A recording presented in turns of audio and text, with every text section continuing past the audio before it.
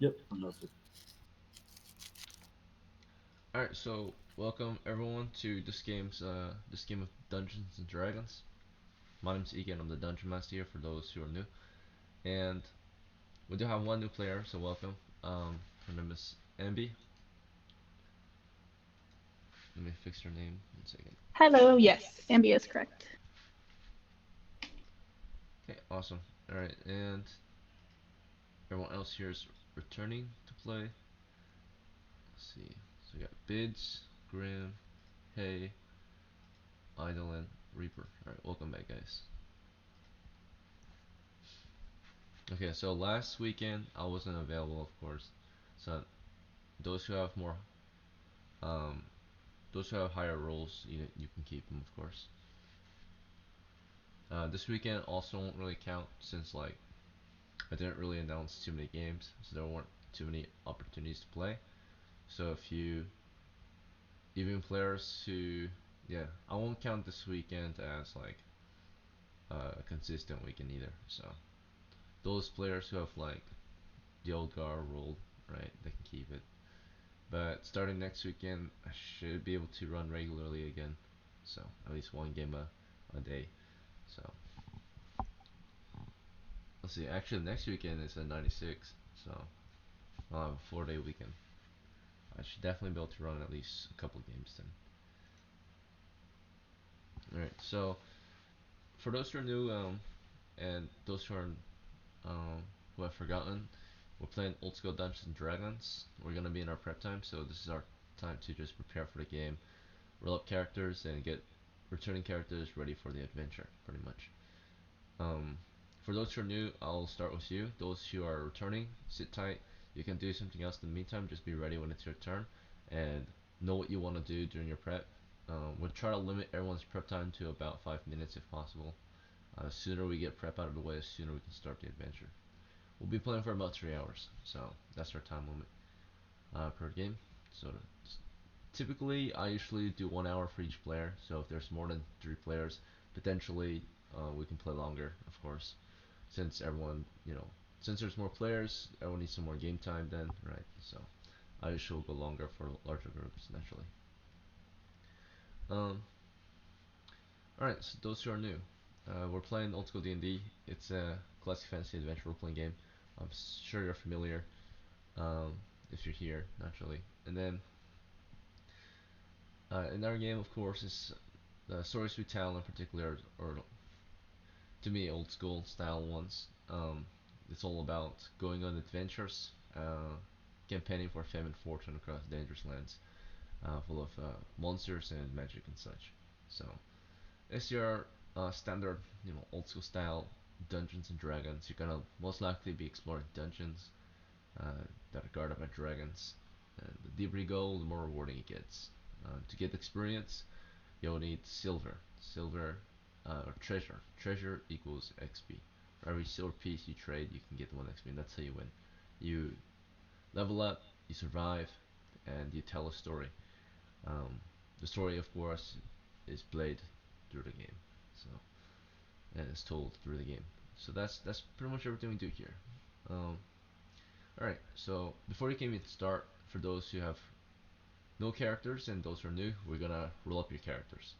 And those who want new characters if you're retiring your old ones. So I know MB's new, she'll need a new character.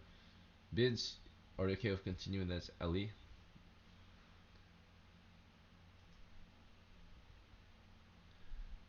Alright, we'll come back to him. And then Grim, you're gonna play as Darius, so we'll Yep, roll up your character too. yep. And then Hey, you're gonna roll up a new character. Idol, is Eden good to go, or are you gonna retire her? She's good to go. Okay, and Reaper, Wardell's good.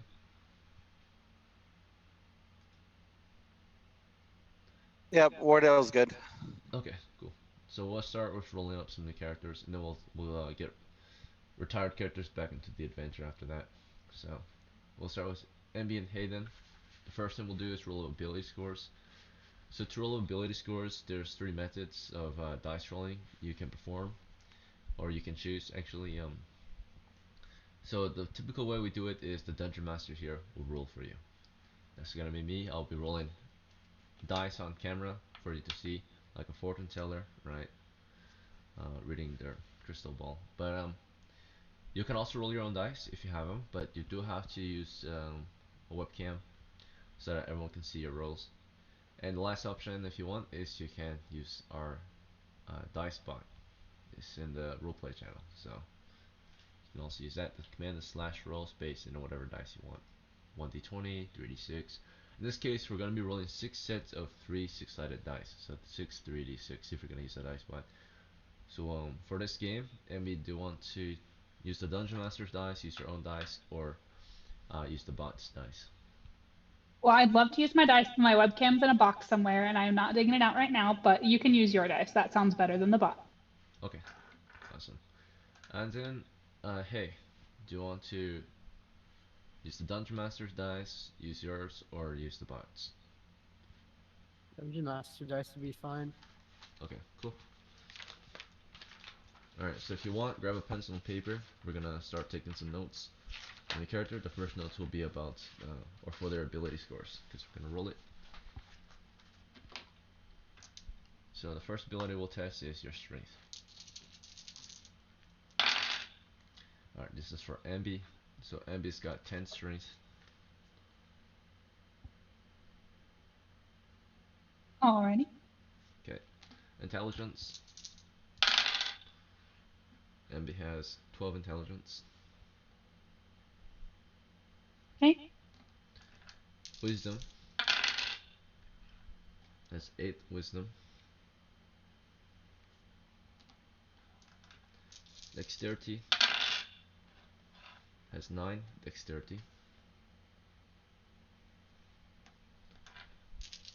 Constitution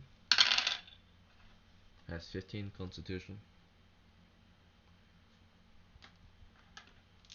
And charisma has 9 charisma. Alright, everyone's thank you for your patience so far. And I just want to let you guys know that I haven't played in a while, so I might be a bit rusty. I might have forgotten something, so it's been like a weekish and a half since we last played a game. Or something like that. Maybe longer. Okay, so then next is gonna be Hey. So hey, we're gonna roll your strength.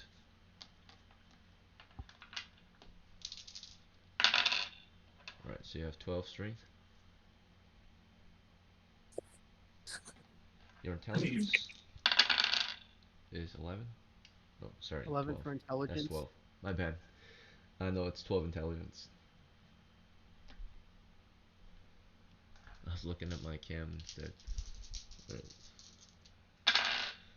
Alright, next is 8 wisdom.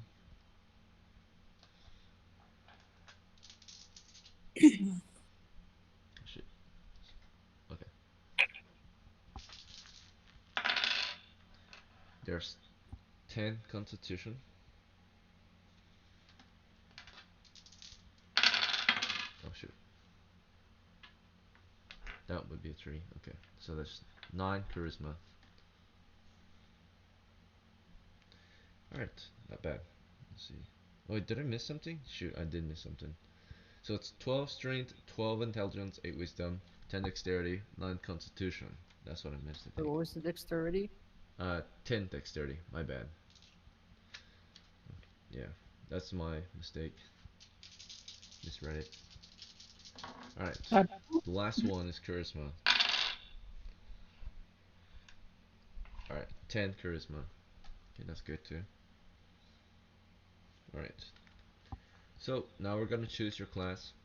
This is your role in the party that you take on. Everyone here is an adventurer first and foremost. This means you're all hunters of monsters, treasures, and bounties. But you're gonna assume particular skills, a particular role in the group, your class, right? So this will be your role in the group naturally. There are 7 classes to choose from, 4 of which belong to the race of humans, and 3 of which belong to the demi-human races that you can play as. So the first 4 include cleric, fighter, magic user, and thief. If you choose one of these character classes, you're gonna be a human. The last three are demi-human classes. These are the dwarves, elves, and halflings. They are their own class. Unlike newer versions, if you're more familiar with newer versions of D&D, you do not choose a race here. Um, your race is determined by your class and name. So for your characters now, we're gonna choose your class. They all do what they kind of sound like they do, but I'll give you a brief description of each. So clerics are like holy men. Their roles to turn on dead. Fighters are like knights or mercenaries. Their roles to fight naturally. Magic users are like witches and warlocks and such. Wizards. Their roles to use magic. Thieves are like your burglars, your scouts. Their roles to use their many thieving skills to get you guys rich. Um, and then there's demi-humans. First are the dwarves. From great underground strongholds, they're very good at fighting and exploring the underground. Then there's elves. Uh, Elves are magical folk from the woodlands. They're very good at using sword and spell. And lastly, there's halflings. Halflings are small folk from the hills who um, like to kind of survive away from the main population, right? So they're like very good with missile weapons and hiding away in the wilderness and such. Right, so those are your options. The demi-humans are all smaller than humans though, so if you pick a demi-human, you are slightly smaller than a man or a woman. Um, I think the two smallest ones are gonna be dwarves and halflings. And elves are just lighter and slightly shorter than humans. Okay, so starting with MB, you have pretty good scores for a magic user, but the only class I would not play as is cleric. Otherwise, any class is good to go for you. I think what is is the magic user intelligence based? Indeed, you have a I'll just 12. go for that. Okay, That sounds good. and hey, your character has very good scores too. The only class I would not recommend is cleric. The class I do recommend is either fighter, magic user, or elf too. I'll be fighter. Okay. Before we choose your class, we can adjust your prime requisites or your ability scores to be higher for your prime requisite. The fighter's strength is as prime requisite. So because of that, you can raise your strength at the cost of lowering either your intelligence or wisdom. In this case, we can lower your intelligence by 2 points to raise your strength to 13, which will give you a +1 bonus to hit and damage. Would you like that, or do you want to keep your 12 in intelligence? I'll just keep my stuff for now. Okay. Alright, next I is would going want to to... bump down my strength to bump up my intelligence if that's an option to give me the 13 in intelligence. Mm-hmm. We would do that. Unfortunately, the lowest we can lower any score is to 9. Your strength is Oh, only 10. mhm. So if it was 11, we I could see. definitely do so. Yeah. But that was a good Understand. request, yes. Next time, if there's an option, I will definitely let you try that. Alright, let's see. For the magic user, we're going to roll your hit points. It's a 4-sided die.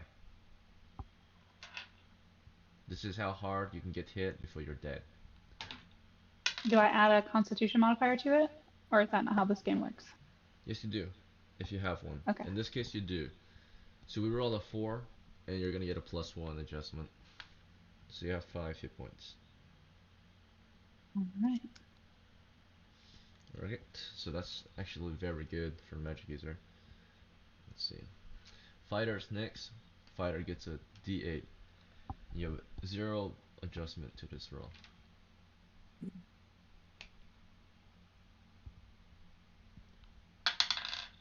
Four. Okay.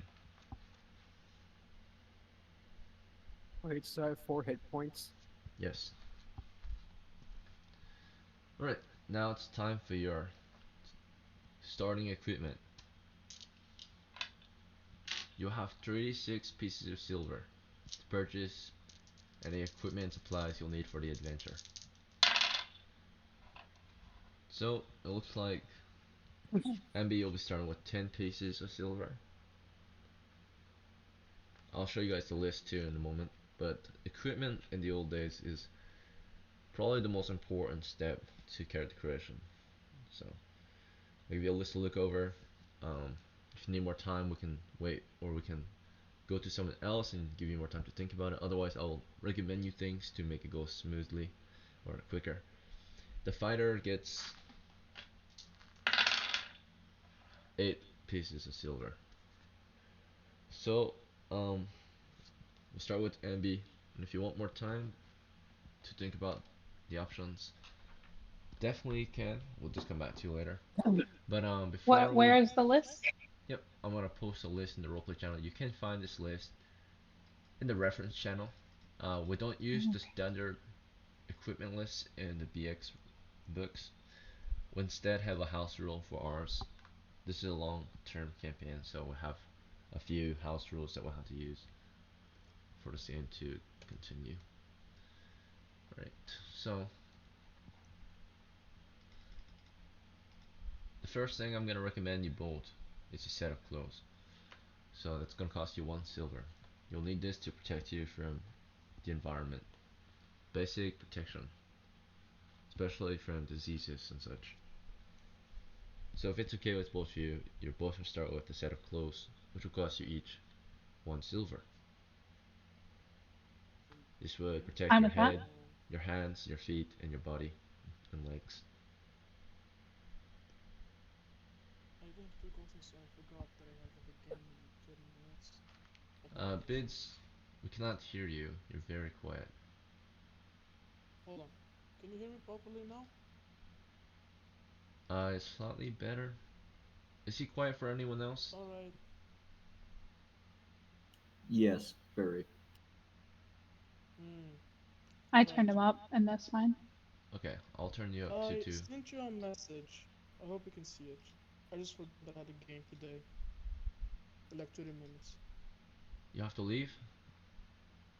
Yeah. It's in like 30 minutes it's gonna start Okay, then. I Apologies, see. friend. Alright, take I care, just man. forgot.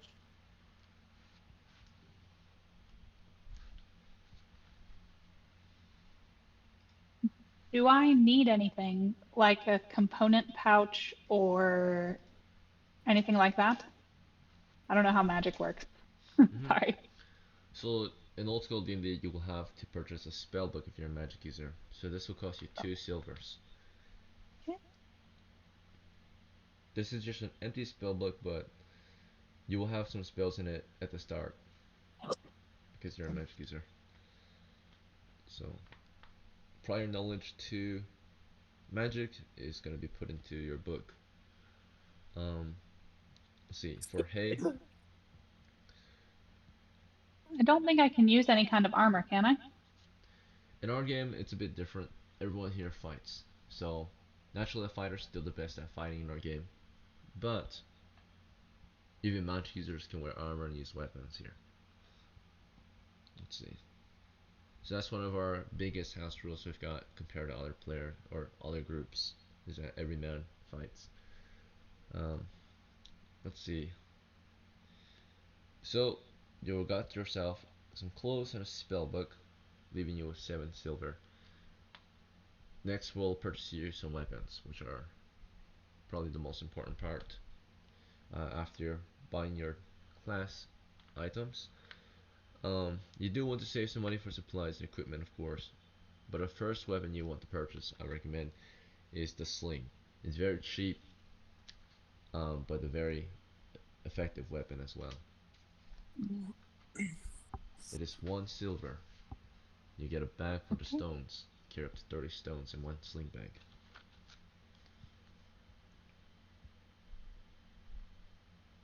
Would you like a sling, or do you want a better missile weapon? Um, I was looking at like a short, like a longbow, but that's kind of expensive. I don't know what else I need to buy. Yeah, so every adventurer is required or encouraged to purchase at least a set of clothes, their class item, a weapon, some type of container, and some type of equipment and supplies, whether that be torches or food, candles or pickaxe. That way we all share the burden of purchasing what we need for the adventure. Okay. What do we need now as a party? Because I don't want to buy a bunch of what we already have. Well, everyone will probably have something for themselves, but you want to make sure you can at least take care of yourself. In case you're Oh, ever I split see. from the party, you have your own gear to support yourself. So, you should at least, Okay. like I said, maybe get yourself at least one weapon, one class item, which is your spell book, one set of clothes, one container, and one whatever you might want, equipment and supplies. So, Whenever it says food 10, does that mean it's like 10 days worth of food? Or yes, 10 10 days rations? worth. Same story. Okay. Yep, 30 pounds of And food, 10 days. okay. And do I need to get rations instead of food because of the nature of the adventure? Most likely it's going to be a local adventure, so you won't need to camp and get and eat. You'll probably just hike there. Um, Someone might purchase food, but most likely you won't need it if you stay local. So you'll hike there. I mean, the local dungeon won't be far, and you'll explore the dungeon, exit, and go home. Uh, that won't be more than a few hours. So by the time you Okay. leave the village and come back, that's your next meal, and you'll be eating in the village again. So, um, but of One quick course, question, yeah. and then I think I might be good. How much better is the longbow than the sling? Like, is it worth like the upgrade? The longbow is one of the best missile weapons in the game. It is 1d8 damage per round. So, Okay, so I will spend the extra because I can afford a pack and still get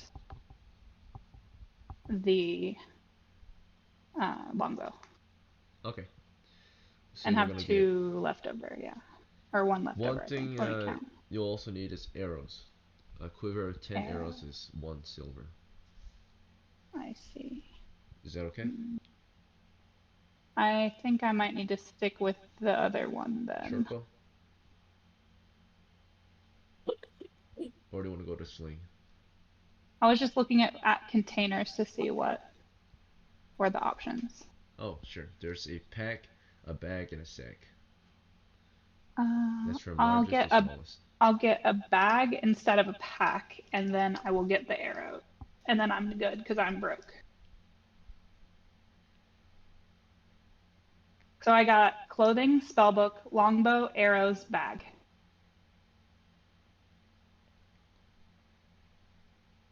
Alright, good to go. You have 0 silvers left. Yes. Right. Thank you. Hey, it's your turn. So, hey, you have 8 silvers. We already spent 1 for a set of clothes, if that's okay with you. Yeah. Alright. Next, we'll need to get you some weapons. All you really need to focus on as a fighter is weapons and armor. Your class item would be armor. You would like to get a weapon, and I would recommend to get at least 1 container and 1 tool/supply.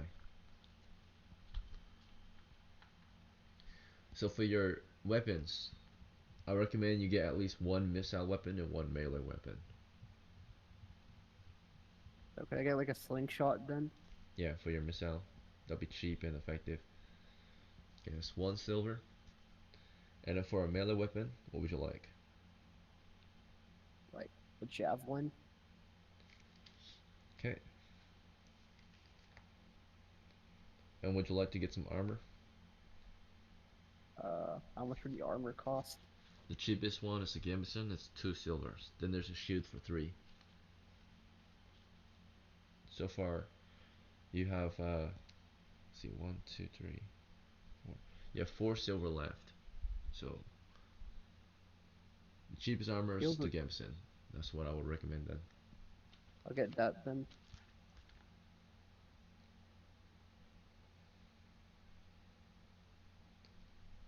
Alright, now you still have some money for a container and maybe supplies and equipment. So the cheapest Does it have container like is a free... sack. What was it? So do I have like 3 silver left now? You have 2, I think. Let's see. You start with 10. Or I mean, you started with 8. You spent 1 on clothes, 1 on the sling, 2 on the javelin, and 2 on the gambeson. So it's 2, 4, 6, 7. Oh wait, yeah, you do have 2 left. Wait, is that 2, 4, 6? Yeah, you have 2 left. You're right. Okay, so you can get a bag. You can get a sack and an item. Right, the sack is 1 silver. We'll get a sack. All right, you have 1 left for any other item you might want. I think I'm good. You just want to hold on to it. That's fine.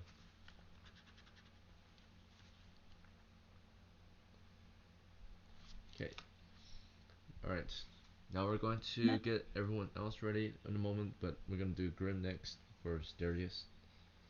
Mm. Let's see.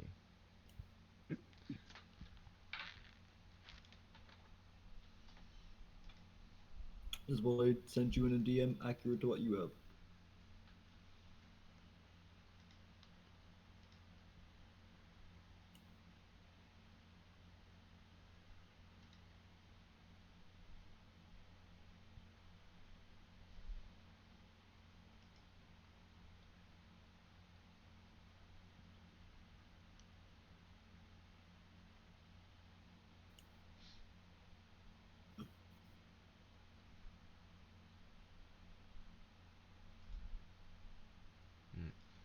My computer's being slow.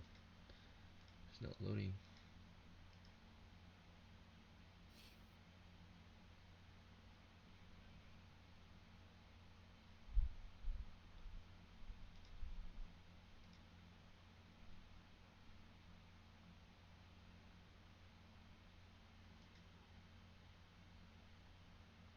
Alright, there we go. Yeah, that should be fine. So, gonna track it real quick. Confirm with you. You're gonna have 13 strength. Yep. Let's see, 11 intelligence, Mm-hmm. 5 wisdom, 6 dexterity, Yep. 9 constitution, 12 charisma, Correct.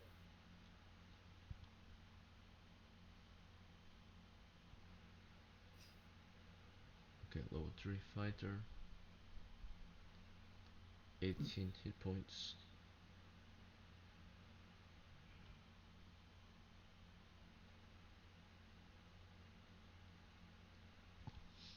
right, I've got clothes, a shield, Mm-hmm. helmet,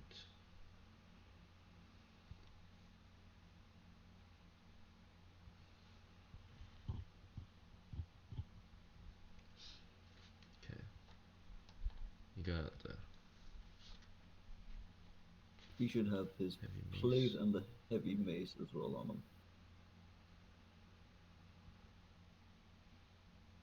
Was that a magical mace? Yeah, it's the heavy mace +1. I think it's just a +1 mace, but it's themed as being heavy. Or you had it called the heavy mace. Right. No, it's just a mace +1, but might feel Ah, heavy when you swing it.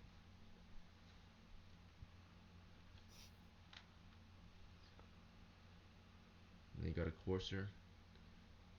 mm-hmm.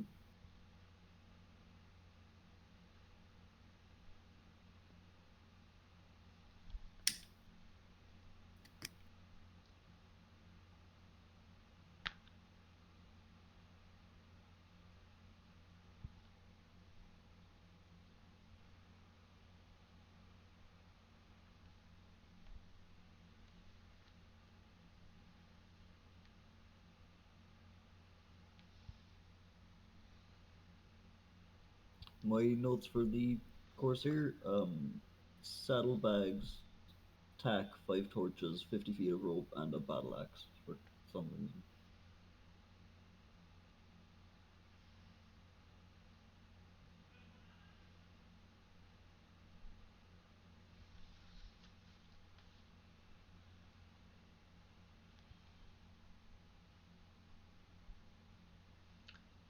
Do you know how much silver he has?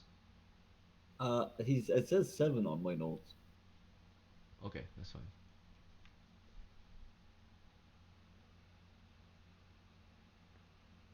Alright. Did you need to purchase any items before we set out? Yes, actually. I would like to buy 4 gold worth of rations and put them on my horse, if possible. Or I'll buy another bag if I need to. They don't Right. fit in the saddlebags. So you want normal food, or did you mean to purchase iron rations? Just normal food. Actually, you know what? Iron rations. Iron rations would be better. It's a Alright, so small one rating. set is 3 silvers for one set of iron rations. That should be good for us, I think. Iron rations are good. So those are last resort kind of food. You won't Mm-hmm. need to probably eat them, or if you're staying local. But the nice thing about the rations is that they will move on game to game. So Yep. unlike food, which will be lost after the game ends.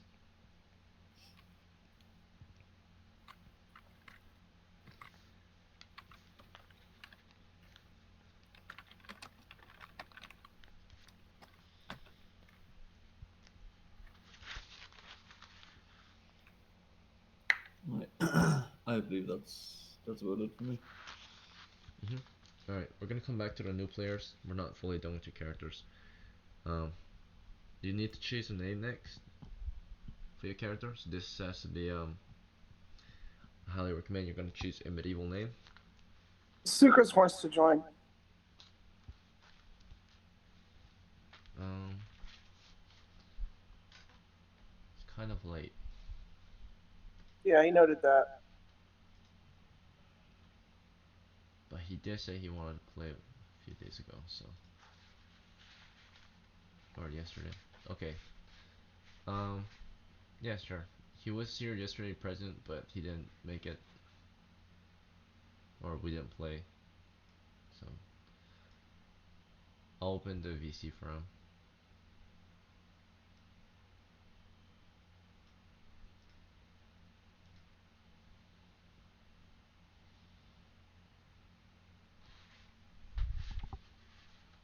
Okay, if he wants to join, uh, we're starting our prep time, so I suppose it's okay. Is everyone else okay with someone joining in late? Any objections? No objection here. Keep in No mind, the problem. cost of someone being late is sometimes, sometimes it will just cost you your prep time. So, more prep time is going to be used for someone else to join, therefore there's less time to game, if that makes sense. Alright, unless they're quick about it, of course. Let's see. Alright. Um, I decided on the spell I want because I understand I might be wrong, but I either pick one or I get 2 random ones. that's right. That will be next after your name. So, you chose the name Oh, Corliss. name. Corliss, yes. It's Old English, I believe, and it means something like serenity. So I just picked it. I just looked on the internet for medieval names. That's fine. This is a man's or woman's Corliss. name? Women. Okay. And hey, Corliss Wyndham. for your character, what name would you like? Bran. Bren? Yeah. Like Bren? Bran. Oh, Bren. Okay. Thank you. All right. Looks like Sucro's not going to join after all. They're not a game.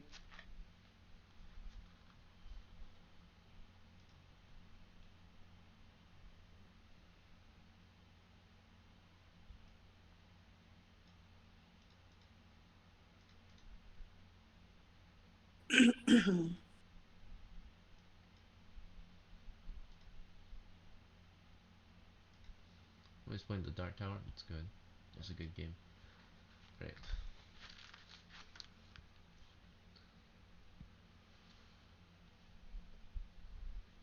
Alright, so next is we're gonna determine the spells of envy. You have a spell book. There's 3 methods to your spells that you can choose. First method is you're gonna choose one of your choice. Second method is you get 2 random, And last method is you get 2 preset or chosen spells by the Dungeon Master, which is going to be Detect and Read Magic. Very good spells for long-term players, but they really don't do much by themselves. But if you use them correctly, they will help you acquire far more spells than you might ever need. So, um, those are your options. You have chosen a spell though. Yes, I am gonna take sleep. Alright, that is a good choice.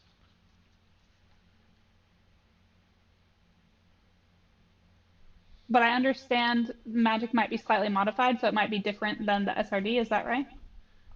Uh, yes, yes, that's right. So one of our house rules for this spell in particular, sleep, is that monsters, everyone gets the same throw against sleep. They'll roll against spells to see if they fall asleep or not. The reason for this is because it helps on both parts, right? It gives you a chance to survive it. Of course, the method to survive sleep in the basic rules is that not everyone will fall asleep, or not everyone could be targeted, or someone could just wake the other person up, right?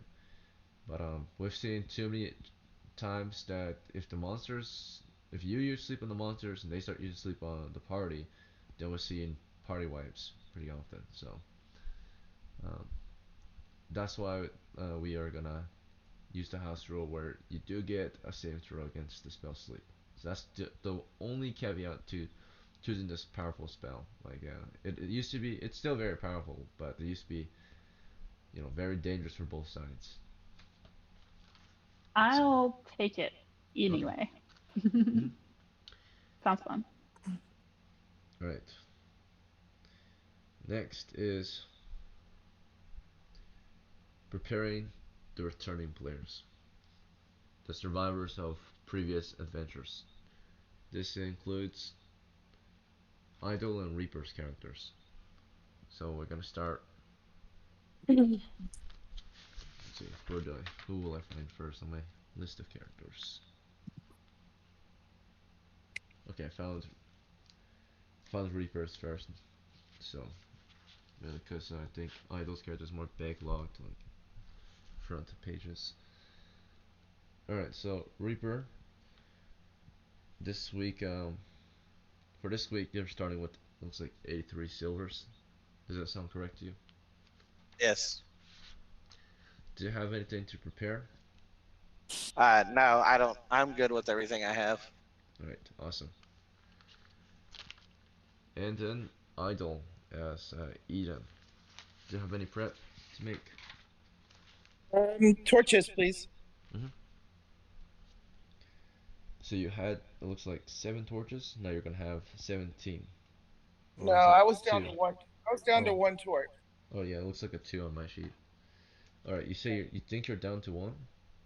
Yeah. All right, it says 2 on mine. So Sure, I'll I'll just take two. yeah. All right. So I'll be at 12. How much are torches again? 1 silver gets you 10 torches in our game. All right. So I have down that I have 10 silver, so that takes me to 9. Right. That is correct. And actually, Wardell, I forgot to pay you from the last adventure. You're actually at, should be at 86, not 83. Yeah, you're at Okay. 86. Okay, let's see.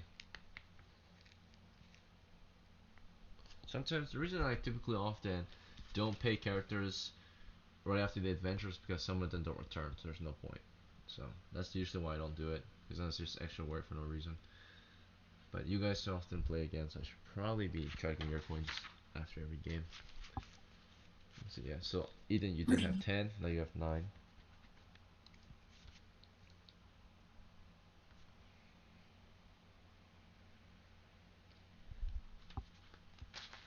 Alright, so you guys are prepared.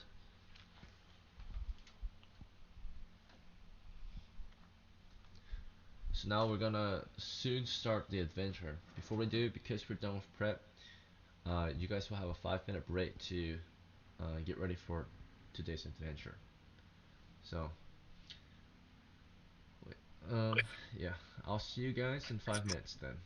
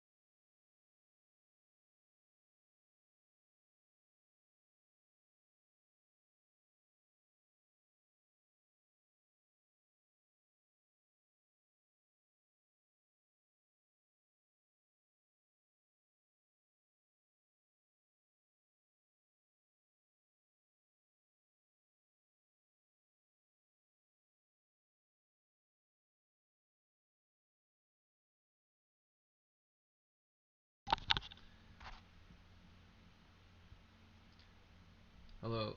Um, our break is done. Is everyone back? Yep. Yep. Okay, so Yep. Yep. I heard. Indubitably. Okay, good.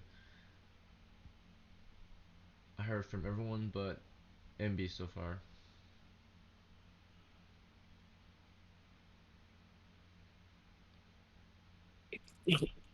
All right. Um, we'll just ping MB then.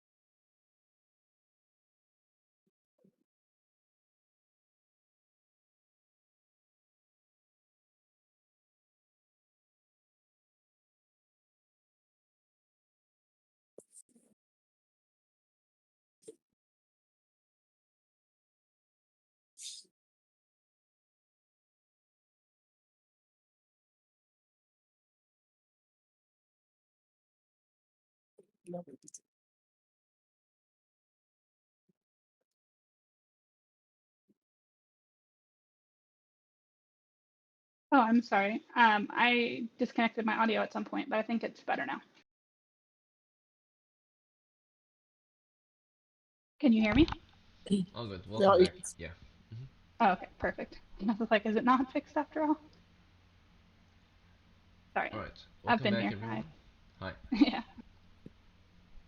We are going to start the adventure. So this week, it is currently late July of year 11 in our campaign for Fame and Fortune. Okay. So we'll have some new adventurers joining the party, continuing this campaign from the village of Gavelon. This is the village that the new players are from, naturally, since they're new, the new characters. In the village of Gavelon, in the past few days, you were able to meet with the characters Corliss, Darius, and Eric. Darius is not from here. He's in fact from a different village, or he's in fact from a different realm. He has journeyed here in search of adventure. He's heard about the ongoing campaign, starting off from the village of Gavelon. So he'll be joining you this week for an adventure, looks like. You heard you guys were in need of a good fighter. Heat of the call. Darius is not exactly fresh at the farm or new to adventuring. You can tell that he's quite a seasoned adventurer. He's a third level fighter, after all. To have a second level thief as well. The rest of you look like you're still first level, so it's okay. In time, you will make your way up if you can survive the adventures. Alright, so from the village of Gavelon, those who are new, you've heard there has been an ongoing campaign against a particular castle ruin to the south that most adventurers have been setting out for, right, and continuing on. This campaign began a couple of years ago during year 9. It's year 11 now. Year 9 or 10 it started either. It started I think year 9, late year 9. So they began the campaign against that ruin because monsters have began or started to escape the dungeon and make their way out into the wilderness, and in fact even started to invade settled territories the borderlands uh, were becoming unsafe, right? So adventurers heeded the call and began to clear the wilderness of monsters to the south, and even took the battle to the enemy. They began to explore the dungeon and slay the monsters and recover some stolen treasures, but mostly long forgotten and abandoned treasures below the ancient castle ruins of Zavolta, right? So, once a human settlement lost to the monsters, treasures left to rot, but now reclaimed by adventurers from the village of Gevelon. There's other places you may go. That was an expert level expedition that had to travel there naturally. But local dungeons include there's a local cave, there's a mine actually. The mine, it's a subterranean underground, it's complex. It was abandoned by the miners because they had unfortunately dug into a layer of goblins, and because of that, it became unsafe. They were driven out of the mine, so the goblins currently hold claim to the mine. And a few adventurers have been going into the mine trying to clear them out, trying to make the mine safe again. But this week, you hear about another place you might try to visit. It's another local dungeon if you're willing, within a hex or 3 miles or such. So there's an old ruin. It's the Black Tomb of an ancient lord that used to perhaps live in these lands, or not lord, but to think like a priestess or a priest, something like that, because this tomb uh, once opened and explored by a band of explorers not long ago. They claimed that they encountered the undead. And most believe that the undead cannot spawn unless they are directly from perhaps the underworld, or of course created by a high level magic user, or like a dark priest, right? Something like that. So um, that is the only way that they might exist there, right? So they believe there could be in fact a dungeon. Maybe it's deep below there's some powerful, you know, magic user down there or something. So the crypt is not exactly a, a trouble or nuisance to the village as of now, but it's definitely maybe a place to check out, because they also believe that it belonged to, again, it is a tomb of the servant and the master of that stronghold there, right? That the keep, or not keep, tomb. So tomb protects or buries very powerful person and his all of his servants. They encountered many undead down there. So this place, if you do wish to visit, it's not far. Um, there's a range of forested hills to your south east, and to the southeast in those forested hills, you can find that there's a lake out there. In the middle of the lake, on a small island, that's where you can find uh, the tomb. It's like a stone ruin. So it's if you can find a lake out in the hex to the southeast, you can definitely find it too. But you have to find a way to cross, right? If you don't want to get your gear soaked. So canoes in the village can be purchased fairly reasonably. River travel is quite common in Gevelon, and the coast is not far to the southwest. Alright, so this week you'll find your party sitting at, uh, we'll say, yeah, you're meeting up at the tavern then. That's a common place to meet for adventuring types. Tonight you're discussing your plans, you're finalizing the details, figuring out exactly what you want to do for this week's adventure. So whether this be over food and drink, it is your time to decide. You guys may discuss. For those who are new, you'll be role playing, so whatever you say will be what your character says, thinks, or does, as per usual in Dungeons and Dragons.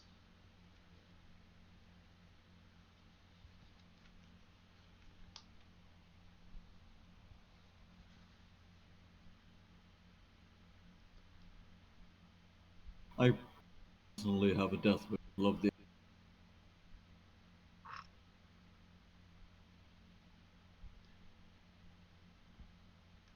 That's my vote. You love the idea of what? Sorry, it broke up in the middle for me. Yeah, it broke up Oh, for me sorry. too. The crypt. Oh yeah, Corliss agrees. Powerful magic user? Yes, please. Let's die, but if we don't die, cool spells for later. No, a cleric would be nice to have when facing the undead. That's very true. It sure would, wouldn't it?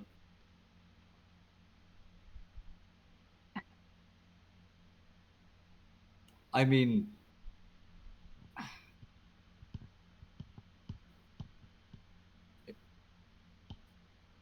Egan, do you still out of character? Do you still do retainers? If you Do want they to cut spend the it? time in the village hiring retainers, you can. But the party should agree on it first. I meant my other character, the level 1 cleric. He's long gone. You'll have to Just find him in the previous village to hire him again. fantastic. Cool.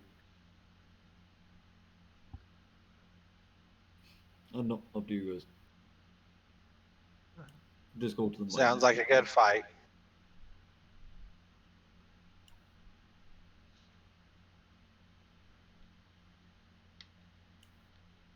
Do we want to spend the time trying to hire a cleric retainer come along with us, or are we just gung ho?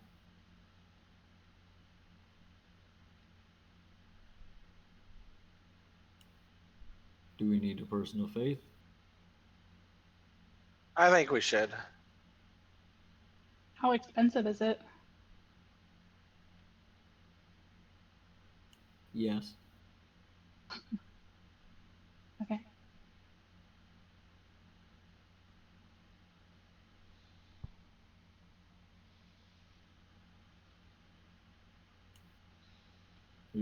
We all agreed? We do the crazy crypt mission, we look for a person of faith to accompany us if we can. Yeah. And get a canoe on the way out of town, someone. I am broke. How expensive is a canoe? Yeah. So if you want to go find a canoe, you can visit the village market. It should not be hard to find. In the morning, of course. It is currently late at night, as you discuss, the tavern.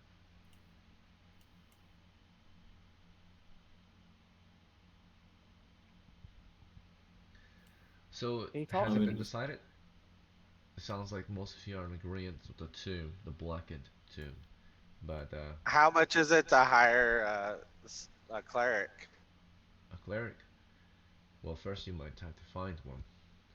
But the best way is to, meet a cleric and invite them to join your party. But if you do plan to hire the services of a retainer, right, the cleric retainer, uh, they might require at least half a share, a silver piece a day, and food and accommodations, right?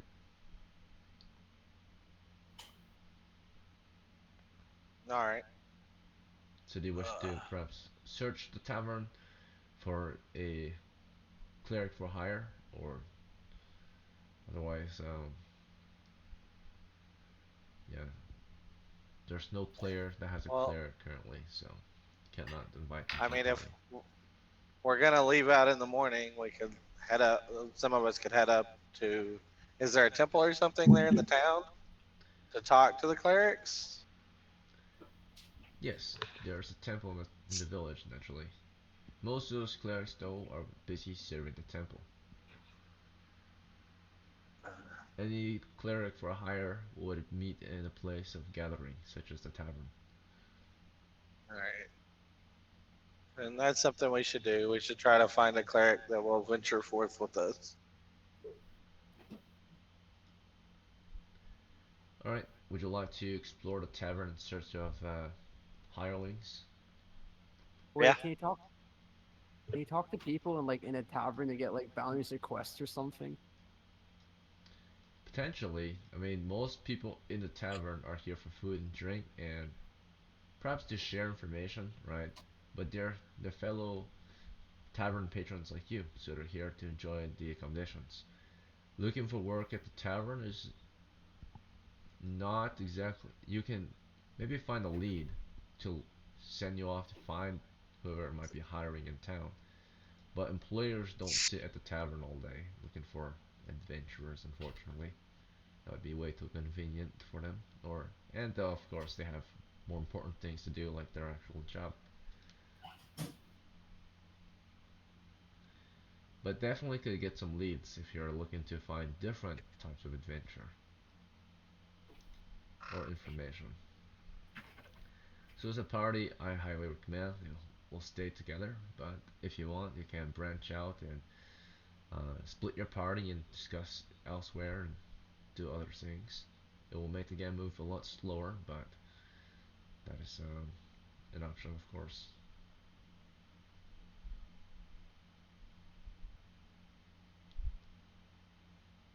Well, I think if we're gonna go to the tomb, we should get a cleric. Very well.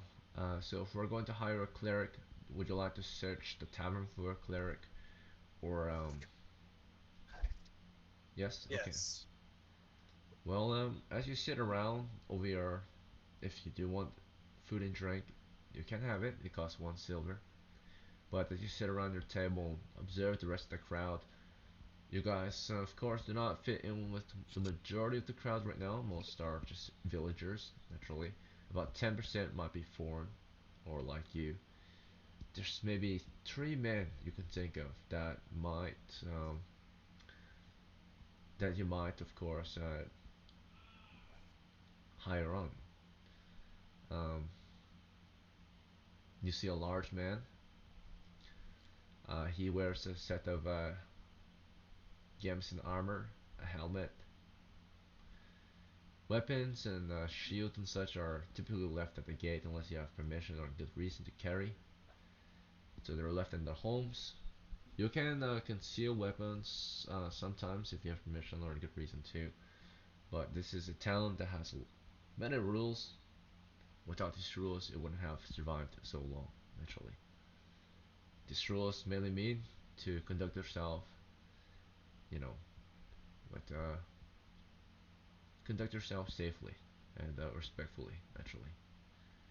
Um, so you do see a large man if you're interested in hiring him that is currently sitting alone watching a group of villagers play cards. There's another man that you've seen that you might approach to talk with. You see he's talking with a dog right now, and you can see he's just enjoying a drink and talking with the dog. There's another man sitting. It's a robed man sitting at the fireplace. He's just like he looks down on his luck, and you can see that he's holding something in his hands. It's a hand full of beads on it, a necklace of beads. Ooh. Corliss's ears perk up, and she will approach this bead holding sad person. Very well. So Corliss goes on to approach the man sitting by the fire. In the meantime, Wardell will follow. okay, Wardell will go west, and then Darius. Grim was making food. He Okay. just let me know. Eric.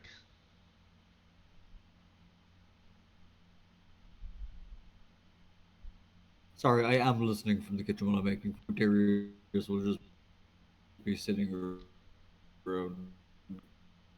Having, Um, Eric. just chilling around, sitting at a table. Okay, and Eric, what would be your action?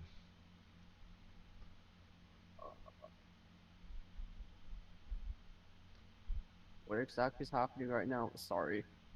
So you're currently sitting at the tavern. People are eating and drinking and talking. Your party was discussing plans, and they came up with the idea of hiring on a holy man, a cleric. They're observing the tavern, searching for someone to hire.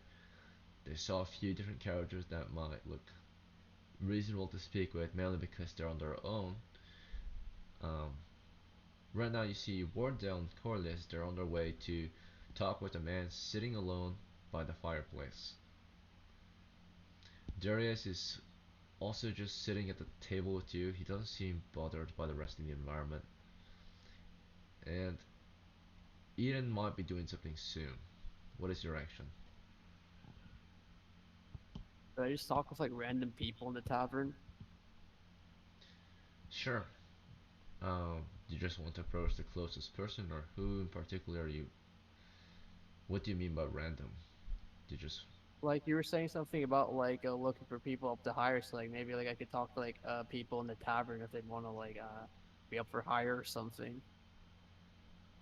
okay. So do you want to just approach any crowd nearby, or is there any type of particular person you're looking for? Would there be like anyone in the tavern that would look like I don't know, like somewhat of like a fighter class or someone that would have like the appearance or like knowing skill of like like being able to like be like the correct person right up for hire or something like that if like So anything I've by already described appearance. 3 people that look hireable, but if you want, you can keep observing the crowd. Like keep on observing if there's like something else. Sure. And Eden, do you have an action? Sure, I'll skulk around, trying to overhear people's conversations, and while I'm at it, I'll look for a fat person to cut. Very well. Is there any particular area of the tavern you want to do this, or just a common place? In the common area where most of the people are, I'll try to look inconspicuous, like I'm wandering around looking at any kind of signage, um, things like that. Alright, thank you. So we're gonna start with Wardell and Corliss. How would you like to approach this man sitting at the fire? I would stop by the bar and grab a drink potentially for him. Alright, and Wardell, do you want to go directly toward him, or do you want to keep this? You want to stay with Corliss first, and then make your way toward the man? I would want to stay with Wardell. Like, I would recommend that we approach with a drink, offer to hear his story, and, ask for our help. Ask him Wardell for will follow her lead. Okay, so you approach the bar, and you're ordering a drink. You wait your turn for a little bit. There's a bit of a queue, a line, but the tavern keeper does come to you eventually. Not terribly long of a wait, maybe a minute or two. He's like, good evening, ma'am. Good evening, sir. How may I serve you this evening? May I have, Greeting. hello, may we have an ale? For sure. Uh, just a pitcher or a pint? Should we just A do a pitcher. pitcher? A pitcher. Very well. And he goes on and grabs a pitcher and starts to fill it from a barrel. Get yourself a pitcher of ale. And he nods. 3 Does you mugs.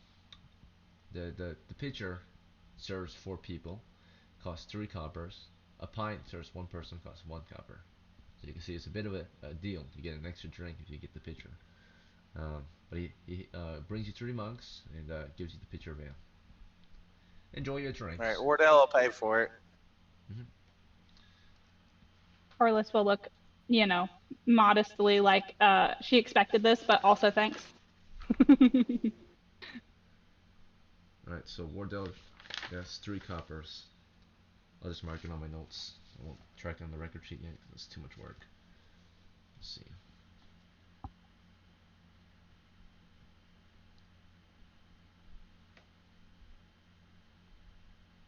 Alright. So, after you purchase your drinks, we're gonna come back to you. We're gonna see what everyone else is doing. So we'll do like one action each, and then until you guys regroup.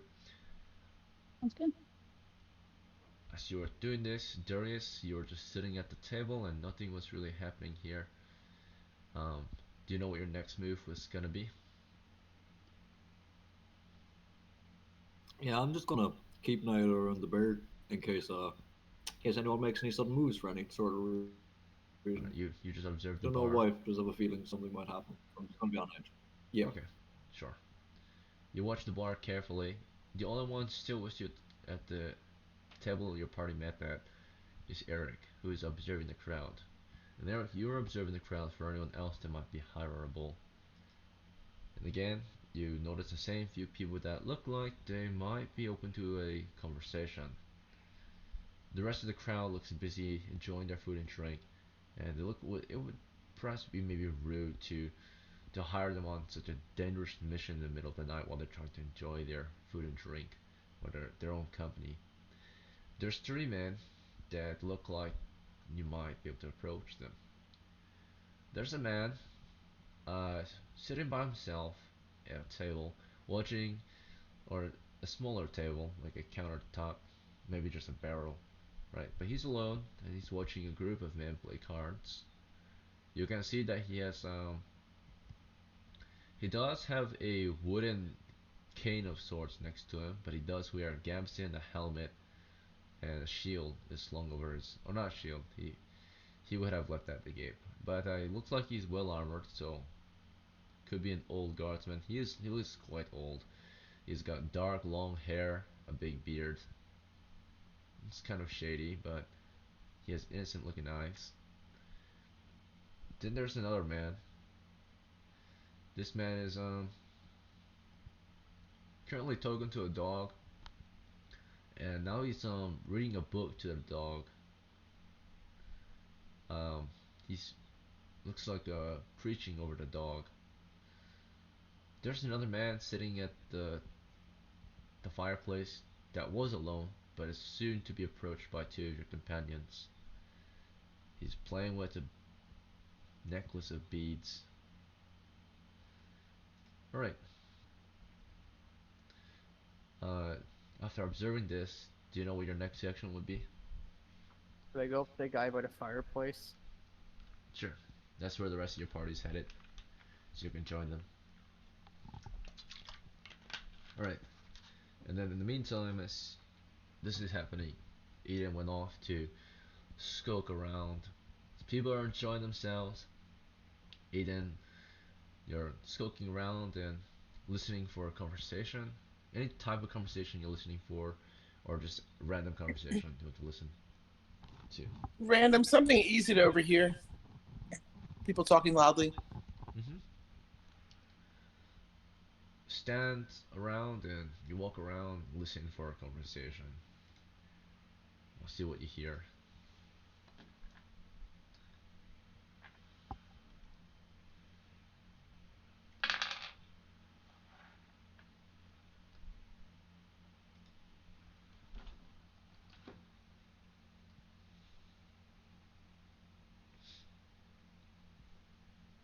Alright, so you've just listened for a bit.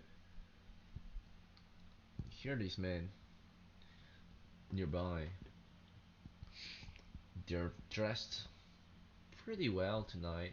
Group of gentlemen having some drinks and talking over a map. They're talking about some lake, it sounds like. You see, if we figure out there should be multiple entrances, the lake just disguises them. So perhaps if we drain the lake, maybe, maybe then we might find the other entrances. Instead of entering from the top, we can enter from perhaps the sides. Multiple exits might give us a better chance at escaping, unlike last time. I agree, no one says. Alright, that's what you heard. In the meantime, you're also observing for a thick purse, and one of them was wearing a thick purse. Mm. How is it secured? Hanging from the belt, he's sitting at the table. There's three of them sitting together. they're each facing each other, so it would be hard. If there are only maybe a two, or the others were distracted by some kind of commotion, you might be able to snatch the purse from one. Is it hanging by um, a cloth string or leather It's a or leather one, some? unfortunately. Oh no, wait. No, this one's string. Leather is more expensive. Oh, I see. String pouches are pretty much free, right? Drawstring pouches. All right. I go back to my companions and relate my information. Which group would you like to And regroup with? There's multiple parties here. um, let's see. Whoever's not looking busy at the moment, That would be I'll Darius at the table alone. talk to Darius. Yes. Alright, you'll make your way back over to Darius. We're gonna return to Wardell and Corliss, who will soon be joined by Eric. So the three of you are on the way toward the fireplace, and Eric joins you. You approach the man at the fire this evening. He's the closest one here, and it's pretty warm here. It's already a summer night, and summer does get cooler outside, but it's still humid and still warm. So being by the fire really causes those in heavier clothing or armor to sweat. So sitting here, Wardell doesn't feel that great. You're already sweaty.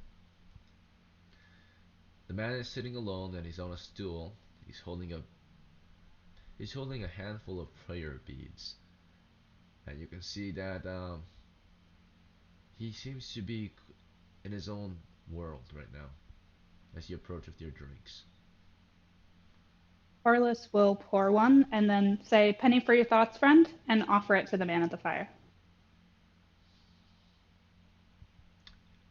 He takes your drink and nods. Mind if I sit? Please. Oh, These are my Wardell pulled companions. drinks out. Ugh. Pleasure to I'm meet you. Corliss. This is Wardell and Eric. Is that right? Yes. This is Wardell and Eric. Nice to meet you. Well, if you if you care to know, a few months ago, I joined the priesthood. I thought that I could make a better life for myself. When the time came and I was called upon, I was blessed with great faith. I did not ever think that my faith would abandon me. I was able to, as some of the priests would say, and my fellow acolytes, I was one who could perhaps possess the power to turn the undead. Last week, I'm afraid that that was not true. You see, I joined a group of adventurers, and we did go and explore a place with undead. Unfortunately, although I might be faithful, I'm a coward. I did not attempt to turn the undead. One adventurer was wounded badly. When we got back to town, they fired me. That is my story. That is why I'm here this evening. I have only a few coins that they spared me just for my daily services to them. But unfortunately, I could not perform my job. It's not that I did not want to, but in that moment, I was afraid, and all I could think to do was bear the torch that they passed me.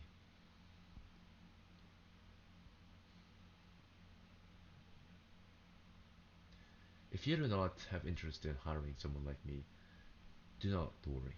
I completely understand. I'm not looking for a second chance here, but I am looking to perhaps figure out what I should do next at this point. If you have any Quite the ideas, please. contrary.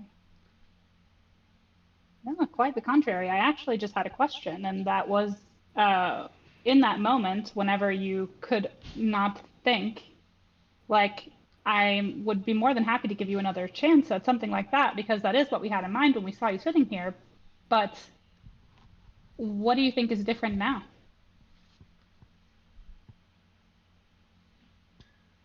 I'm not sure. I'm not sure why I could not be faithful for them in that moment. I don't know if I could anymore. I don't know if I even deserve a second chance.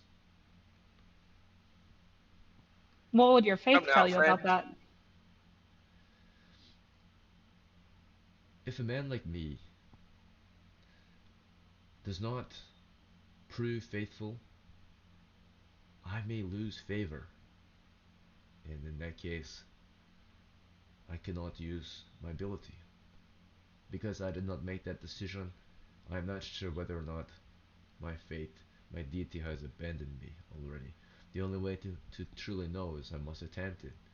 But my fear is, what if I attempt it? Even if I'm brave enough to attempt it, what if it doesn't work anymore? Because I have lost favor. Well, in that case, you'd have, a handful of adventurers at your back to make sure you made it back in time, but hopefully it wouldn't come to Everyone that. would hate me. I would be useless to my party.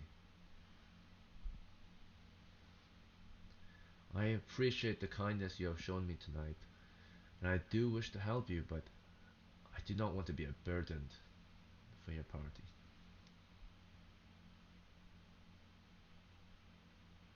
Well, there is only one way to find out. Join us and test your strength. Are you sure? Are you certain, I good sir? This is. I am Oh, forever grateful. And he gets on his knees and begins to thank you. Right. Thank you oh, so please much. Thank you, no. And please. Corliss will try to take his hand and pick him up. Please don't be on the just floor. pick him up by the scruff of his robe, put He's him on his kissing your feet. feet. All right. You pick him up. You both pick him up, lift him off his knees, and it tells you his name. He says, "Please call me Peldun. Peldun the acolyte at your service." Well, come join us at our table. Much talk. All right. You've hired Peldun the acolyte. Oh, yeah, we're bringing him back to the party to make sure everyone's cool. But yeah. Okay. And Eric, you're there too now. So if you want to talk with him on the way back to the table, you may. Or if you want to observe for anything or do anything else, this is your chance. Was there anything else you wanted to do when you got to the fireplace?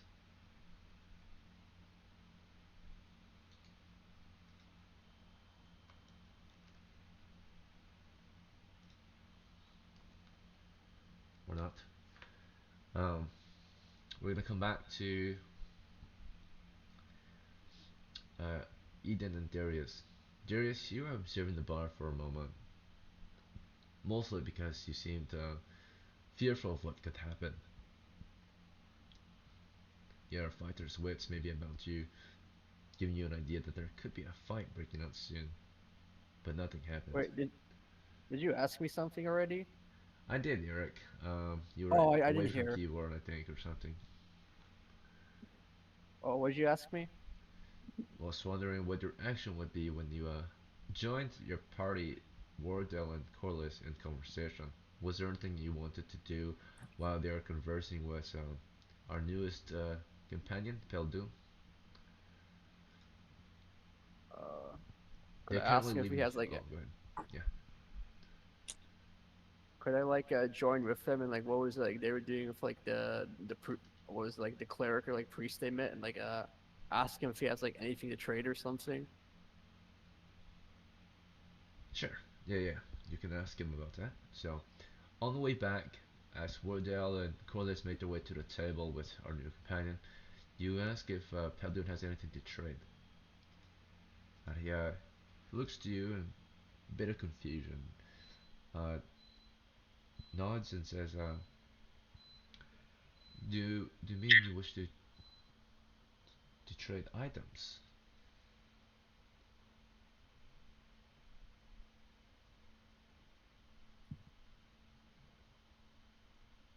like what items would he have for sale or something? Eh, I I'm sorry, sir, but I do not own much. Just the robes on my shoulders and a club that I left at the temple. I How have much would the club these. cost? It shows you his magic, or not magic, but holy beads. And there's a cross on the bottom of it. He's a holy man after all.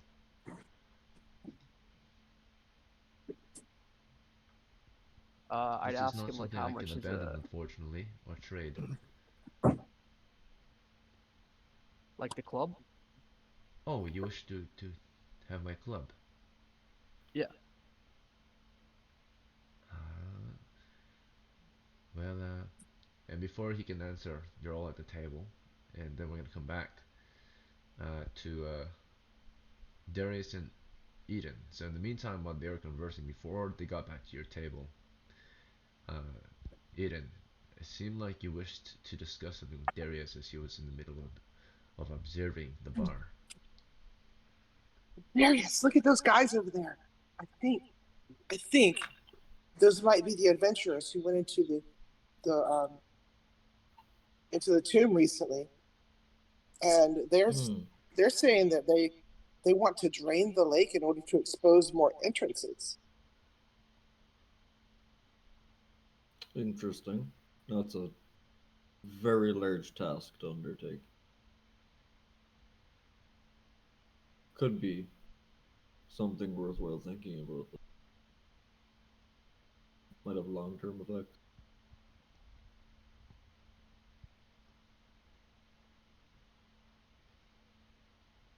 Anything else? No. And as soon as she finishes, Eric and Coralice and Wardell have made their way back to the table with a new companion, a robed figure, a man in dark long hair and a dark long beard. Doesn't look very holy, but he's holding a necklace of beads with a cross at the end, and he's now putting it over his neck as he discusses a trade with Eric. You can hear Eric asking for his club. Well, Corliss laughs and says he might need it if he joins us on this adventure.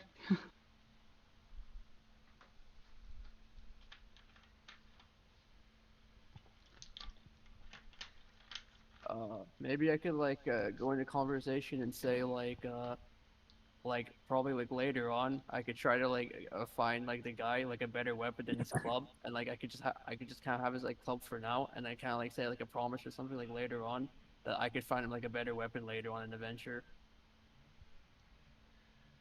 The man nods and says, I suppose I could lend it to you. Uh, you might be able to use it better than I. Perhaps you have a substitute that I could use in return while you borrow my club.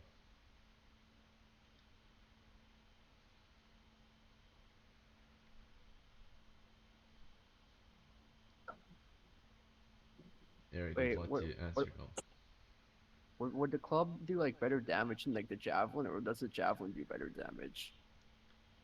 you think about it. You're a fighter, so you should know.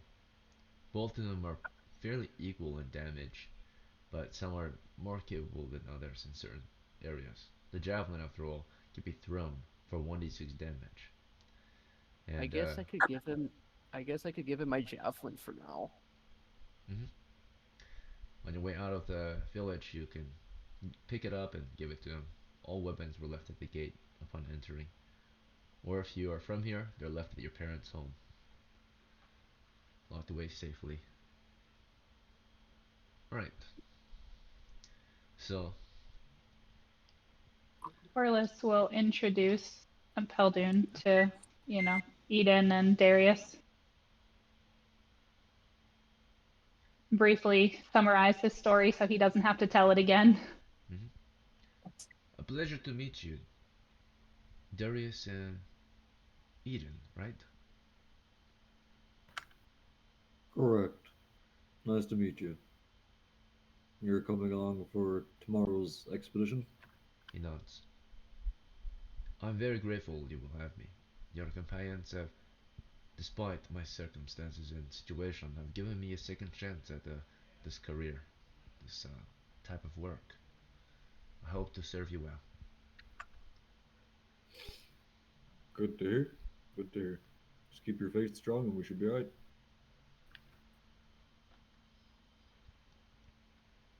So as you guys sit around the table, if you guys think you're done for preparations and discussion, you can leave the tavern and get some rest. A common place to rest for adventurers that's free is just camping outside the outskirts. Build yourself a fire and sleep under the stars. If you want better accommodation, it is available, but at a cost. I think we'll go out and sleep under the stars. Morlis will join you sleeping outside. Alright, you make yourself a small adventuring camp. You have no tents yet, but fortunately it's not raining, it's just wet.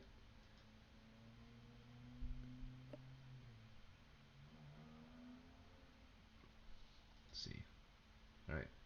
Daz is texting me, but I don't think he understands that we're in the middle of the game.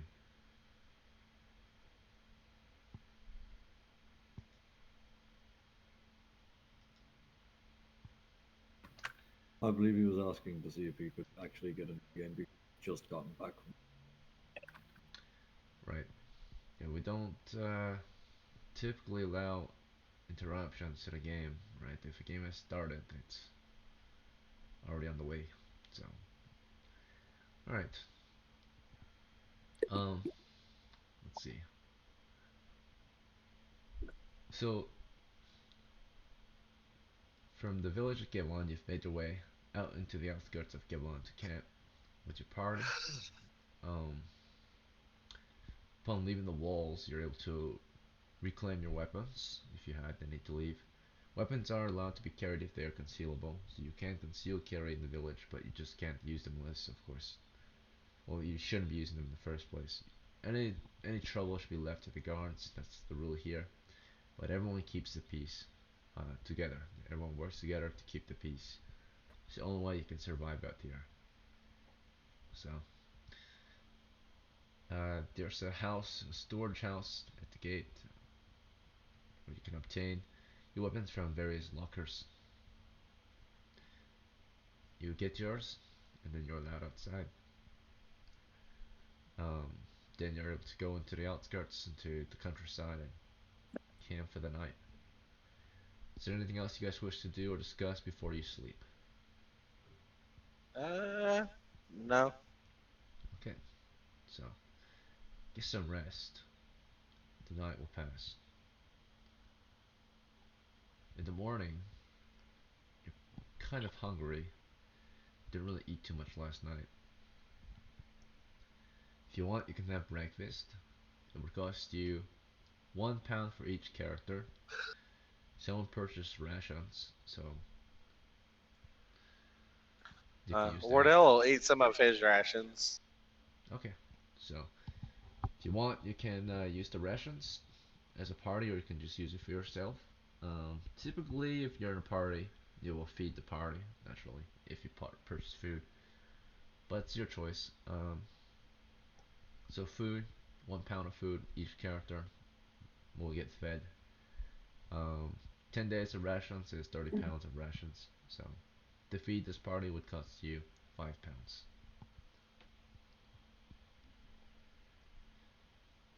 Would that be okay with you, Wardell, or? All right.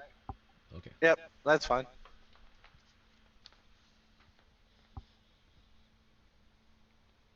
Right, then, let's see.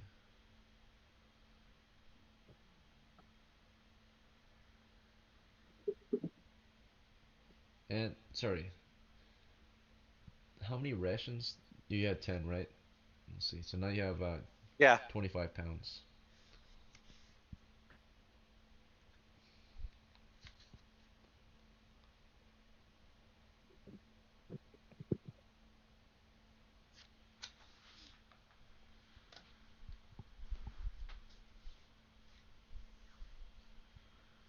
Alright, so now we can go on our way and set out for the adventure. So, you have decided on going to the cryptid, right? Yep. Or the tomb, the blackened tomb to the southeast of your village. You can find it Right. because there is indeed a river that flows southeast from here. It flows south southeast, but they say that there's a stream that branches off from the river and flows directly southeast. So if you follow the river, when you find the split in the river, you'll find a small creek that will flow out from the river, or not really a creek, but a smaller branch of the river that will flow southeast, and that will lead you to the lake, southeast of the village. It's only maybe a few miles out, 1 league out, so not far at all. Not even a day's travel. So with that, you guys will be able to set out. Now before you do, you'll need a way to cross that lake though. So I do recommend at least purchasing, unless you wish to spend the time crafting a raft, you purchase yourself a raft or a canoe. Canoe is easily carried compared to a raft. Can be carried by footmen, can be carried by horses. Um, one canoe Will is the a few silvers in the market. will the canoe hold all of us? Probably not, but you can make multiple trips across. Unless you purchase multiple canoes, of course. How much is a canoe? I think it's 5 or 4. I'm looking. Yeah, so the average canoe, if you get a good price, should be around 5 silvers. The markets, if you go into the markets, they'll probably try to sell it to you more expensive, of course, but you might be able to haggle it down to the average price of 5. Uh, Wardell will buy one, and we can just make multiple trips across if we Right need then. to. So back in the village of Gavilan, through the gate, you'll have left your weapons and you make your way into the market district looking for canoes. Eventually you see a row of canoes among the more uh, among the wood trade here in the market, the wood market, I suppose. In this area you find large wooden structures that are for sale, and a row of or maybe racks of canoes, smaller ones, larger ones, normal ones. You're looking for the normal one, I suppose, or would you like a smaller or larger one? A normal one that my pack horse could carry Hmm. to the lake. Yep. Now, if you do load this onto your horse, you won't be able to ride it. That's fine. He can carry the canoe. Hmm. So the horse carries up to 600 pounds. A canoe weighs 50 pounds, so it's definitely within reason. You approach the boatmaster here, the seller, or the tradesman. Ah, good morning. Aye, morning. Like I'm any of looking to these, purchase canoe. yes, he's. Oh, of course. Come over here. So as you can see, we've got many sizes available. But any of these in particular catch your eye? I'll tell you all about them. Oh, oh, tell me what you got. So these here, these few canoes here, these are just canoes on them on the canoes by themselves. You will get one paddle if you purchase one of these canoes. He points at the canoes. On the other hand, these canoes, they are normal size too, as you can see, but instead in the middle they've got a large wooden box you can store in the canoe. This box will keep anything you put inside mostly dry. He opens up the box that's centered in the canoe. Although you can't fit as many people in this one, it has a built-in chest. And as you can see, as he opens it, or it's not really a chest, but it's a crate. He opens the lid up. Um, you will see inside Um, it's coated with like animal skin. This helps to keep it dry.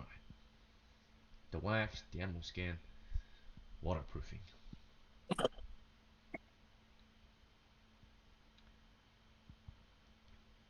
Now, on the other hand, I also have this one available. This is the most special one. And you'll see this canoe is not exactly a canoe. It's some kind of smaller boat or half canoe. But in the back of it, so it's got two saddle or paddles connected to it. It's a rowboat. But in the back has a chest and even has like a hook and rope attached for anchoring. This is a rowboat. Can be used fairly alright on rivers, but especially great for large bodies of water such as lakes or the sea or the coast. Especially the coast. This is a rowboat. I think well, But as you can tell, think the I'll rowboat take the looks like a little rowboat. wagon for the rowboat. It's a kind of large, too large for a horse to carry. Would they? Would he have wagons for sale too? Because that would work. The wagon tradesman is not far from this area naturally, because this is where the wood is being traded. So he points out where the wagons can be purchased, and you can come back here and purchase your rowboat once you've purchased your wagon. Now he does tell you that the wagon will require multiple horses to drive naturally. Oh well, that sucks. Then I'll just get the canoe with the box in the middle. Very good choice. So the one with the box in the middle can fit up to two people safely, and has a waterproof chest in the center. Right, or a crate. That'll work. It tells you the price he's looking for if you would want to purchase it. Let's see.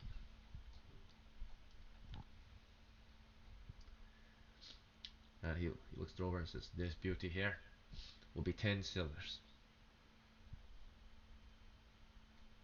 All right, I'll hand over 10 silver.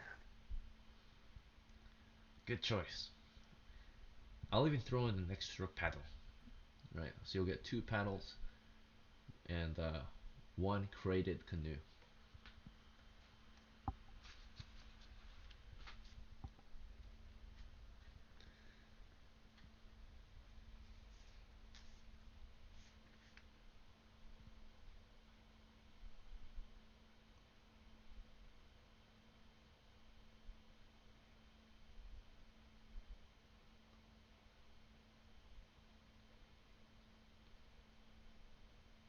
Good, you can load this on your horse.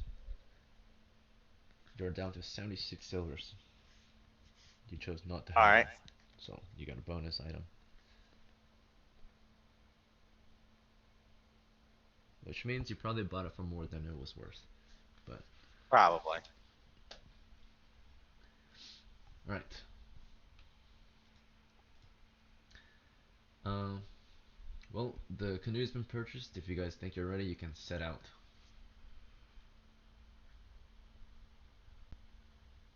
All right. I think I'm ready. Y'all ready to set out? Absolutely. Okay, we have been Yes. playing for about 2 hours, so we'll take a halftime break. Take a 10-minute break, Good. come back in 10 minutes. This is our halftime break.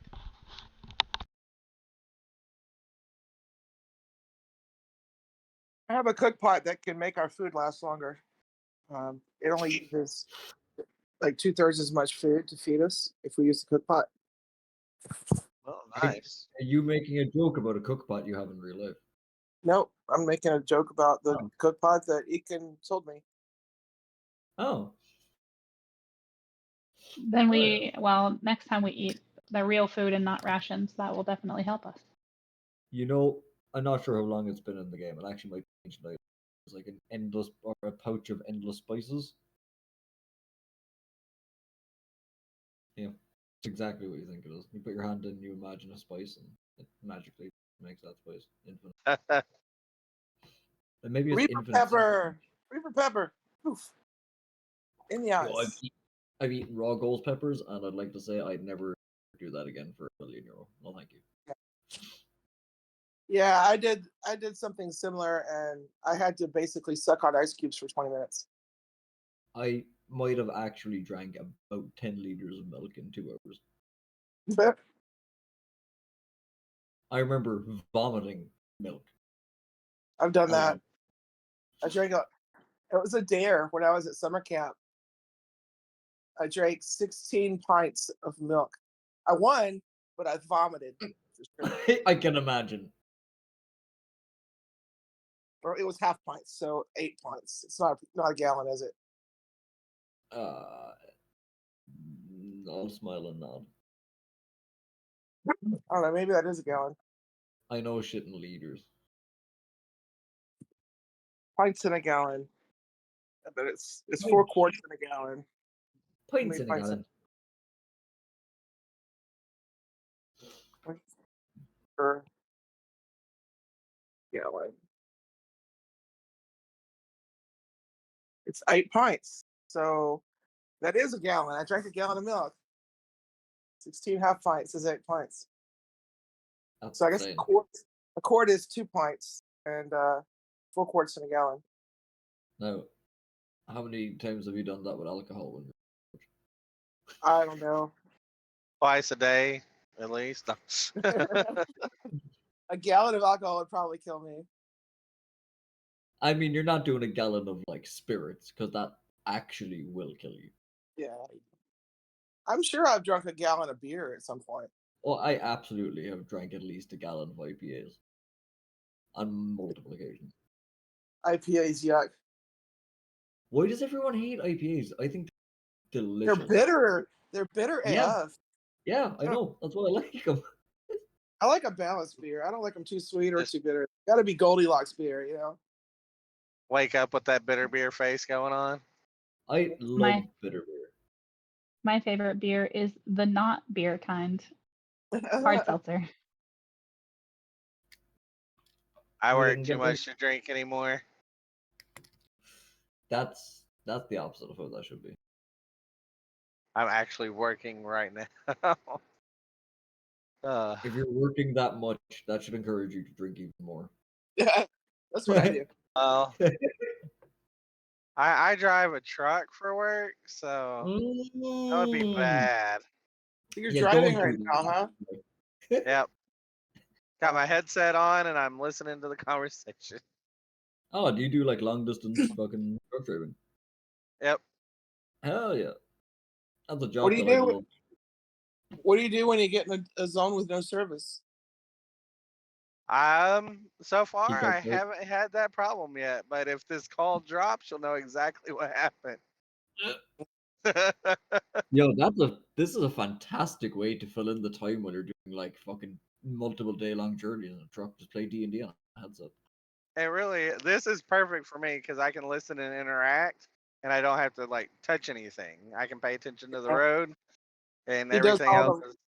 He rolls all the dice. He doesn't use a VTT. You're Yep. golden. I It's mean, to not a be fair, distraction. It's a distraction, but not like from what I'm doing. yeah. I mean, you just need to concentrate on the road ahead of you and that's about it. So are Also, you to in? where you are. Yeah, are you in the U.S.? What? Yeah, I'm in the U.S. What part right now? I am in Nebraska right now. Oh my gosh. Isn't it cold as fuck in Nebraska? It's only Uh, 67, so I mean it's comfortable. Is it? Hold on. Is it 67 in your truck? What temperature is it outside? Outside it's 67. In my truck, it's probably more like 63. I like to keep it a small ice box in the truck year round. Wow. That's too cold for me. I'd get sick. I can get down with that. I'm from Ireland. I fucking love it. My ex would get on the truck and she'd wrap up in blankets and hoodies, and I doesn't bother me none. When I visit my friend who keeps her house at 67, I have to wear long pants all the time.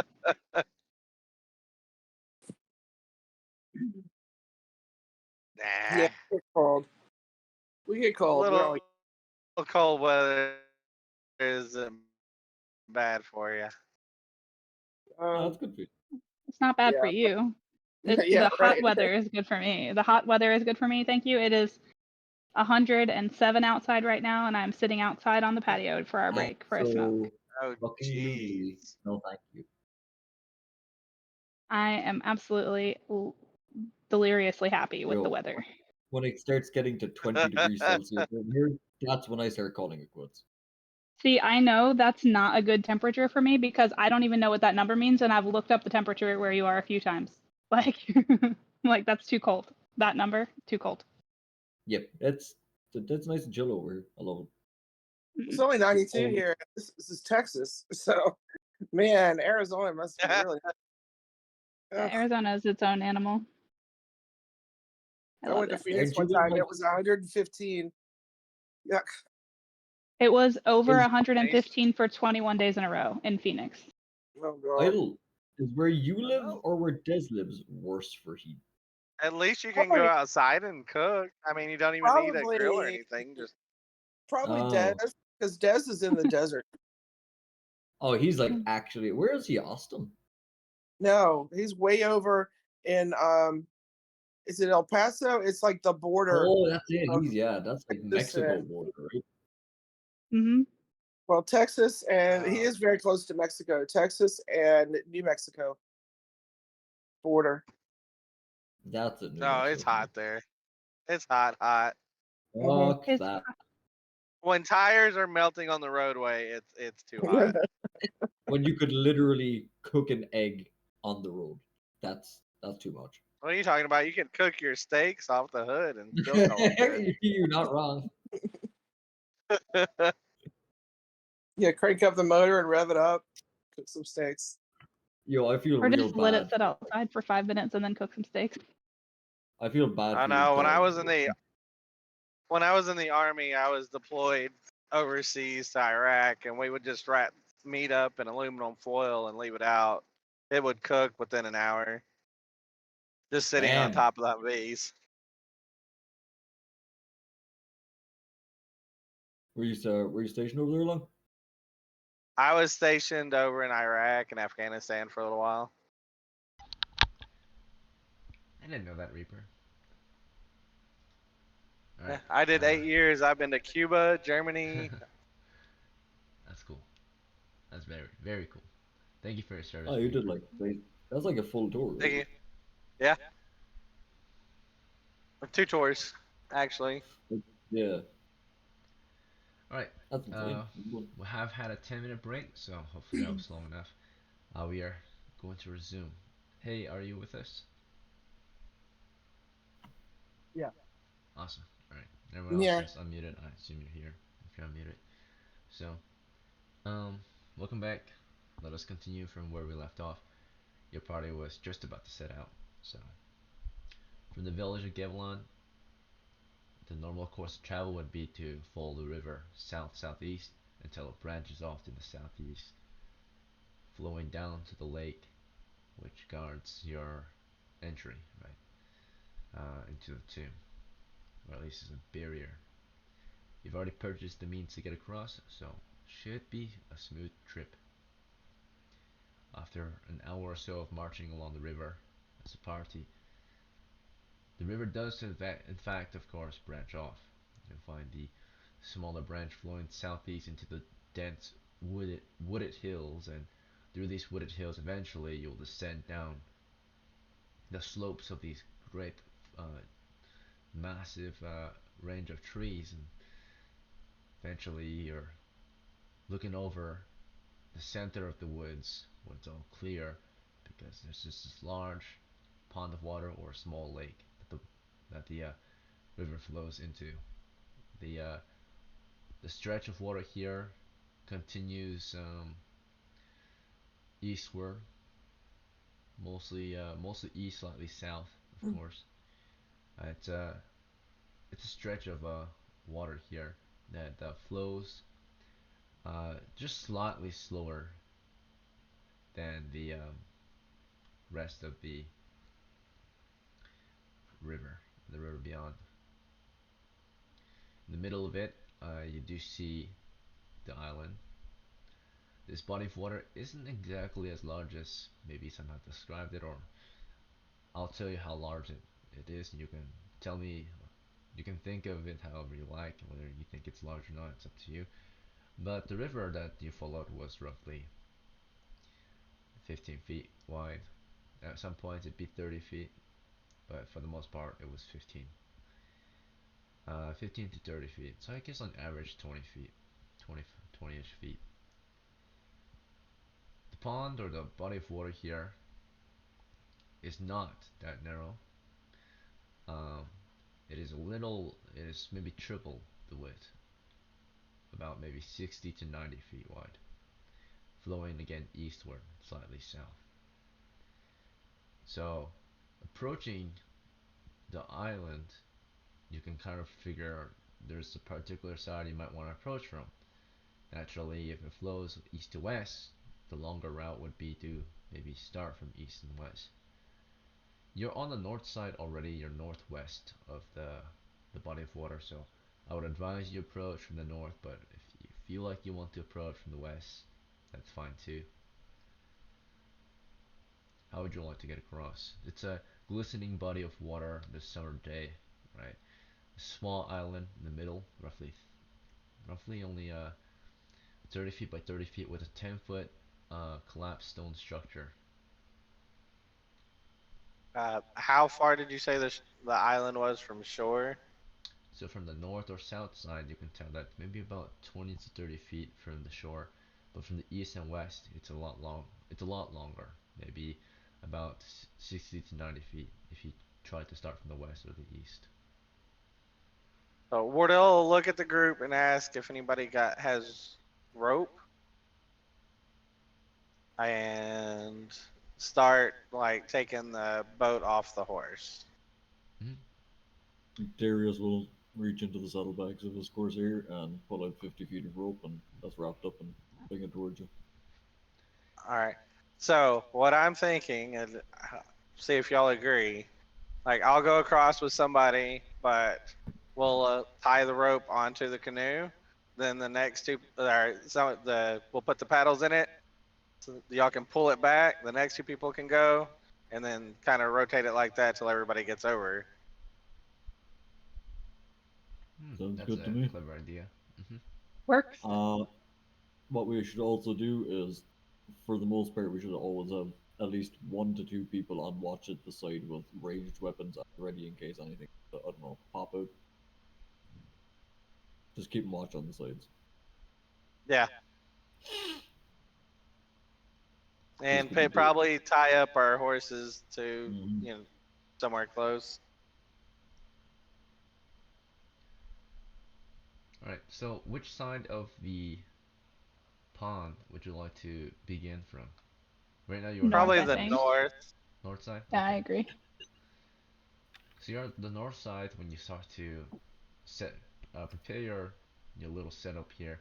You get your canoe from your horse, you secure the horses together, uh, say to some trees. Would that be alright with you? Yeah.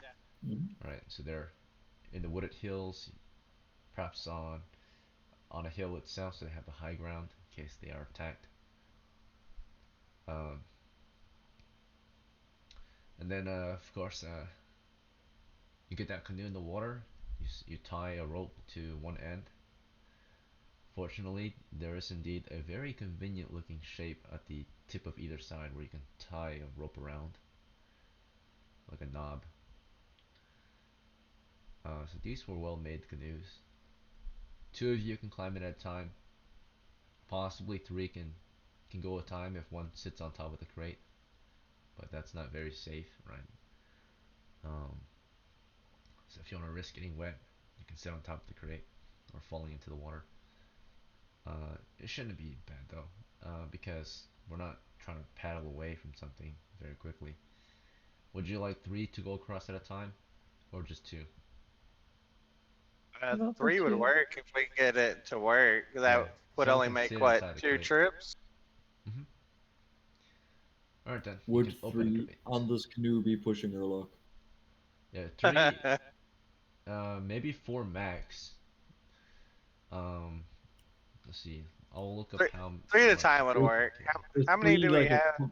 yeah, three is a comfortable number, and not pushing it or like pushing the luck of the strength of the canoe. Then The add. canoe can And carry 600 pounds, right? And it has a crate to keep things dry. But naturally, if you fill the crate up, it's gonna sink maybe, right? So, even though the crate's capacity is larger than the canoe's, doesn't mean that they will float if you fill it up naturally with too much stuff. Um, you can open the crate and sit inside the crate, or you can leave it closed and sit on top of it. Um, every person, including gear, I would say is roughly 200 pounds, right? Because every man is about 160 pounds in their gear. If they're lightly equipped, it's maybe around 40 pounds. So 200 to 250 is like reasonable. So um, for the weight of each character, so I would say three of you max for sure. Four would push it. The boat would be starting to sink at that point. uh, Okay. I'm I'm kind of heavy. If you're I heavy, might be then at you'll yeah, probably have to go with a two trip instead of a three trip. yeah, I yeah, might be at Wardell's the kind of maxed out too. So I So might be at perhaps the 280 mark. Darius and Wardell will be the last ones to get across, and the rest of you will cross, and then the last two will cross together maybe. Okay, so then in that case, Sounds good. Darius and Wardell, you will hold on to the rope then, if that's okay, while the others begin to yeah, cross. Yep, sounds good. All right, who are the volunteers? Is it Eden, Eric, and Corliss, or Peldoon? Of the four of them, who will cross first? We can do like three. Not it. Okay, Corliss will stay. The first ones are gonna be Eden, Eric, and Peldoon, and then one of you has to, or actually, you can all get out and they can just pull the boat back, right? So, is this okay with you, Dre? Eden, Eric? Sure, why not? Alright, and who in particular is the employer of Peldoon? Would that be Corliss or Wardell? Wardell I for think sure. Wardell. So Peldoon will be Definitely your Wardell. responsibility. Corliss was just there.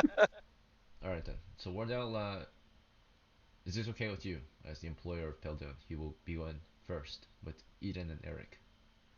Oh yeah, he's going first. hmm The three of them climb into the canoe, begin to row across, right, with the paddles, and they make it. It's not very difficult. They climb out onto the island. The island is slightly forested. In the middle of it, the island's like a hill in the middle of the island, or in the middle of the water, right? They get on it and they can see the stone structure here. Um, it's bright and sunny on it, right? Because there's nothing kind of shadowing or call providing much shade here. The trees are like saplings, are small. They're not very large um, compared to the rest of the forested hills. The boat gets across. Um, again, you pull it across, and this time you can send our next group in. As this next group is getting in, though, for those who have already made it across, do you want to sit tight and wait for them, or do you want to begin exploring the island immediately? The island is 30 foot by 30 foot. In the middle of it, there's a stone structure. If you want, you can try to secure the island, or secure, yeah, scout it out, or secure it, or just stand on watch. Stand and watch. Alright, so Eden sits tight. She just watches carefully. Eric, do you have an action? I'll stand and watch. Okay. Peldoon will wave at the boat as it is pulled back and wait for the others to return or to join you on the island. When the boat gets back, the canoe is back with you. The next crew can go. This might just be Corliss and, or this might be the rest. No, mm, let's see. At least one of you needs to stay on the island to pull the boat back, or it would be good if all three of you can go, but two of you are heavy, so I would say maybe one of you and Corliss goes across, and then the last person will pull the boat back, throw the rope back in, and then roll across. Wardell will be last. Okay. So Darius, you and Corliss will cross. Sounds good. Would you Right. mind if I Sounds good. grabbed my battle axe off my horse and just attached it to my back? Okay, you sling it over your shoulder, your back. Fantastic. Just in case. I board the boat. Alright. You're making your way across. In the meantime, Eden, Eric, and Peldu, their skeletal remains on the island. The first one you recognize is sitting against a tree. There's a spear next to it and a shield, and it's wearing a rusty helmet. I search the one next to the tree and like see if I could take the items. Okay, there's a few more further in to the island, but you approach the closest one, seated upright against a tree. Mostly though, they're just piles of bone further ahead. This one seems the most intact. As you approach it, it turns its head to face you and begins to get up, bracing its shield. Right? And the other piles of bone begin to rise as well. The rest of the party is only halfway across the water when they can see that Eric has stirred up a pile of bones that have risen to be an undead. And in that moment, Eric, what is your action? Uh, could I try and run? Back toward Eden? She's Or only like about try to 10 like feet away from you. There's not a lot of space on this small island to run, unless you wish to jump into the water. But it is advancing, with shield braced in front of it, wait, spear over the shield. would there be like a way if like I could maybe like run and like swim a bit into the water and if like the skeletons get into like the water, maybe that'll like stop them and I could like try and Sure. like get back out of the water and like maybe they'll be stuck in the water or something. You start wading through the water away from them as it comes after you. Right? It sees you, it sees Eden. You turn tail and run into the water, trying to lure it maybe into the waters right with you. Eden, as soon as you see this one rise, you see a few more within the island, right? Starting to rise, picking up blade and axe. What do you do? Is the cleric here? He is. Yeah, the cleric's He's there. right next to you, and you can see he's I about to encourage the take something cleric out. to turn. Turn them now. He pulls from his neck his bead necklace with a cross on it, his holy symbol, and attempts. He stands before them and raises his symbol against them and yells to them, "Turn back, you vile undead!" And in that moment, he's able to turn all that he can see. And the amount he can see right now is just one. There are more approaching, but in that moment he's able to at least turn one. The first one with the shield and spear suddenly stops in its tracks and begins to slowly creep back and then disappear into another part of the island. So as that one backs off into the island, right, the other ones are approaching, right, and he raises his symbol against them. But by that time, Eric, you're already in the water. See one of them flee carefully or fall back. Eden, what would be your next action? And the rest of the party is about to land on the island.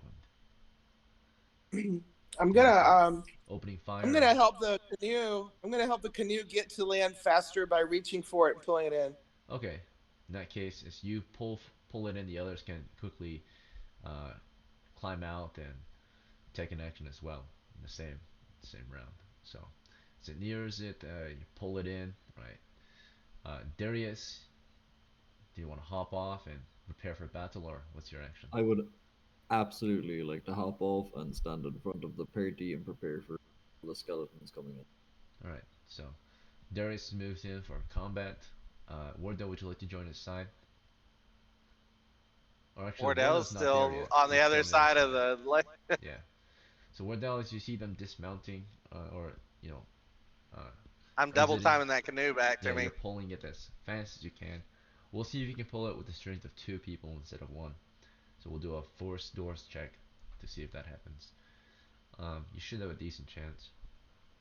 And then Corliss, as soon as you get to the island, or pulled to shore, what is your action? I will. Oh, so what is the distance? You said the island is 30 by 30. Yeah, so What the is the longbow. distance of the longbow? I assume I could stand anywhere on the island and shoot as long as I could see Yes, the indeed. longbow. Yep.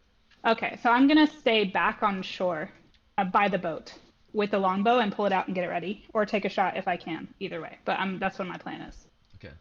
So as you prepare your longbow, as Eden finishes pulling you guys in, or the canoe in as you guys exit and prepare for combat, we see Darius. Darius, when you got out, first one in line, pulling out your weapons. Which weapon did you equip? Which I yeah. have the heavy mace in one hand and the shield in the All right. And do you want to meet the enemy halfway, or do you want to stand your ground, and hold the line, and protect your party? other. I will meet them halfway. Okay, so you're gonna run after them.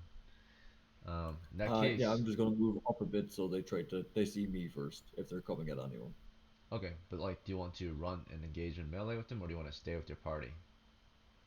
Yeah, I'll run and engage melee. Okay.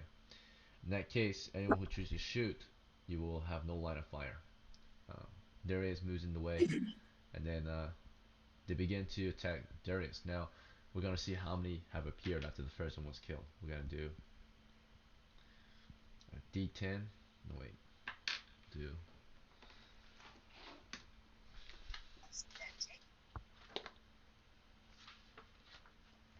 consider this level 0.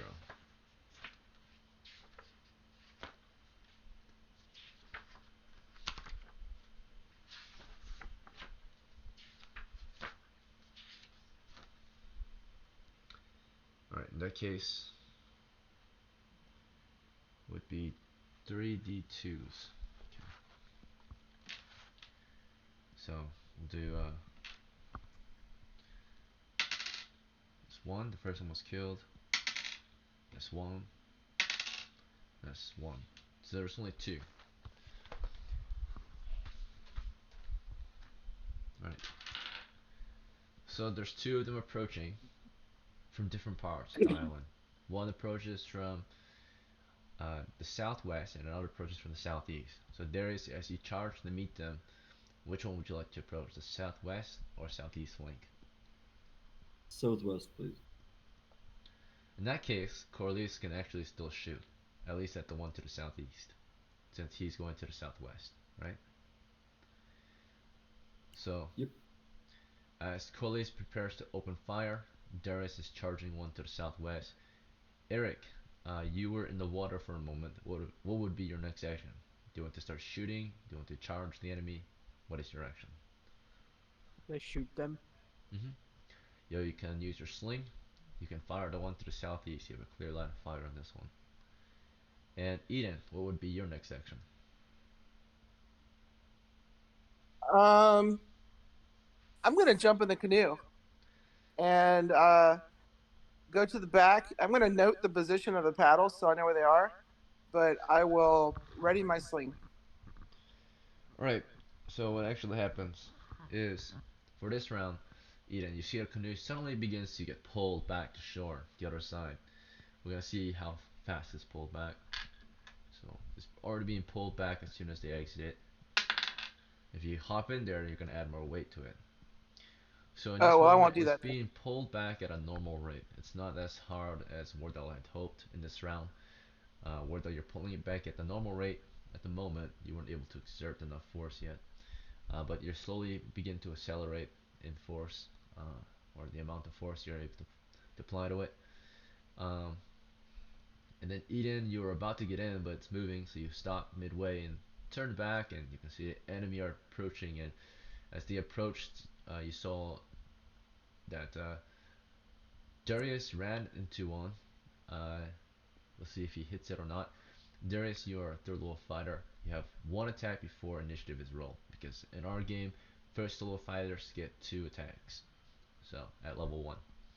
So go ahead and roll your first attack. Could you roll for me, Ekin? It's a Oh, that's plus right. 3 modifier, 1 strength, 1 mace, 1. Do you still do the plus 1 for fighter? No. No? So Okay, it's plus 2 then. alright, your first attack is a 9. Your foe carries a rusty short sword. That's it. You attack him, and it looks like that's gonna be a miss. Alright, so your second attack, we'll say, is determined by the length of the weapons first. If either one, if you have a larger weapon or not. In this case, you have a mace, he has a short sword. Your mace is longer, so at the start of combat, you will have initiative.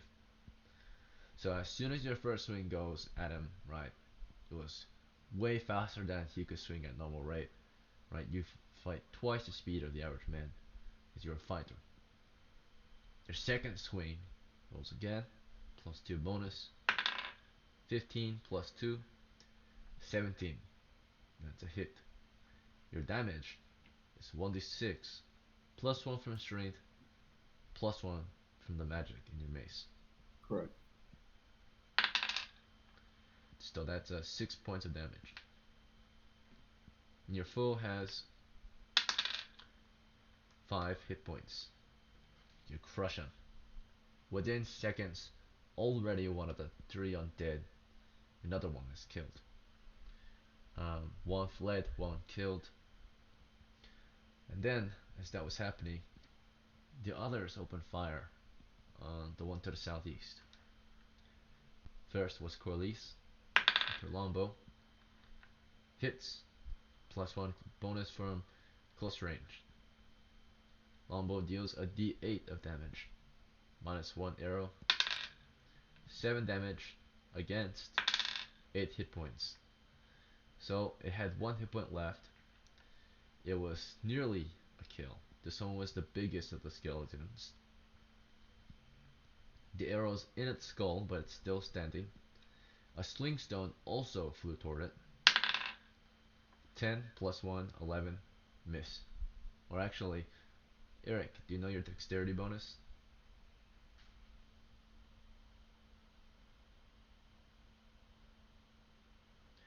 I Okay, have like 10 dexterity. alright, so that's a miss. So unfortunately, that one does run toward your party and does reach one of your party members. This one has an axe in 2 hands, and it ran toward the closest member, which was Corliss at this time, and it swung at Corliss, who just shot it in the face, and it hits her for a total of, this is a hand axe in 2 hands, d6 plus 1, 4 points of damage. This would kill the average man twice over, but Corliss is not the average woman. She's a very tough woman with 5 hit points for a magic user, so she's very lucky to survive this. And sits at 1 of 5 hit points.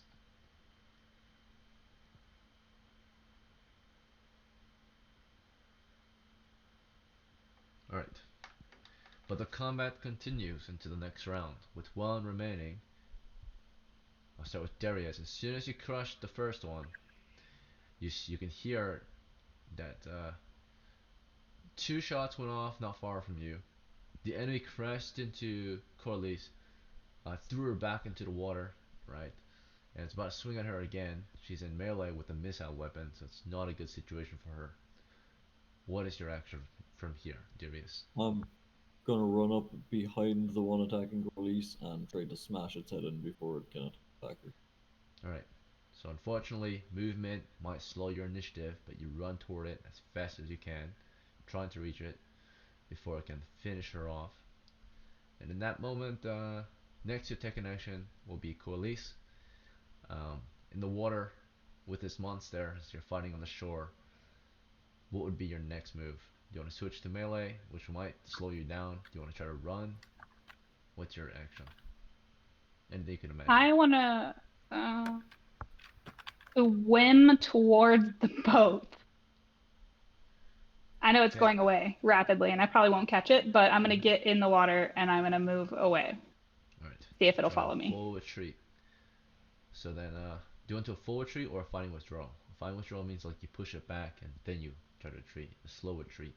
Right, carefully retreat. Slow I think. retreat. Careful. Yep. All right. Slow and careful for sure. Then that might give someone time to intercept it, so it doesn't chase you. Um, in the meantime, as that's happening or about to happen, Eric, you just slung a stone at it. You missed. You want to try again? Sure. And Eden, what is your action? Sling stone to the skull. And I'm gonna tell you guys before you even took your actions, there's one last phase from the last round that we didn't do, the magic phase.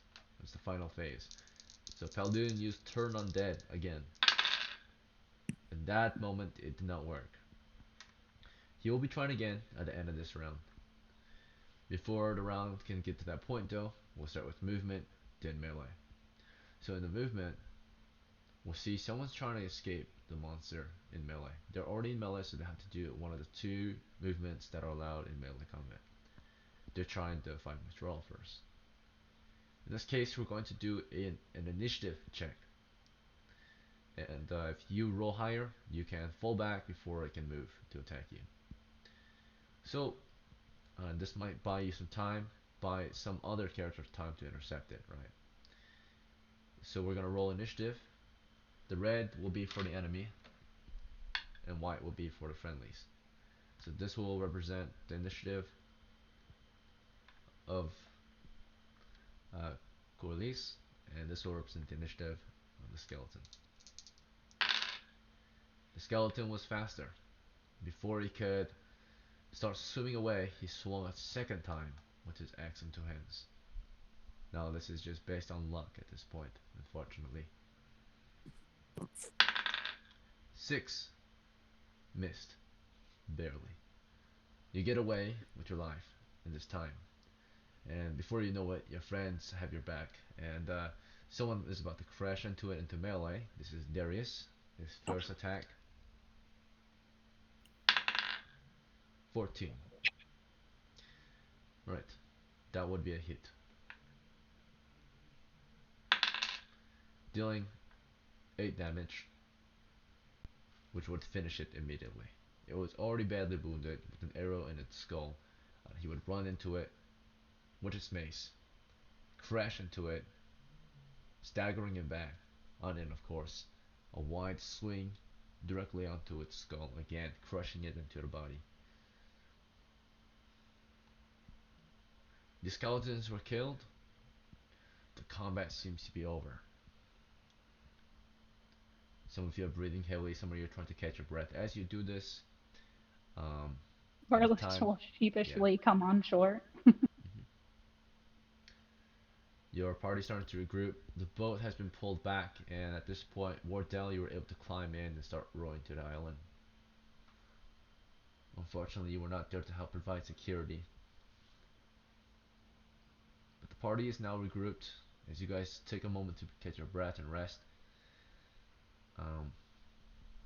you can see one of your party members were pretty badly injured out there. Continuing the adventure would be a great risk to them with 1 hit point, so keep them further back, or you can of course take a day of rest on the island if you want. It seems secure now that you've killed the enemy waiting for you. First of all, I suggest we collect the skulls. They can be worth some silver. Yes, absolutely. Can we also loot the items that the skeletons had? Indeed, you may. I Unfortunately, believe- the weapons are a bit rusty, so they will be at a -1 to hit. They can be repaired in the town though, so at a pretty reasonable price. But they are not broken. They are weapons that are fairly serviceable still. Can deal a bit of damage, and as you can see, one of them did deal some damage. You find a good axe. This is a hand axe, a one-handed axe. It's just a bit rusty and corroded, but can be easily fixed. Sling, an axe sling or belt is on the way to that skeleton, so you can fully equip it. Otherwise, you would have to purchase a new sling in town. Slings are cheap though for weapons, so maybe only one copper piece. Weapon slings. Let's see. So you get them equipped. Um, there's again one hand axe to equip, uh, there's one short sword, and there's one spear, and one shield, one helmet, and uh, there's one rusty set of mail armor. Could I get the mail armor? Mm-hmm. It's like a Might rusty wanna, coat of mail. if you're not planning on wearing it, no, just lower. The mail armor I would. provides +1 armor class, weighs 20 pounds. Or -1. Minus would be better, of course. So it's a -1, so you have lower armor class, which is better in old school Dungeons and Dragons. So the mail halberd is rusty, but provides some protection still. Alright, so then that means Eric gets the mail halberd.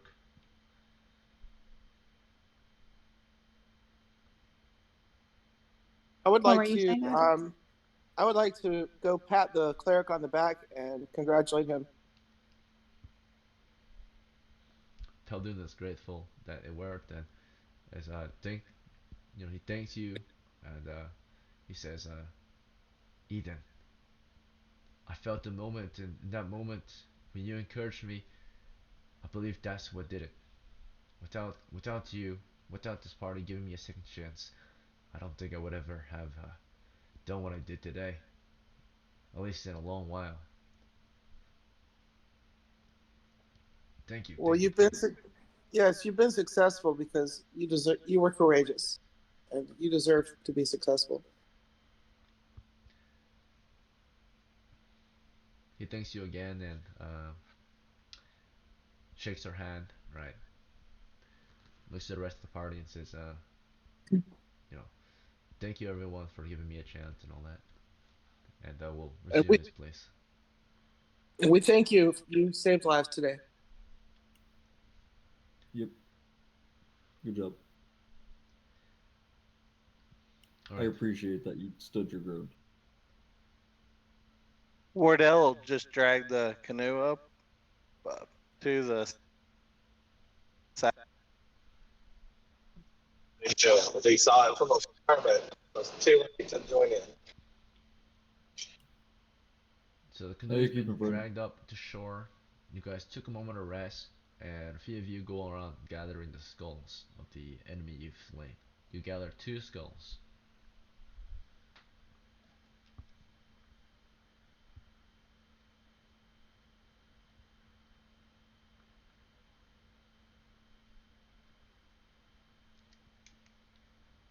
Do we want to press on, or would you like to rest so our injured party member could heal back up?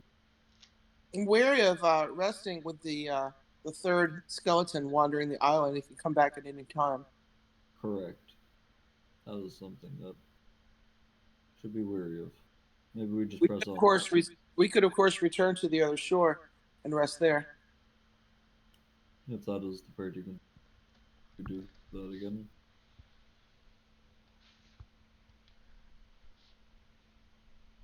Wait, so I said earlier on that I'd give like the cleric my javelin as a substitute for like trading in for like his club or something. Did I still do that, or do I still have my javelin? Up to you. Did you want to give it to him? Can I still keep my javelin then? Sure. So you never give it to him, and that means he never gave you his club. Alright. So there are still 3 weapons if you guys wish to loot them, and 2 pieces of armor. Nothing of Oh, value yes. though. I would like the helmet if no one else is going to take it, and the hand axe. Could I still get the axe? Oh, okay, that's fine. Yeah, just the helmet and the if short sword. If you want the axe, you can actually have it. Oh, short sword's fine. You guys decide Okay. before I write it down. Once I write it down, it's set. Yeah, the axe can be thrown, as can the javelin. So those are 2 good properties of those weapons. Yeah, I'm fine with the short sword because I have the longbow as well. So I'll get the axe then.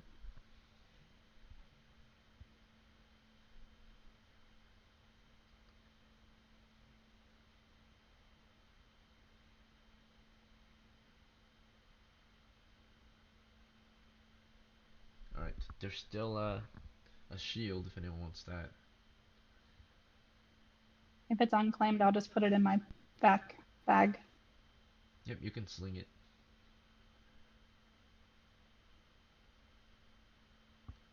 Yeah, you sling it across your back, and Mhm. then you can don and doff it when you're not using when you switch between using your bow.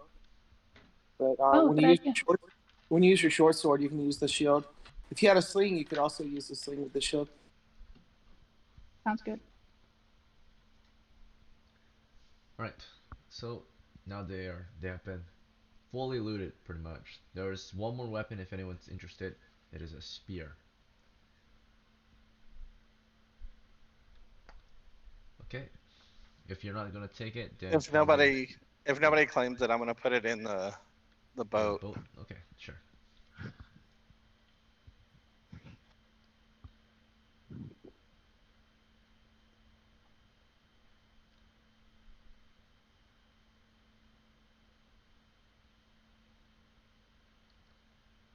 Alright then, it's now in your canoe. Note it down. Alright, so what are we thinking? Gonna get some rest, or we gonna press on? Rest on the far shore and come back in the morning. Was that what we said? I'm I wouldn't mind pressing forward if the party's okay with it. Just cause being Yeah, that I'm cold, okay to press forward. Whoever as was long as got hurt can kind of like stand towards the back of the yeah. group. Well, I stood Well, towards the back of the group this standard. time, and that's what happened to me. Is I almost died. So uh, I can try, walk, but there's no guarantee I'll live through it. for walking formation, stay sandwiched, like Be in the close, middle of the group. yeah, close to the background if possible, because you get out the BTFO. If that's what you guys want to do, that's fine.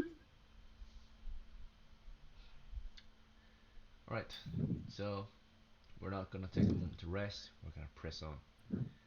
In the middle of the island, you can see a stone building. It's only about 10 foot by 10 foot, or 10 feet by 10 feet. Half of it is collapsed. That's just it's just one of the walls have collapsed, and that would just be on the side, pretty much. The entrance is toward the entrance is toward the west side of the wall of the building, and the glass wall is on the south side. You can enter through the main entry or over the collapsed wall. But either way, as you approach it, from the north side is mostly intact. As you go around and observe it, of course, you can see it into it through the openings. It's mostly empty. The only thing inside is a stone coffin. It's a large stone coffin, though, with a narrow set of stairs going down.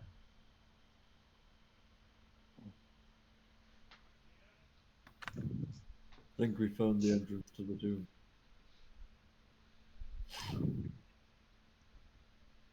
At this point, I'm going to take 3 torches with me and pass out 3 others to other people in the party, and so I'll light my one of my torches and have my 10-foot pole ready and go You scout ahead. do you want to scout ahead completely, or do you want Yeah. me and the other front later? Do you want to just like stay sandwiched between us in case I have swords that you can back out? No, I'll scout ahead completely, but at least 10 feet in front of the party, and Aye, save me a spot in second rank for when I fall back. gotcha. We'll do a two-man formation at the front if possible, so we can just decide.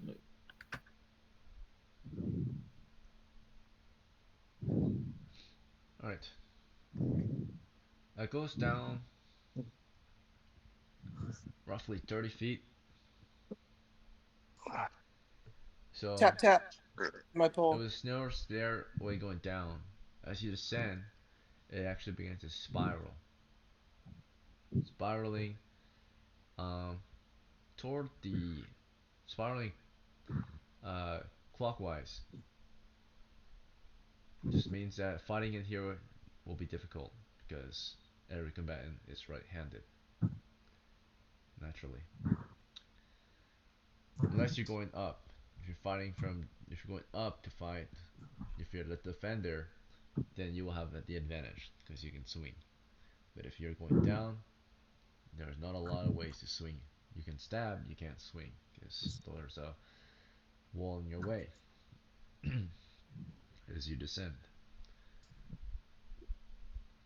The stairs descend into a 10-foot chamber with 3 exits: one north, one west, and one south. The stairs dominate this entire chamber, so it's very small, very clustered. Uh, each exit way has a door. Um, Not a door, a doorway leading into the next chamber. There's no doors right now, just doorways. North of you, as you look to the north, it's getting too dark actually. So we'll need some torchbearers in your party. Yeah, I have a torch lit, and I passed out 3 other torches to other people. Who's got them? So you lit 3 total. Corliss has one. No, I lit one, and I passed out 3 others. So Corliss lit another. 3 other people have them. But didn't light them. Somebody in the back needs to light one. Corliss will be Probably. in the middle. My hands are full, so some behind me. Yeah, Wardell has sword and shield, so his hands are full. Who's in the back? What's the party order? Marching order. Well, while we're descending, I guess I'll be in the back with a torch since I don't have 2 hands full for spellcasting. I Okay. could also carry one. Yeah, but we don't need to light it yet. I will light it as necessary. No, you should light yours, but Okay. we should only have 2 torches lit at any time. Sounds good. So for turn 1, you lit 2 torches. Yeah, and to be clear, the spiral staircase came into the chamber from the east. It spirals down. You started from the west side, and you went east into it, and it spiraled down and exits toward the west, or like ends toward the west. Wait. So at the end, at the bottom of the stairs, we enter the room from which direction? You enter from the east. You're facing west. Okay, and there are exits north, south, and west. Indeed. So you're facing all 3 exits as you enter, pretty much. Behind the stairs dominate the east wall. It's mostly upright against the east wall. And then of course the only space would be west, north, and south in both.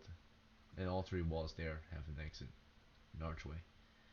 The torches provide a total amount of light of 10 feet. Unless you're a demi-human, you can see 20 feet. So you can see into each area, north, west, and south, which I'll describe in a moment. I'm just gonna take some notes real quick.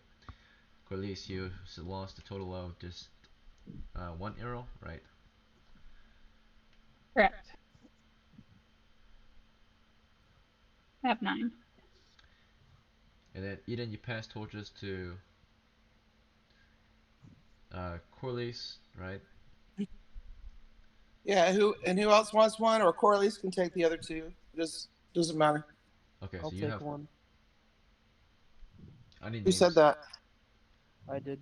Eric. Okay, so 1 to All right, Eric, so 2 to Corliss, or 1 to Corliss? 2 to Corliss. Since no one else is speaking up. All right, gotta go. And she lit one of the 2, right? So she's a torchbearer.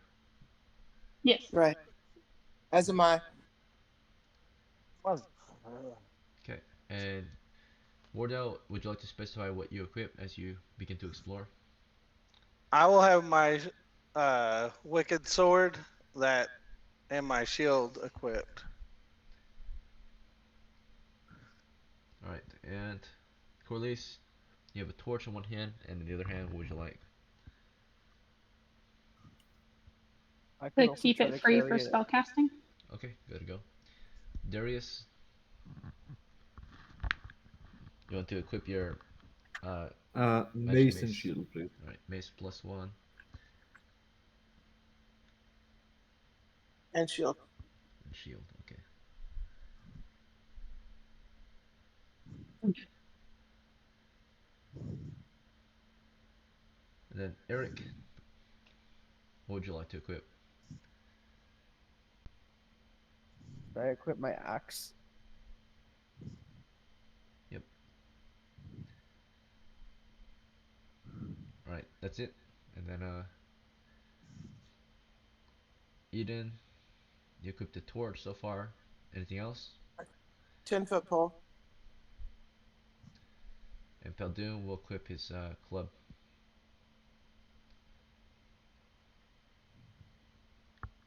And his holy symbol. Alright. Do we have a marching order? I was just going to ask if Peldoon could be in the back with me, if that was fine with you, Wardo, in the party. Yeah. So That there's works. He's 5 gonna members. turn on dad. Okay. If he's gonna turn That's on it. dad, he needs to be close to the front. But Maybe in the middle. So you can move to the front easy. yeah, second Maybe right, you maybe. put you can put them both in the middle. The middle is typically the safest spot usually. But of course, Well, I wanted to leave a space open for me in the second yeah. rank so I can use my spear from there when I fall back. So we can do them in the back then. So, or maybe she's alone in the back and then he's in the middle. One of the fighters could be a rear guard. One of the fighters could be leading the way. It's your choice. So how are we gonna do it? There's 6 of you, so you can have 3 ranks, 3 to 6 ranks total, right? 6 ranks if you're single file. So I suggest 3 ranks. Darius in the front. Who else in the front?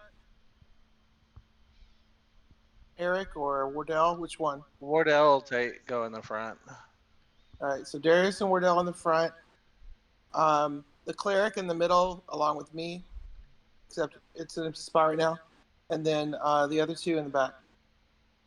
Eric and Corliss. Alright, that works. Cleric should have taken that spear. That's what I'm saying.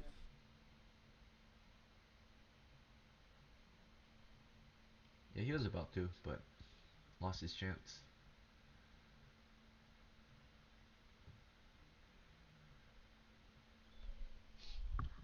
Alright. So, let us continue.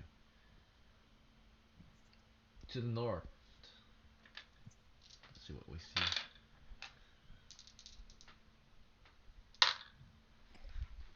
Alright, so observing northward. You will see that there's something on the floor there. That's about it. It appears to be a wooden plank of sorts in the middle of the stone floor. And to the west, you can see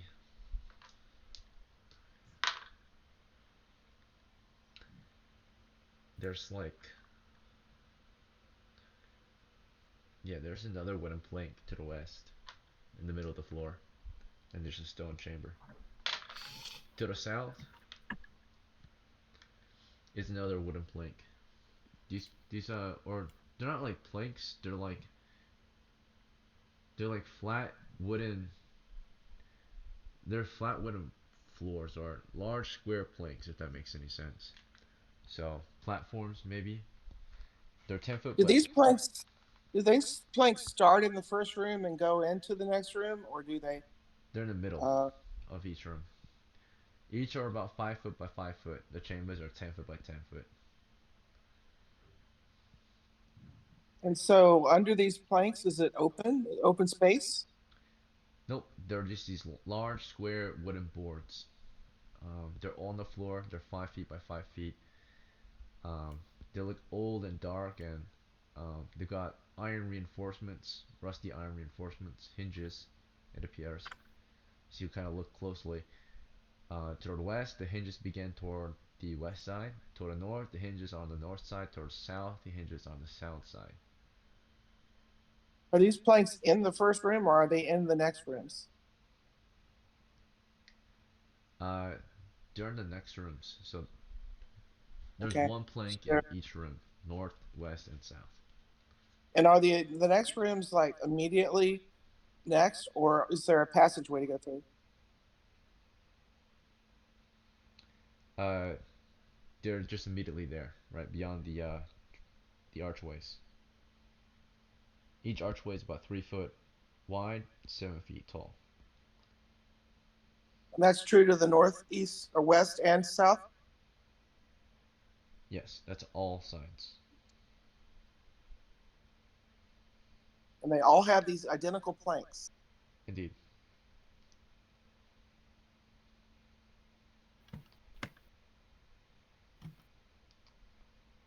Which one would you like to perhaps explore toward first? That's pretty much the question at this point. Unless you have some Who other wants idea. to walk the plank? No, thank you. I'm wearing plate armor. You can easily go around them too if you wish to have nothing to do with them. Yes. I'll go up and poke them with my stick. Or poke the one in the west room. Okay. So the one to the west, as you make your way in, like poking it, you tap on the floor there, and Check the ceiling. nothing has happened. You look up at the ceiling. The ceiling here is just flat. There's some webs and mold up there, and it smells. Smells This place smells a bit wet, but it's dry. It's very dry, but it smells wet. The ceiling seems wet, but the floor is dry. If that makes sense. After all, you're under a lake or a pond. Can I try to lift up the wood board at the hinge? So on the other side of on your side, the east side, there's indeed a handle. Or not a handle, but there's a handle in the middle. Like if you look toward it in the middle, it's on each side, in the middle. So if it makes sense, it's basically like a trap door. Not trapped as in it's gonna kill you, but trapped like a floor door.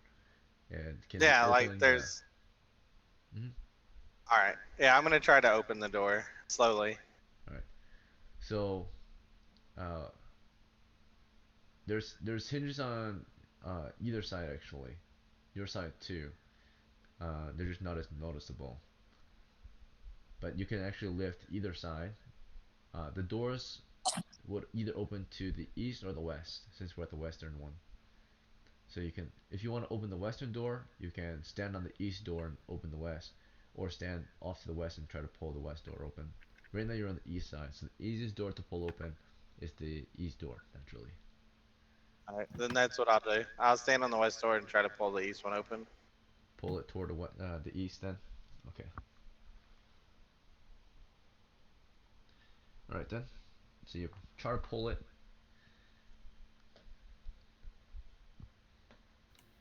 All right, and it opened. This one was loose, fortunately. Uh, Little noise was made. You've opened one door, you carefully set it down. Inside, or beneath the door, what is revealed is it's a 1 foot deep pit, 5 foot by 5 foot, the same dimensions as the doors. There's nothing inside. It looks empty. I'm gonna stick my pole down in there and move it around. Poke the bottom, poke the sides. Alright? As you're doing this, the rest of the party is standing behind you. Right now, most of the party is still in the east chamber, so we have moved into the west at this point to observe this, but we haven't fully kind of filtered into the western chamber. We're staying close to the east, unless, of course, you guys decide to fully explore the rest of the chamber. There's 3 exits from here in this western chamber, one to the north, There's four total. You're coming through the east. There's four total. There's one north, one west, one south, and you're standing at the eastern exit of this western chamber. As of course, as Wardell was opening that door up and Eden was beginning to prod into the gap in there below the doors on the floor, and of course Wardell still carefully observing. Corliss, would you like to take an action? Any questions, concerns, or discussion you want to make? Is there a place I can stand? I'll basically just keep quiet with my torch, but is there a place I can stand so that I can get somewhat of a view in case something goes down in there? Definitely. You can stand off toward One the is northeast or southeast. southeast. Okay. Because right now, side by side, it's Wardell and Eden off to the east, just beyond the first entry point. As you're moving toward Yeah, I'll that be. corner. hmm Oh, go ahead. Sorry. Nope, nothing. Okay. As you're moving toward that corner, Darius, what is your action? I'm just gonna hang back a second and just keep watch through the other archways. Just stand here and keep a watch on the other archways, just in case anything. Alright, Out you're of still in the those at the previous time. chamber. Do you want to move into the next one to keep watch, or do you want to watch in this chamber? I'll watch in this chamber. And Eric, your action. I'll also try to keep watch. In the same chamber or the next one? Next one. Alright, as you're moving in, would you like to perhaps move to the other corner, the northeastern corner? Or do you want to move to a different corner or different area of the chamber? It's a 10 foot by 10 foot chamber. Northeastern. Alright, so you're on the opposite, or like the other side from the other character watching over, which is Corliss. So, at this point, the pool was prodded, or the floor was prodded, the hole um, beneath it, and eventually you're starting to push into something on the other side of the dark space. You cannot see there because the western side of the door blocks your view. Something is shifting within the hole. Ugh. It feels like something solid, something hollow and light is moving around. And you feel cloth as well.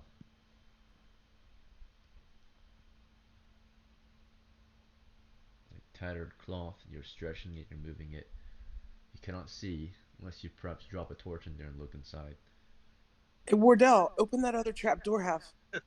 Yeah, Wardell will go and grab uh, part of it and open it up. This time it's stuck, unfortunately. So Oh, would you like to force it? Now if you force it, you will make noise, which will ask for which will cause one wandering monster check. I say, wait, wait. Let me see if I can open it more stealthily.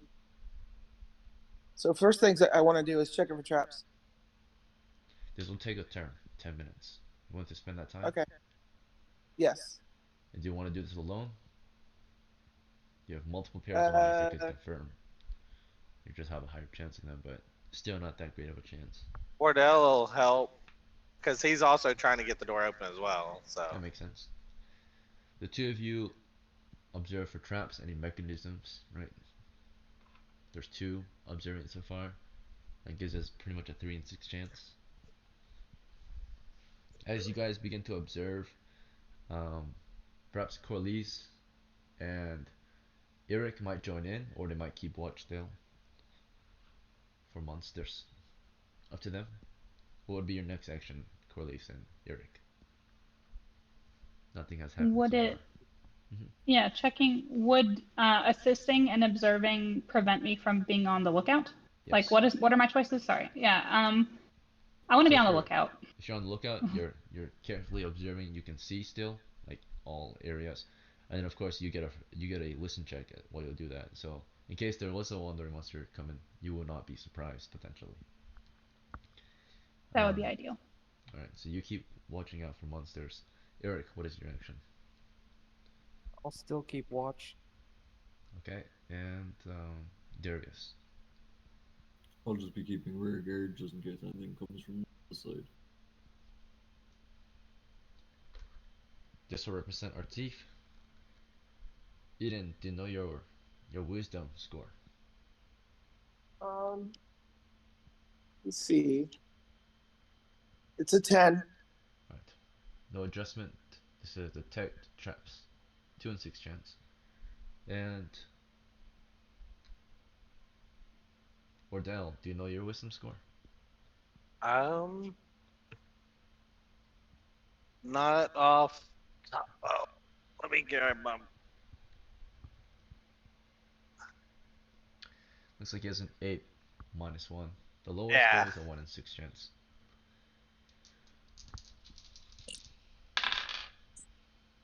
After a turn of observation, you're uncertain.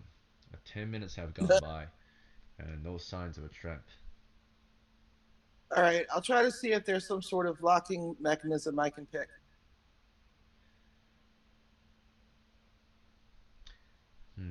Well, there are hinges. There are the handles. You can see maybe toward the hinges. Looks like one of the hinges might be jammed. Looks like one of the screws are bent, or it looks like someone smashed it, like hit the hinge. Therefore, it's made it hard to open. Perhaps you can break the hinge entirely, or maybe fix it, undent it, or bend it back the way it was. It might be good. All right, does anyone have a crowbar? Nope. I have a battle axe that you might be able to use. Right now, it is turn 2, by the way, so during this turn, there's a chance for a wandering monster check halfway through. All right, I don't think we have any choice except to force it. So why don't you go ahead and do that, Wardell, Yeah, Wardell will try to force it. while I stand far away. Alright, so she's getting back. Wardell's about to force it. Everyone else go with their current actions, or do you want to switch it up? Good with current. Okay, Corliss is good. Eric, you good? Yep. And Darius. I'm good. First attempt, success. Wandering monster check. Nothing approaches. And throughout the turn, nothing approaches. Alright, so the door was opened, made a bit of noise.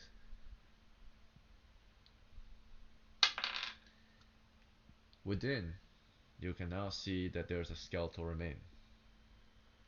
In tattered cloth. There's not much left.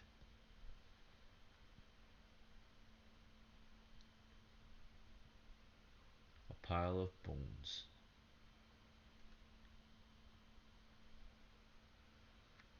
There are no weapons near it.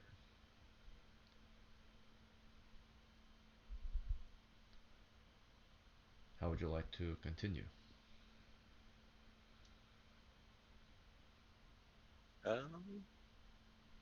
So there's just a pile of bones down there with some cloth around it, It appears like clothes or something. tattered cloth, perhaps robes of sorts, eaten away. Light linen robes. I'll use my pole to like poke around and move it around and see if it reveals anything. As you move it some more, now that it's more audible, you can hear a little purse jingling on it with some coins at the waist. How deep is the hole again? 1 foot deep. Oh, I'll just reach down in there. Okay, you just pull it off the waist. I'm gonna pull the head off, and then I'm gonna take the coin purse. Alright. Unlike the 3 heads or the 2 heads you pulled up earlier, this one has no incantations inscribed into it. It's likely a not very valuable human skull. No, then it's getting smashed on the floor. Alright, you set it down. If you smash it, you'll make some noise. I'm gonna smash it. I don't want anybody trying to enchant it behind us Alright. or raise it. Smash it against the floor or with your weapon? I'm just gonna take with my weapon, with the butt of my sword. Okay, crack it in. It's not a very I guess yeah, you can do like a murder grip on your sword, right?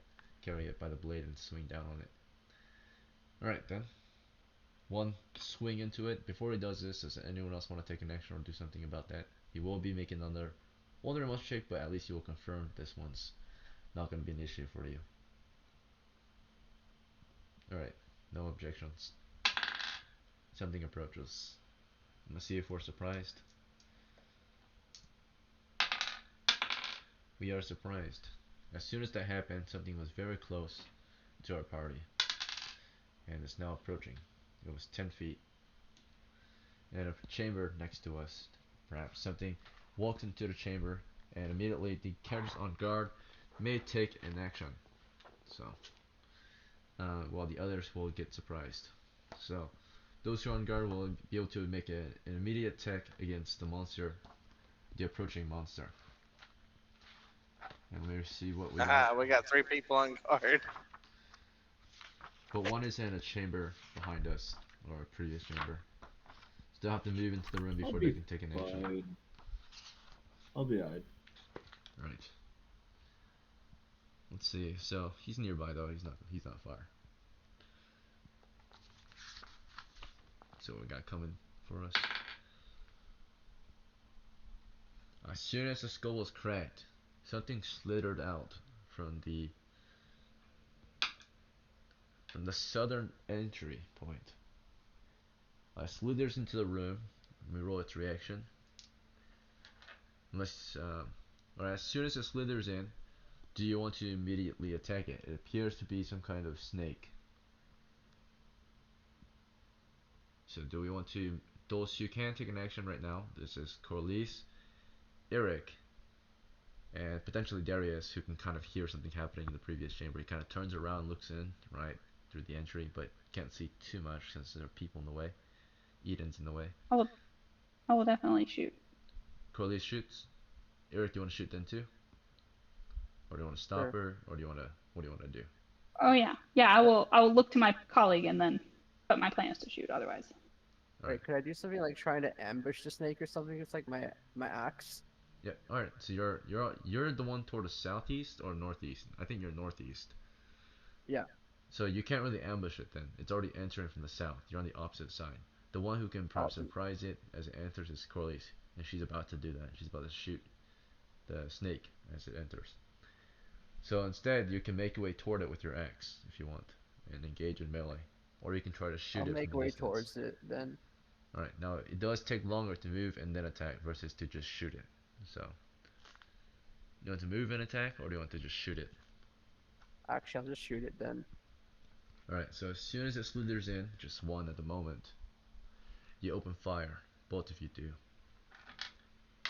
You show immediate hostility toward them, and you both missed.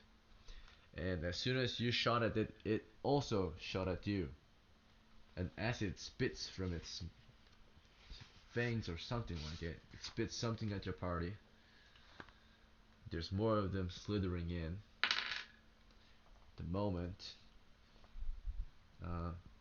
there's just the one, but they're all starting to slither in.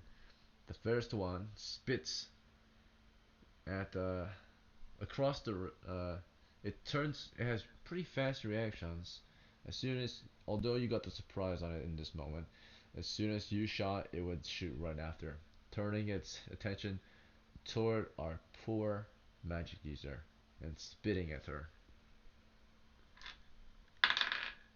Missing, fortunately, as it hits the wall, and it's a smoky smudge of sorts that hit you. Who knows what could have happened.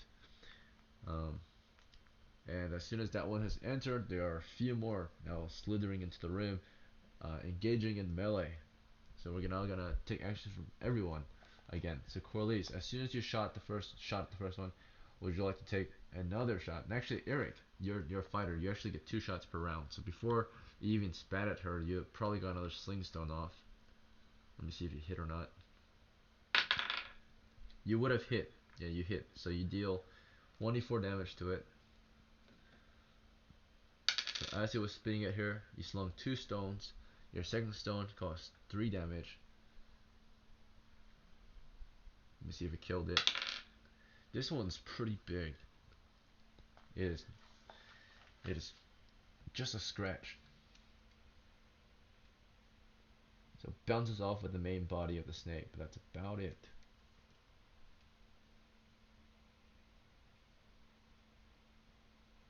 Right, so far, we just wounded one.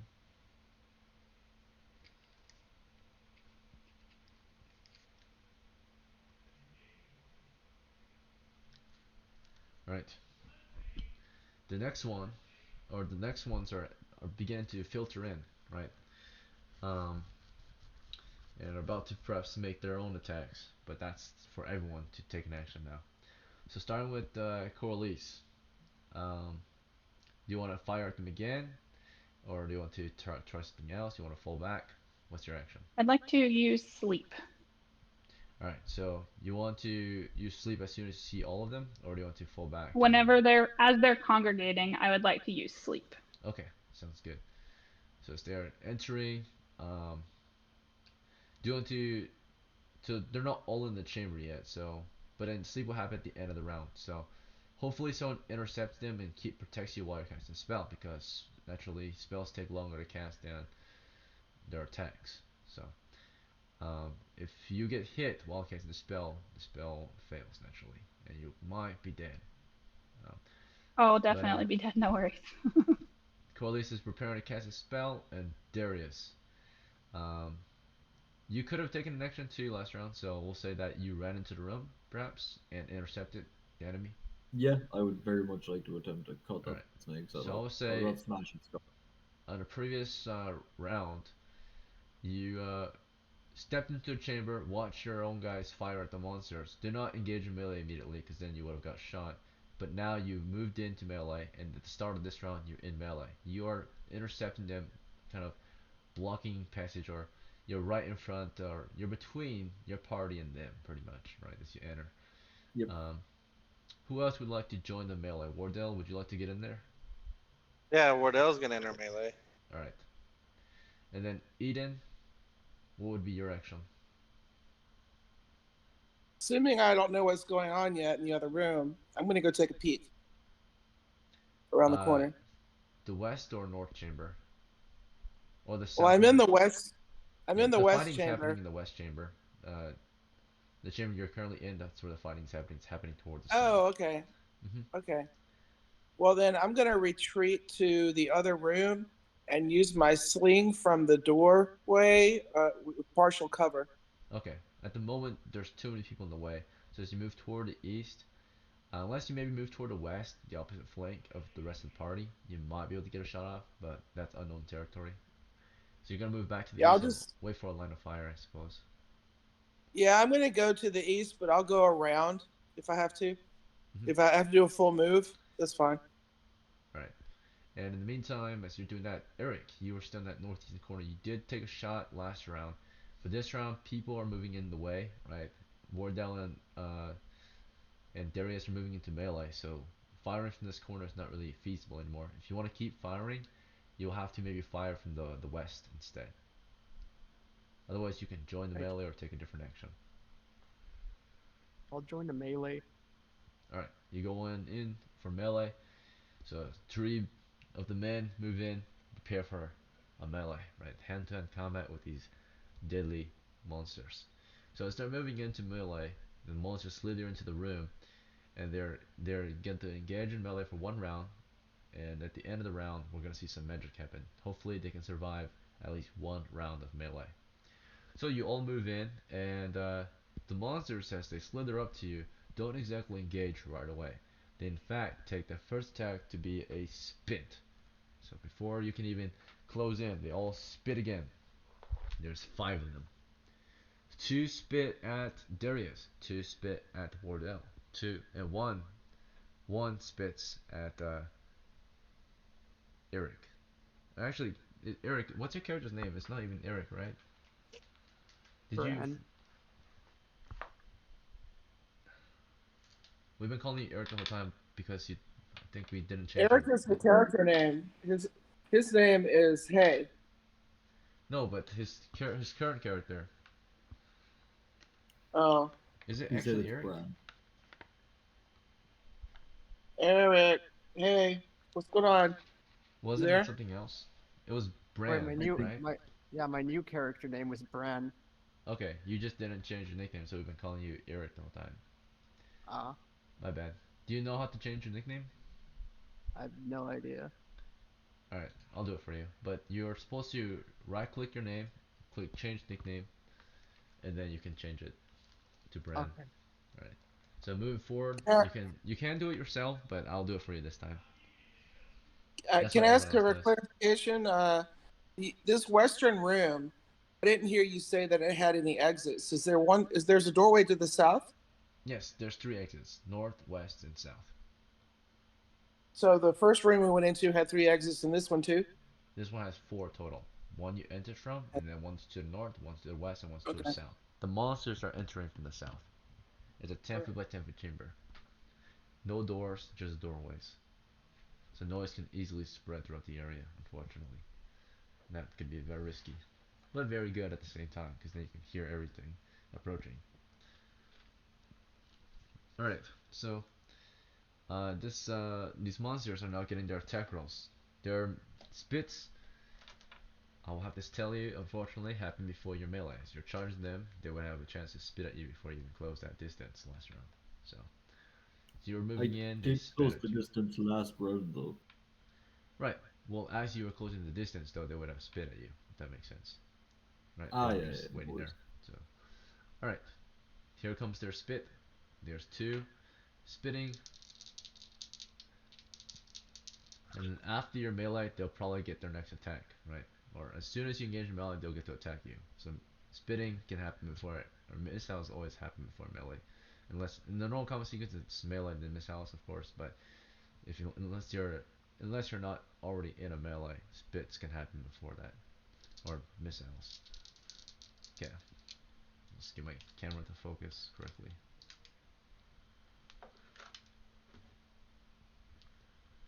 Alright, the first two are coming toward Darius as he closed in. Um, we'll actually say that one of them was the one that spat at, or no. Yeah, this is the one that spat at Corliss. So actually just one is coming toward Darius then. Okay, so 13. I believe I should have an AC of 0. Plate Uh, plate, let's shield, check and your helmet. armor. What armor do you have? Plate. Plate, and what else? Plate, shield, and helmet. Alright, so -1, then plate is a -4. Yeah.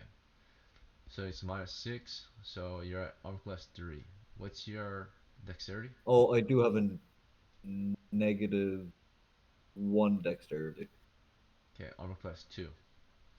Alright, I so got this 2, is sorry. a 13 plus 1 close range, so 14. And that's it. The 14 plus your 2 armor class is a 16, which is a miss. Alright. And one's coming toward, at least one is coming toward Wardell. There was gonna be two against him, but I'll let you guys choose between the two of you. Darius and Wardell, you guys are the bigger guys, so I'll let you guys choose who takes two and who takes one. Right? So far, I'll take this. Darius, you took one attack. You want to take the second one? Darius will take Yeah. the second. Okay. Darius takes Oh. another. Missed him. So two spits went toward Darius. One spit comes toward um, Wardell. Also a miss. And then one spit comes toward Bren. Also a miss. Nice. You have closed the distance and you can begin crushing your foe with your weapons. Alright, so starting with the fighters. They're all fighters, I think. They all have one attack before they even have a chance to swing or to bite. So we'll start with Darius again. So Darius, your first attack +2 bonus Correct? with your mace. 12 plus 2, 14 hits. Damage is 1 plus 2, 3 damage. Did you want to go for a fresh one or the one that was wounded? The wounded one, please. Alright, the big wounded one is crushed under your mace. The snake curls up and dies.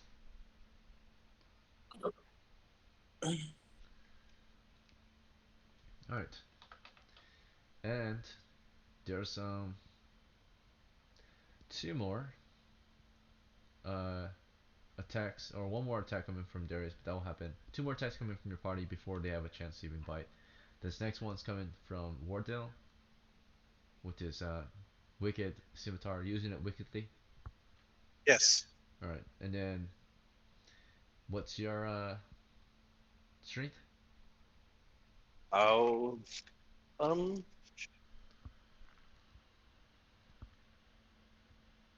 strength is 11. Alright, so you have a -1 to hit. 12, -1, 11. Missed. Alright. And then it's time for Brand's turn. Brand's using his hand axe. Are you using it in two hands, Brand? Yeah. Okay. +1 damage. 9. Your strength bonus is 0. You missed as well. So the snakes missed. You missed your first attacks, but now it's time for the bites. So snakes get a chance to bite in the melee as you guys are swinging, but you guys have longer weapons, so we'll give you a chance to hit them before the snakes have a chance to bite you. So you can reach at them, you swing your second blow at them, starting with Darius. Nat 20. Alright, so we already killed one out of the Nice. 5. Nat 20 is automatic hit. Damage is another d6 plus 2. 6 damage against 7 hit points. Almost had him. Almost. Alright, we'll see how Wardell holds up.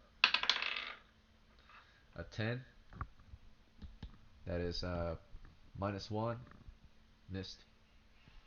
And then Bran. Natural 1. Automatic miss. Not even close. Now they all have a chance to bite you. There's 4 surviving snakes. They all are small and are able to attack you. Each will take 1 attack. One of you can volunteer for 2 attacks. Otherwise I'll roll randomly. Who would like to volunteer? I will. Wardell will. Okay, Wardell will take 2 on. We'll start with Wardell then. The brave Wardell is about to get bit. 13, 17. Wardell, do you know your armor class? It's like 3 or something, I think you said. We can recheck. I What armor do you have? have mail over Mail. a gambeson, Gamson. heavy helmet, and a shield. Shield. Shield 1. Heavy Gamson and mail is 4, so that's 5. And then helmet, so that's 6. You have armor class 3. What's your dexterity? Dexterity is 8. Alright, you have armor class 4. Let's see. So 17 hits, 13 misses. So you take 1 bite. Let's see how much damage it deals. It's gonna be a D3. You're bit in the ankle, taking 2 damage. How many hit points do you have total? 5. Yeah, 3 of 5. The brave Wardell is badly injured. Well, not badly, but potentially, because now there's poison running through him. Let's see if he can, if he saves against the poison. If his boot protected him or not. You got a saving throw. We need to get a 12 or higher. You have a -1 penalty to this, so you need a 13 or higher. He is poisoned. The poison is running through his veins. He can feel a very bad sensation in his ankle, right? As it clings to his Damn ankle biters. Indeed. So he's not dead outright, but he will be soon if the poison's not cured. Alright. So he's being bit by 1 snake so far. One's latched onto his ankle. And then it's about to release from his ankle and try to bite him again, causing more damage and poison to him. But before that can happen, as the melee comes to an end, as Eden fell back and looked for an opening to shoot, but there were no openings, it was Corliss who casted Sleep. So Corliss, what's your intelligence?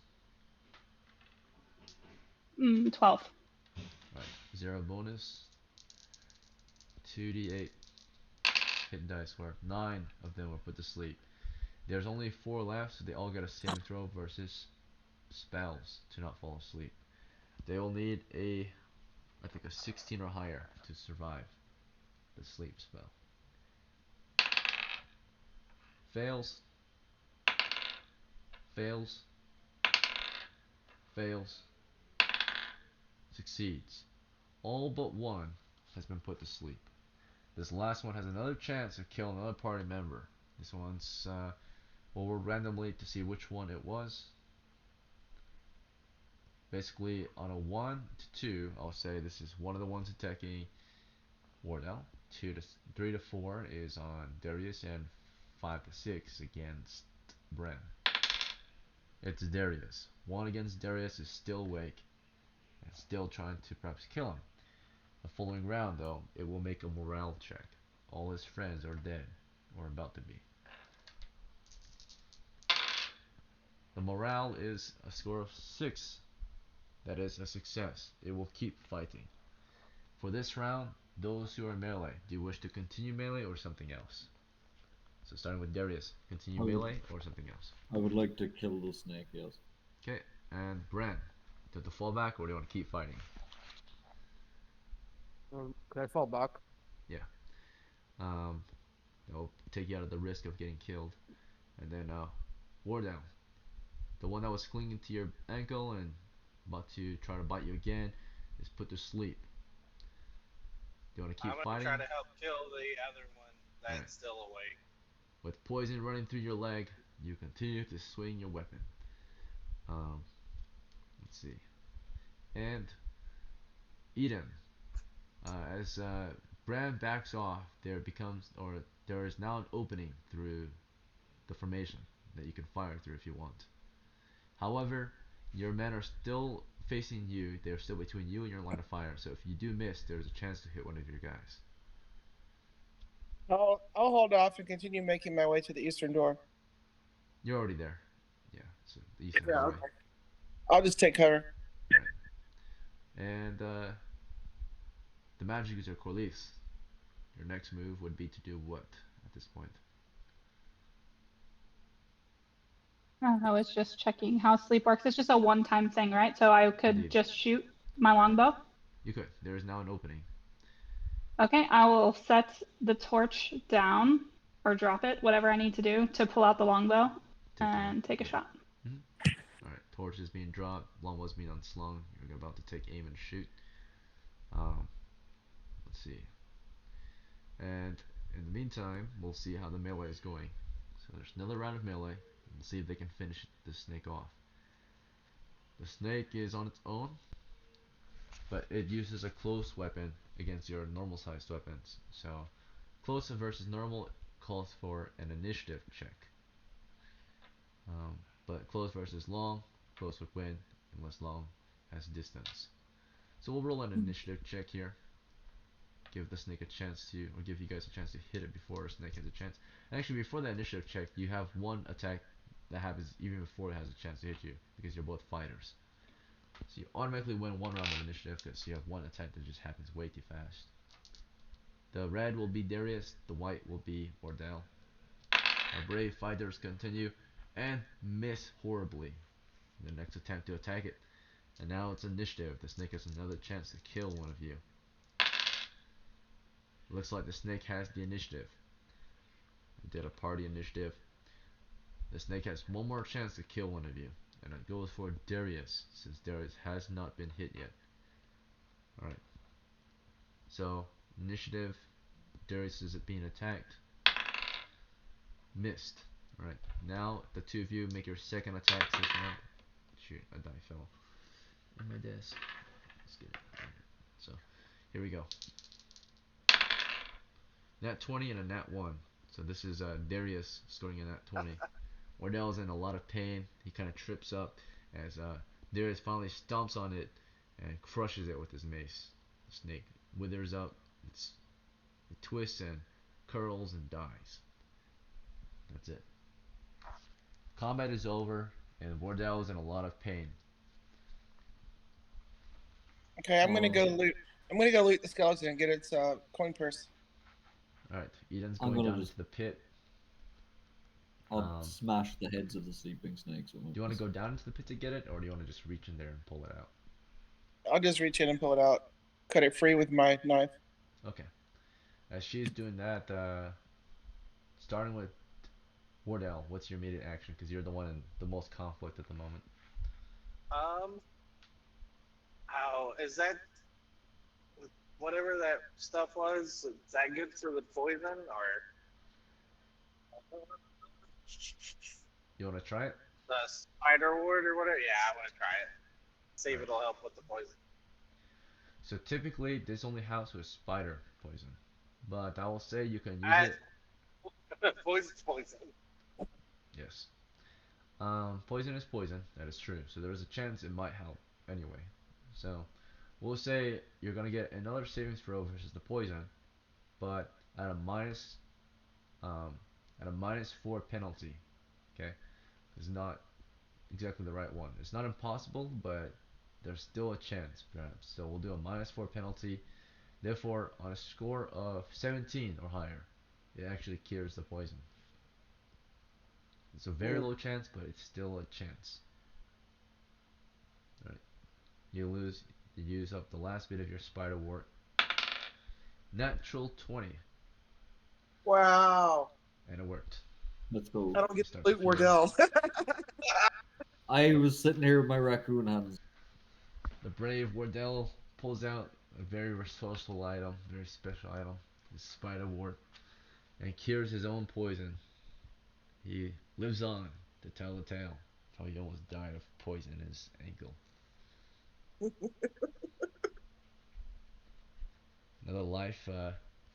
Another very memorable event. Anytime your life is at risk, it's very memorable. Typically, because you were gonna die. You should have died, right? But you didn't. Okay, so all right. I want to go lop off the heads of the snakes and. I'm gonna try and stop it. I'm gonna say, wait. These corpses of these snakes could be worth money. You could sever the poison glands that would be the most valuable. So they're in the neck. So why don't we collect them and take them back and sell them along with the skulls? Okay. Sounds Could I good. try to skin the snakes for their hide? You can skin Back the in snake, town? but it Oh. could also ruin the snake hide, right? So if you don't skin it right, you're not a skinner, or you don't have a knife. If it's in their neck, do you want me to crush their skull?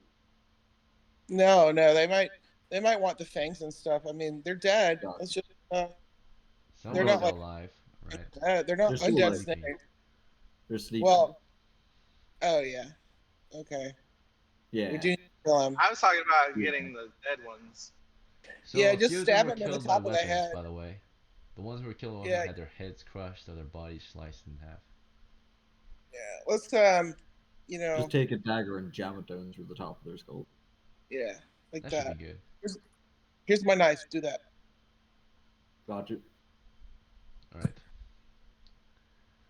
So, you go around and gently place your hand on the head, and then you jam your knife through the top of the skull, and it does wriggle for a bit. Snakes take a while to kill, unless you hit the right part. But they wriggle and wriggle, and you keep on twisting your blade through their skull until they give up and die. And eventually, you do this to all the snakes. Now, Eden, as they were doing that with your knife, you were, of course, pocketing the coin that you just cut off from the skeletal remains. And in the meantime, as that was happening, Bran was looking to skin one of them. Bran, you picked one up to skin. How would you skin it? Do you have a knife? I have like a You have a axe and a javelin. yeah. So neither of those are very good for skinning, right? Like they would probably just chop it up and ruin the skin. Could I be like really gentle with like the tip of my axe or something with it and like go like really slow? Do you know how many Uh, random encounters would aggro while you did that? Let's not do that. Wait till we get back to town to skin it properly. Sell it as is and let them skin it. It But is the the expert- person's choice. That would be a good yeah, idea. You guys made a suggestion to him. All right, Brand. What do you think? Do you want to do it here, or do you want to just wait for later, or something I'll else? just wait for later. Okay. So we can bag the snakes up if you guys have a container to put them in. They've all I been have my killed. sack. You have a sack that can carry 20 pounds of gear. Your sack is empty at the moment, so each snake weighs about maybe 3 pounds. So there's 5 of them total. So that's 15 pounds worth of snake. Would you like to do that? You want to take them, Brand? Sure. Alright, you guys all help Brand stuff them in his sack. You can carry the Yeah, snake who on has your shoulder. skulls? Who has the skulls? Corliss does in her bag. Okay. Yeah. Incanted So I skulls. think that maybe it's time to head back. We Just have been so playing for make a while. Yeah, we should probably wrap up the game tonight. So, I think our end time was supposed to be like an hour ago. But we do have more players, so we did go longer, of course. So, max time, since there's 5 players, right, is 5-hour session. So, if we do want to continue, of course, we'll have to take a small break. Do you guys want to wrap it up here, get back to town, get your treasure, split, or do you guys want? If you guys want to keep playing the dungeon, then we'll have to take a break at least. I'm more than happy to keep playing, but I am going to take like a 10-15 minute break to go run. Yeah, we'll take a longer break than the usual. The halftime is usually 10 minutes, but like a break between the next session, right? Intermission. It'll be a longer break, like a 30-minute break. Yep, that's perfect for me. I can get break. Do you all? Does anyone need a head I'm out? down. Corliss is I'm good. good. I'm down. Darius, Wardell. This is gonna be a longer session. All right, Eden, Brand, how are you guys holding up? Want to keep pressing deeper? Yeah, it's not that like only like midnight. Idle, it's the weekend. You can stay up longer. I mean, it's almost Monday morning. All right. Or no, Well, Sunday in that morning. case, It I'm gonna is get lunch actually too. You guys go get food. Come back in about, we'll say 30 minutes. I have to get a haircut too right now, so come back Ooh, in what about kind of 30 you getting? minutes. Eat some food. You getting a fade, Egan? You gonna be looking fresh? Yeah, I have to. Hell yeah. All right. I'll see you guys in about 30 minutes. This is a longer break than usual because, basically we're moving to like a second session, so that's why we're gonna have a longer break. That's cool. All right. All right. I'll see you guys in about 30 minutes. Telling you right now, Parody, St. Patrick.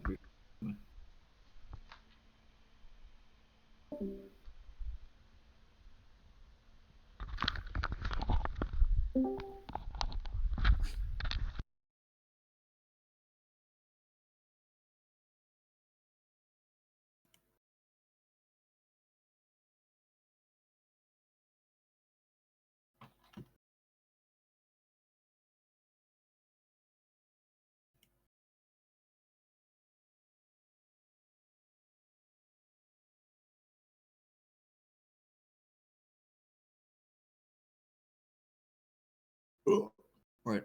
I'm gonna go get my dog ready to go to the shop.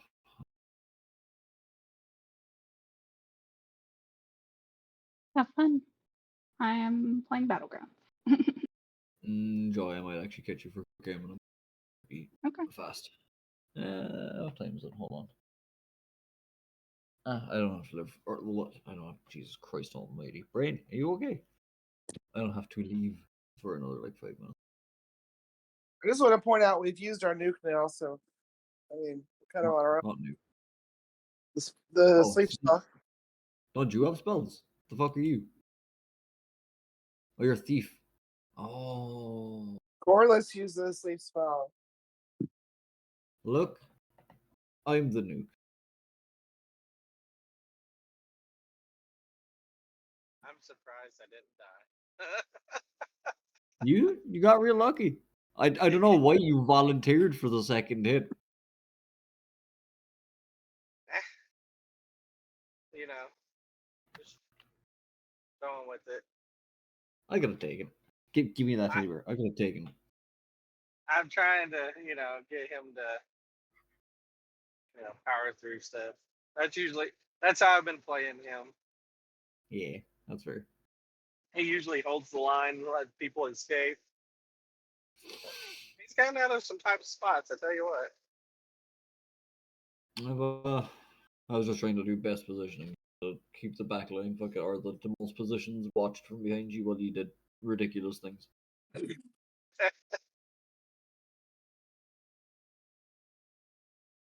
I was expecting to get flanked from like 3 different doorways when you did that. I wasn't expecting you guys to be the ones that got screwed.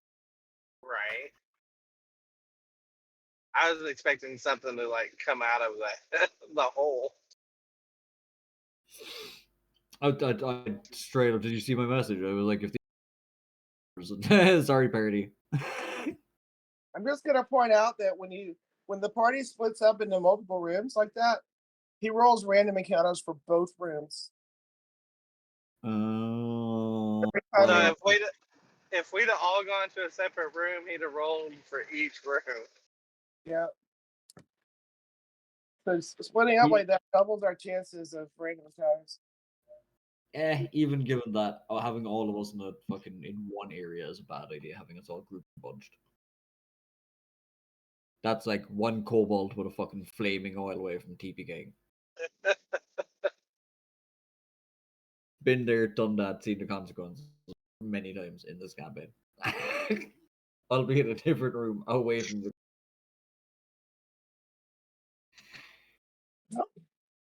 Yeah, we were in the mine, and one of the guys fell down the side of a hill through a trap door. Then 2 of the guys went down to help him, and they got surrounded by kobolds or something. It was just, it was getting out of hand quick. You ever been at the bottom of a pitfall trap with 2 giant rats and 2 separate swarms of rats as well? Can't say as I have. Can't say as I That character have. survived. Every single one of my characters has somehow survived, except a single cleric I had that got nuked by like 16 groups.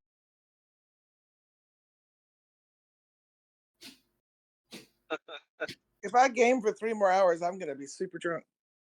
Hell yeah! I'm already high as a fucking kite to get through this. Let's go. Yes, the second option for me.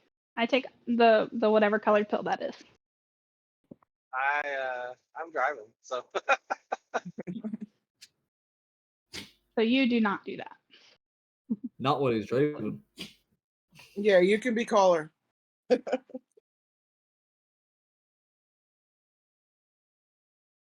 We can't be trusted. I'm also chaotic as fuck. I'll get you killed for fun. All I ask, if I die, somebody's gonna take care of my horse. Ian, I will absolutely raccoon hands everything you want to play. This character was the original raccoon hands. There was a moment where I had a retainer that got poisoned, just like you, and instead of helping him, I stood there and rubbed my hands together, waiting for him to die because I really wanted his helmet. That is awesome. Raccoon hands. Give me like 10 minutes. I'm gonna run to the shop and also take a piss. Probably not in that order. BRB. I'll be right back as well.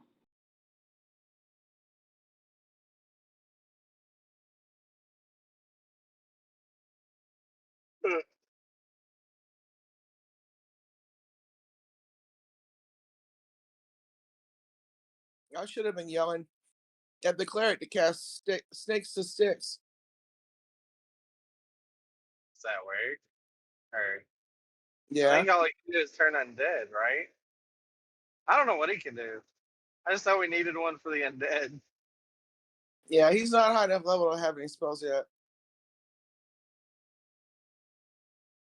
I would like, if Wardell dies, I'd like to make a cleric. I think that would be fun. Till that guy dies. I play a cleric in just about every other campaign I'm in, but this one it's not worth it. Oh, I got horrible rolls, so I just took a fighter and went with it.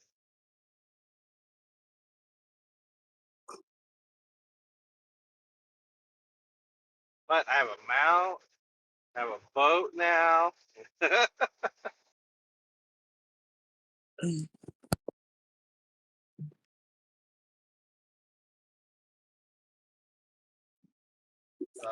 He's useful.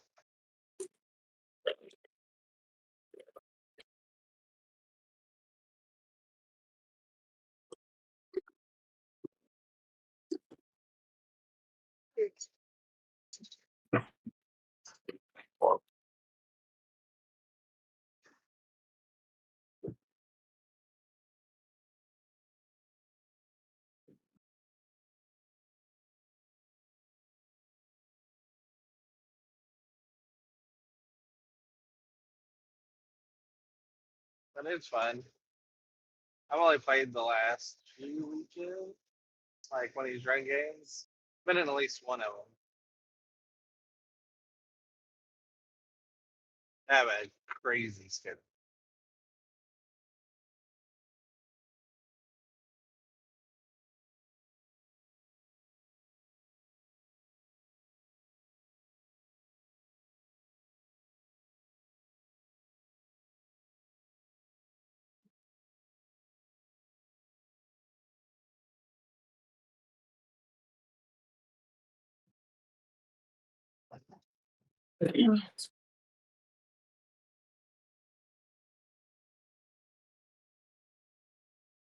Ah, fuck me! I just realized it's Sunday. My local shop doesn't open until 7. Ah, that's annoying.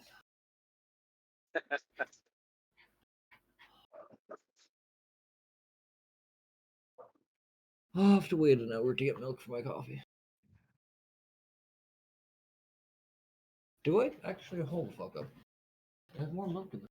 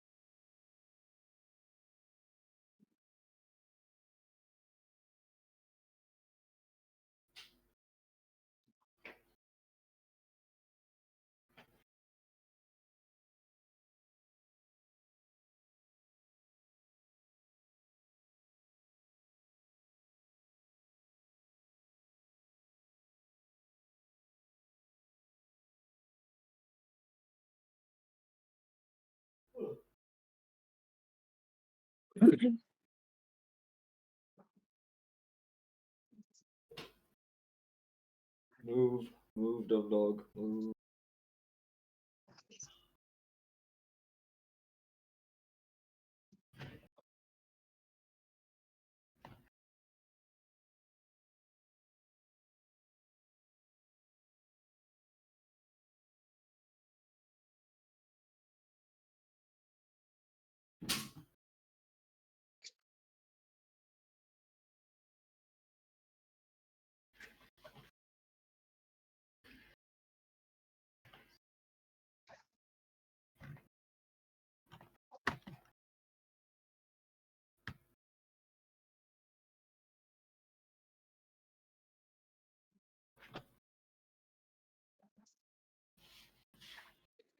Oh, guess I'll play some Hearthstone while I wait.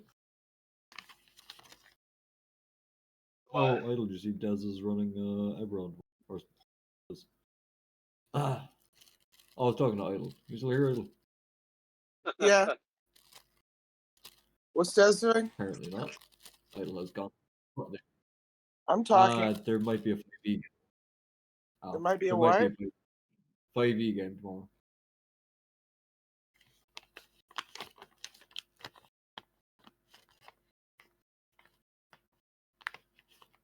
He said he has to prepare maps and stuff. There should be, hopefully, an Eberron game.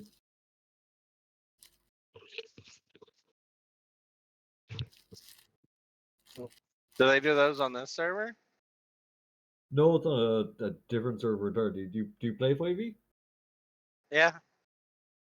He uses the It's real. BTT though, so you wouldn't be able to drive while you're doing it.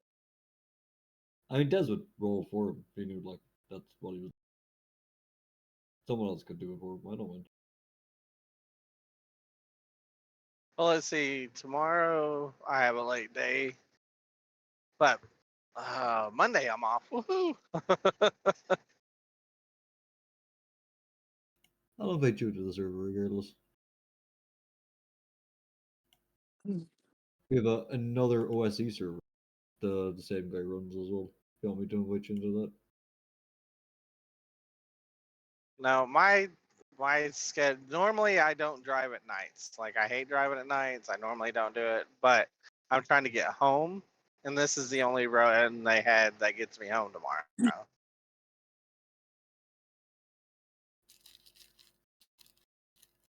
Games are hosted on days. I can't say for sure anymore what days. I'd rather get up early in the morning than drive into the night.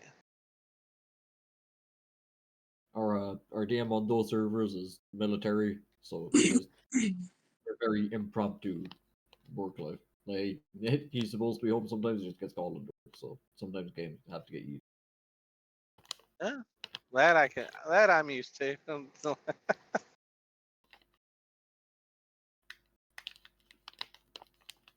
No, I've been playing one shots for about a year now on a different server. But over the summer, it slowed down a lot because everybody's spending time with their family and everything. I've done a handful of one shots now. They're pretty. This is really the first real campaign start at level 1 and work your way up style that I've played. If you like that kind of environment, then definitely enjoy either of the servers that I linked you to, because we always start at one and work our way up from there.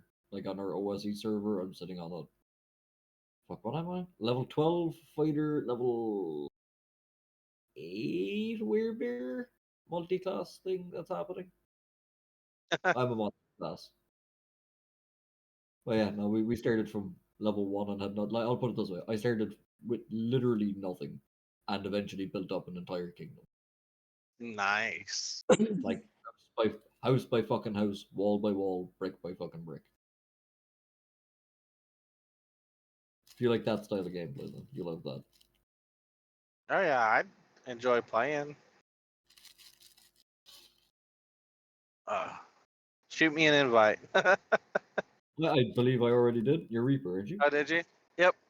Yep, I did. There should be two invites. One is the 5e server, one is the OSE server.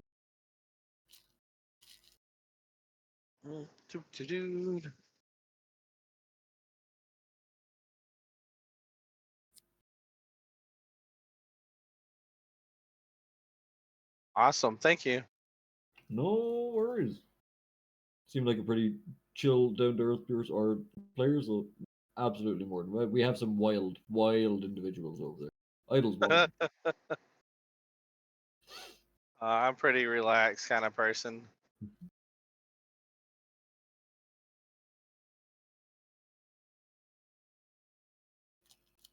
Like, if my guy dies, he dies. I can make another one.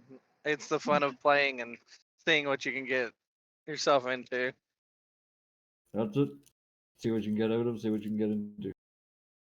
I had my first character, or no, my second character I ever made. My first one's still doing strong on the other server, but I had made a ranger, Gloomstalker, and Ooh. so we were in a mountain fighting some drow, and one of the party members got caught. Well, I made the mistake of trying to rescue that party member, so he got away, but I ended up getting caught. So did a rescue mission, got him back, but he he barely made it. I mean, you made it out. That's the main thing. Oh, but I like playing Gloomstalkers. They're a lot of fun. I'm currently fucking around with a Circle of the Moon druid on the 5e server because it being a caster with the ability to just go, fuck it, I'm going into melee. It's pretty fun. And I just hit level 6, so I have now gotten the ability to turn into a giant Elec and kicking people in the face. That's awesome. Yeah, my new Gloom Stalker I made to replace the one that got captured and everything is part rogue, part assassin rogue. Ooh. So he gets advantage on everything that hasn't taken a turn. On top of the first turn of combat, I get 3 shots. So he is wicked the first round. Did you, by any chance, make it a bugbear? No, I did not. That's how you take that build to the actual fucking extreme of Really? Yeah, bugbears have a bonus to going first in initiative. They have incredible stealth. It's just taking the combo to the extreme. It's fucking ridiculous. Oh, that might be how I need to go then. I'll make one on this server like that. Also, if you're not familiar, when you get the ability to take a feat at level 4, 8, and so on, take the alert feat for that build, which gives you a +5 to initiative rolls, and you can't be surprised. Yeah, that I have that on my guy right now. I love that feat. I have I have alert, and then I have the crossbow. The next one I'm getting is piercer, so it adds that that piercing damage No. on top of my because I'll also get sneak attack. So it's a lot of fun. That's pretty He's good. wicked. It's, I want to say, dreadful ambush, dread Yeah, dread dread ambusher. ambusher. Yes. Yeah. That's been a minute. It's So pretty. his Oh, first go. shot in combat is sneak attack plus dread ambusher is an extra D8 plus what he hits at advantage.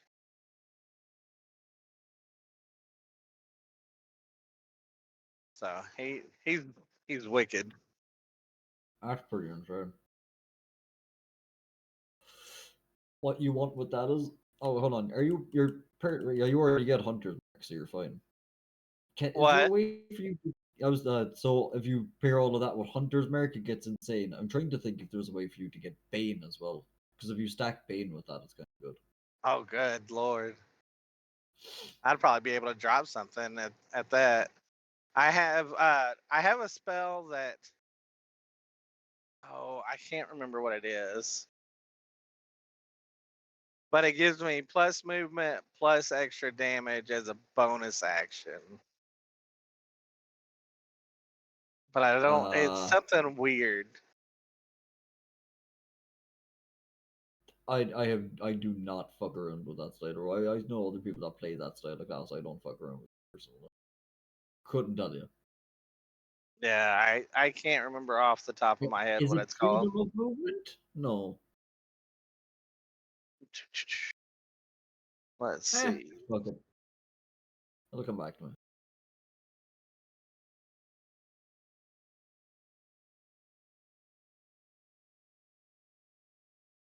It is Zephyr Strike.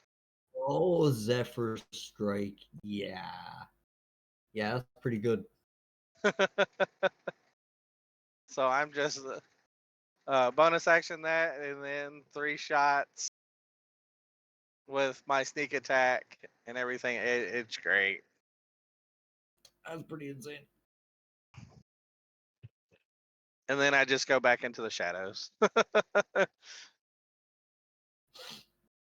Free action, run away.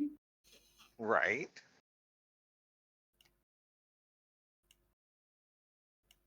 I actually watch a campaign where one of the characters does play that exact build, and she's pretty fucking terrifying. I made a mistake because I went with the hunting rifle first with that build, and it gave me away. So when I remade the character, I'm like, you know what? I'll go heavy crossbow for that damage, and then being able to disappear in the dark and all that wonderful stuff would be an advantage because it's not, the bow twang compared to a shotgun going, or a rifle going off is definitely considerable. We had somebody do that in this campaign once, or in the server, and shot a gun in a dungeon and alerted every monster with 10,000-mile radius to where the fuck we were. Oh yeah. Well, I was in a game where somebody did that. It wasn't me that time because I was playing my paladin, but he took 2 shots with a rifle and everything within, what was it, 300 something, 300 yards or 300 feet was attracted, and we got swarmed. Luckily, we made it out alive, but Before she even butts in to say it, yes, about 2 weeks ago, Idol, I did use Thunderwave in the middle of a fucking fort and attracted everything to it. My bad. Sorry. Yes. Yeah. That happened. And then the next week he did it again with lightning. All lightning. And the lightning was fine. We had other people using thunder damage. I removed Thunderwave from my spell list. You're welcome. That's awesome. I am also chaotic as fuck, so it's kind of fitting to the character. Oh yeah, I am too. I love me some chaotic characters. I don't know why. Just something about playing chaotic is just freeing. If I make a spellcaster, it's usually evil, like just downright evil. My rangers are usually pretty chaotic. I had I had one guy running away, and so I'm like, I want to, take a shot at him, but I want to kneecap him. And I hit like a nat 20 on the roll. So. Damn. I'll tell you how. I'll give you a snippet of what I do when people want me to go chaotic in the OSC server we have. I've a he was started out as a lawful knight and slowly turned into a neutral and became a monster werebear and became a fighter, just for being better protected and being able to protect the party. So he did kind of slip a bit, but one of my friends in the game, his character asked my character to go torture some prisoners for him, and still to this day, I hear him say, "You went too far with those prisoners, man. You said torture them for information. That was all I was told." That's awesome. Still to this day, I hear him bitch about that. He doesn't need his arms and legs. Oh, that's what I did. I made an example. I beat him repeatedly. Then I questioned him a bit. Then I beat him some more. Then I questioned him some more. And then I took them all into a room and took the eyes out of one of them, chopped his arms and his legs off in front of the others to make an example. Yes.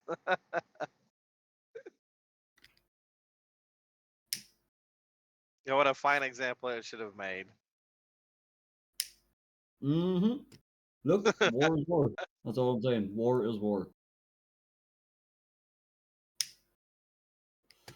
And I imagine you got some information out of the others, right? Oh, absolutely. Yeah.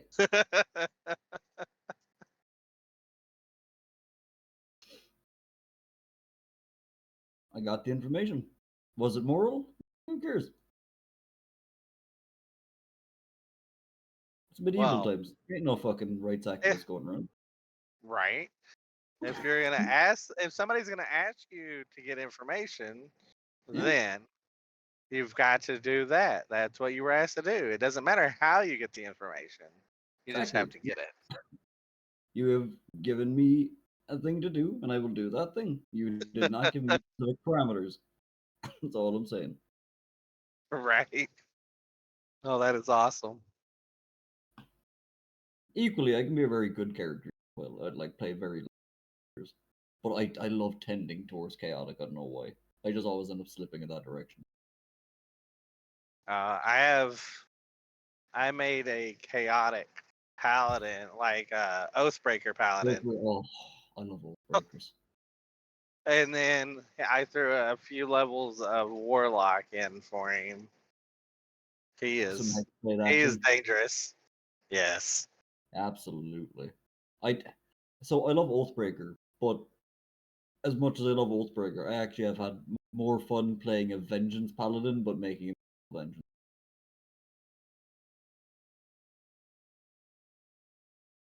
Yeah, He's my a bit- first paladin I made was what is that, Sentinel or something like Uh, that.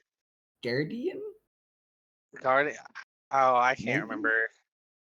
But then I'm like, I want something that's kind of, beefy and just like out for blood, and so I made the Oathbreaker, and it is awesome. I like playing it. I'll be I haven't straight with you. played the Vengeance one yet.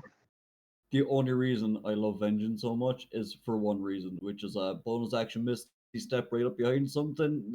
I'm a swinging divine smite, nothing personal kid.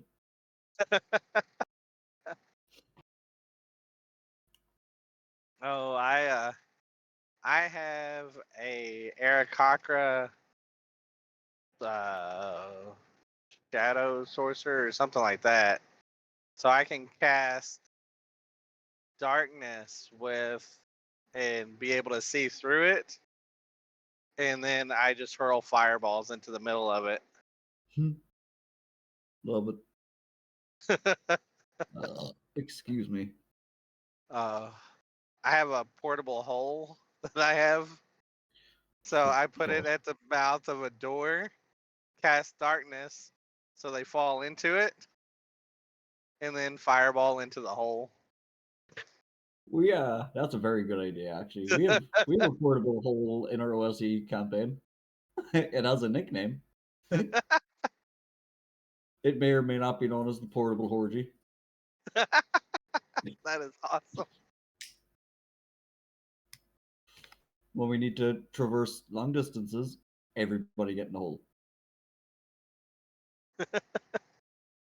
What happens in the hole stays in the hole. Right? I mean, gotta pass that time somehow. That's it. I love that on the server. It like 50% of the people are like, "Nah, I want nothing to do with this," and 50% of the people are like, "Oh yeah, let's go."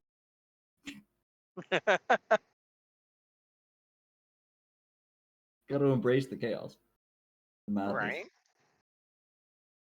You will definitely fit in on our OST server. Yeah, my DM was not expecting that, because I used the portable hole. We had a ranger with us that put in spike growth at the bottom of the hole. I cast darkness around it where I could see into it, and his monsters were coming out of this cave. Oh, yeah. All I did was every time they would fall in, I'd light them on fire with a fireball. None of his Love it. monsters made it through. That's a Like, fucking hilarious way to use a portable hole. I love it. like between the spike growth, the hole, and the darkness, none of his monsters were able to make it through.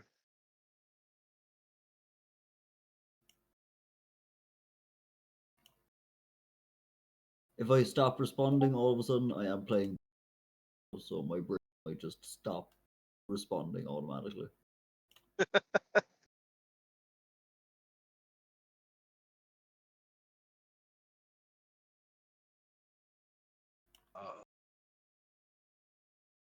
You got to use teamwork too.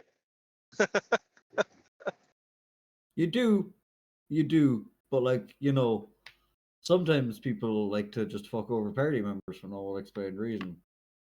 I'm not. Yeah, I've seen Don't, that don't worry happen about it. before. Don't worry. I could tell you war stories about D&D, dude.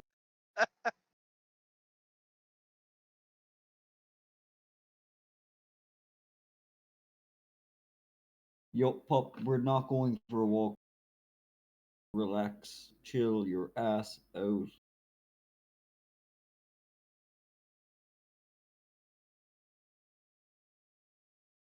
Your nose is so cold and wet. Go away from.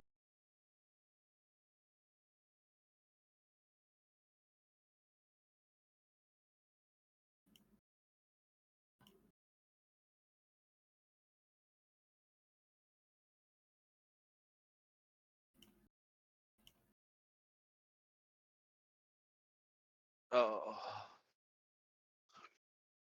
I feel that. It's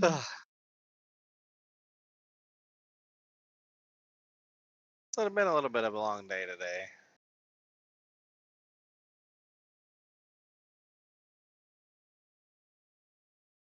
How So long I'm have you been trying doing? to. So I deliver for Walmart now. Or I don't work for Walmart. I work for a company that hauls Walmart trailers. Ah, And gotcha.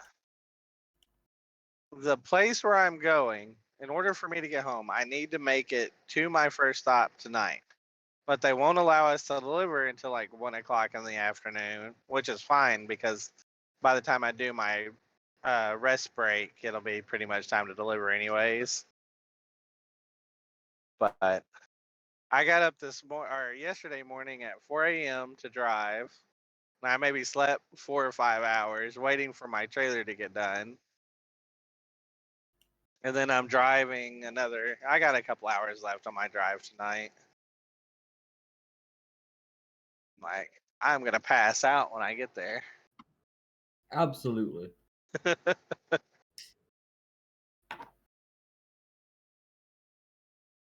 Driving at night isn't bad. There's less traffic. You can't see Huh? shit. Like, there is no scenery. There's no nothing. I mean, nothing to distract you, I guess. Yeah. Nothing to keep you entertained either, so. Yep. It gets It is boring. what it is. It is what it is. Looking forward to the next fucking pit stop you can make so you can go get a coffee or something. Oh, yeah. Been there. My dad used to deliver nighttime shifts as well for things, and I used to come with him as a kid, and I'm well aware of the. I don't know what it's like. I don't know. I don't know what it's like doing fucking 12, 24-hour long journeys, whatever the hell you. Definitely don't know what that life is like, but I feel like you're right. I What enjoy you it, do, though. I enjoy driving. I suppose if you that's something you enjoy doing, like as a hobby and as a job, then is it really?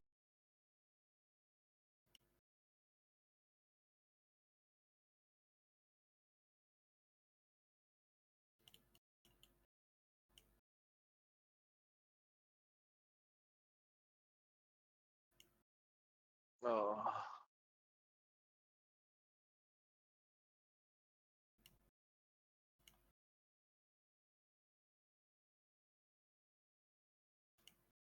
Feels like a long 30 minutes.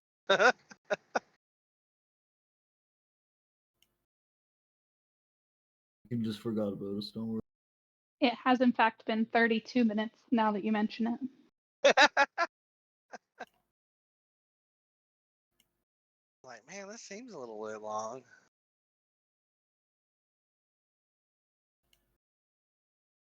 I know, just because I was like, crap, I'm late, crap, I'm late, crap, I'm late, and then rushed back, grabbed my headphones, and we're fine. I've been in the Yeah. middle of getting battlegrounds this whole time. I have been playing Battlegrounds the whole time as well, but I was sitting outside and I just didn't take my headphones with me. What are y'all playing? Hearthstone. Hearthstone? Firestone? H Card game. H yeah. It's a trading card game online. Hearthstone? Mhm. Yep.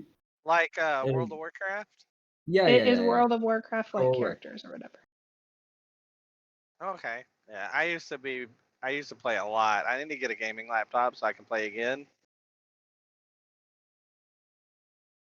Uh, my first tattoo ever is the horde symbol on my back, and most of the time I forget about it because I Fucking don't look at it. Loctero Gear, brother. What? Loctero Gear. Victory or death. Fucking Alliance scum. I'm not prejudiced. I promise. No, not at all. I barely played World of Warcraft, but I've always been a horde man. I used to play a lot, like a lot, before I joined the military, and then I can only play every once in a while. And now that I drive a truck, I don't have. I need to get a gaming laptop, but it's hey, when I have signal, I can play. But I enjoyed it. Hearthstone you can play on an iPad, which can have cell service. Just saying. You can play it on an iPad. Yeah, Yep, Hearthstone you can. absolutely. It's actually my favorite way to play. It's intuitive and easier. I might have to check out Hearthstone then. I know it. Like I remember seeing it once before. It took me a It little has, bit to remember, but I never yeah, it has played it. a couple of play modes that are drastically different from each other, so the likelihood is you'll like one of them or the other. I happen to like both. Nice. I'll have to check it out. I might be able to play it on my laptop. Oh, you absolutely will be able to. You can play it on a phone as well. Hmm? Nice.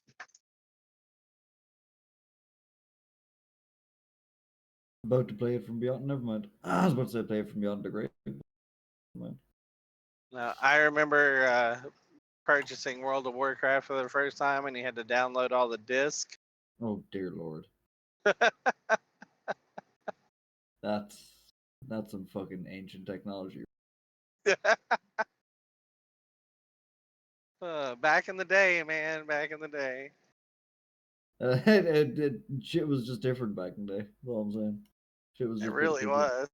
That's actually why I always preferred the PlayStation growing up when I got to that point, other than the Xbox, because fuck having multiple discs for a thing. Like, get out of my face. Give me one disc, please. I miss my Super Nintendo, man. I love that thing. On my N64, it was my baby. I played everything on that thing. I had one of those. The only thing I really liked to play on the 64 was oh, what was that? Dark. It was something dark. You could put it in paintball mode and just go around and kill people in paintball mode.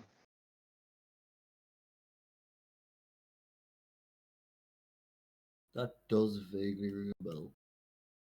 Uh, After Dark? No. I Maybe? I been forever. All I know is they get down these different maps, and you can set up against how many ever opponents. And you can find different kind of machine guns and briefcase guns, and but I like to switch it into paintball mode so you can see where everything hit and just you see the enemy like get lit up by a bunch of paintballs and I might have actually played that.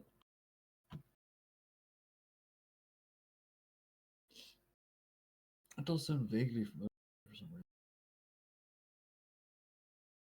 Whoa, hold on, give me a second. What the fuck are you at? What? What are you chewing on? Get your ass into bed. Stop being annoying. Bed. I'm not playing with you. Get into bed. Dumbass dog.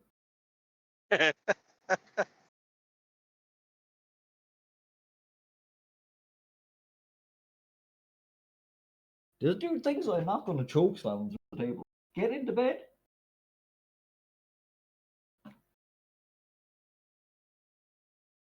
Oh, Lord, give me fucking strength.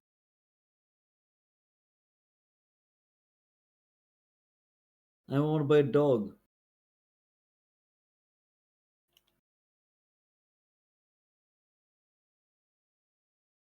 what kind of dog is it?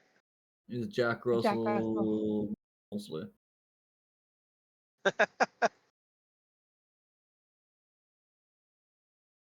Kind of. I'm gonna pass. Mostly Jack Russell. You give such a glowing review of your dog. I'm sure it'll find a great home. He's a fucking idiot.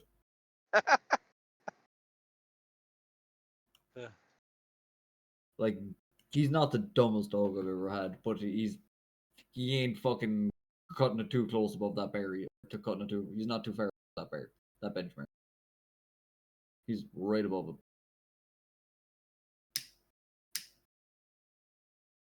My last dog, you can see the actual lack of intelligence in her eyes. I had a part what is it? Part Basset, part Beagle. We named him Bagel. He was the dumbest Lovely. dog I ever had, but he had those big floppy ears he'd always walk on. They are Oh, adorable dogs. somebody broke into our house, and the dog let the person that broke into our pet him, right? But they wound up getting his fur on him, and we were able to find out who it was. What kind of fucking idiot breaks into someone's house and pets their dog when they're wrong? Right?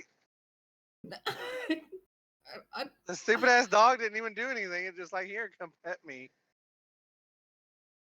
I know if someone broke into my house, this little fucking dumbass would run and hide.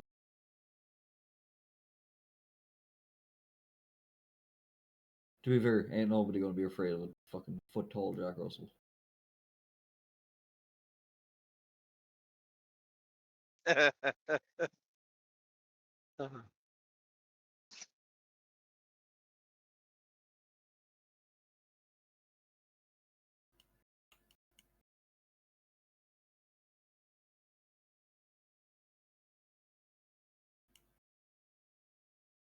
I will have to imagine Kin's haircut is taking a hot minute.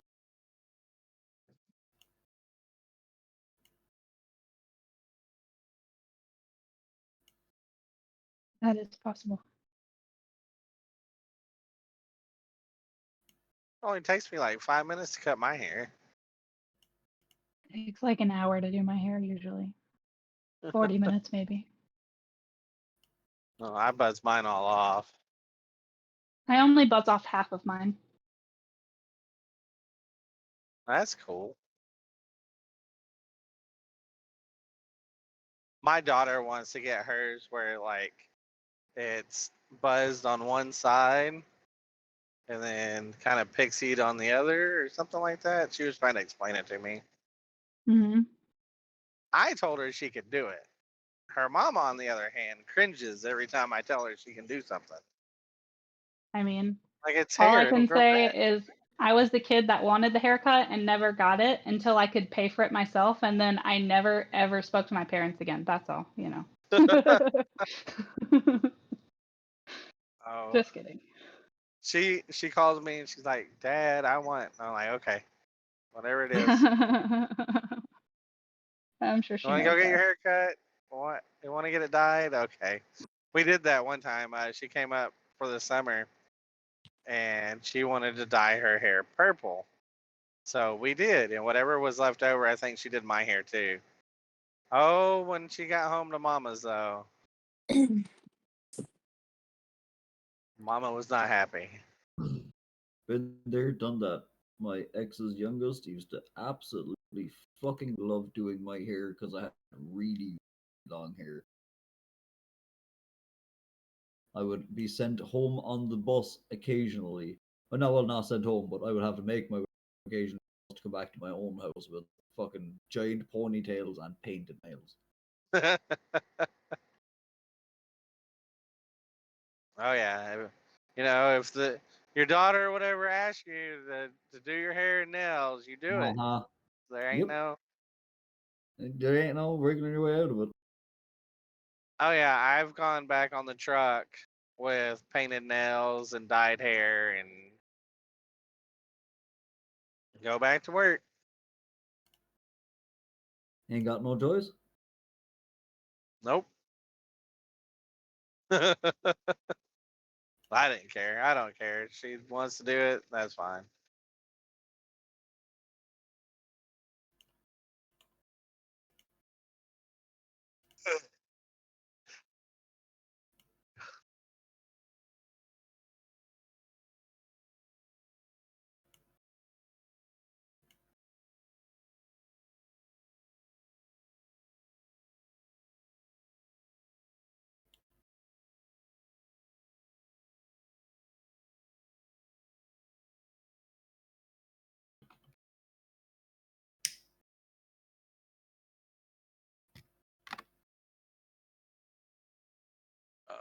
And the only thing that sucks about night shift is there ain't nothing open.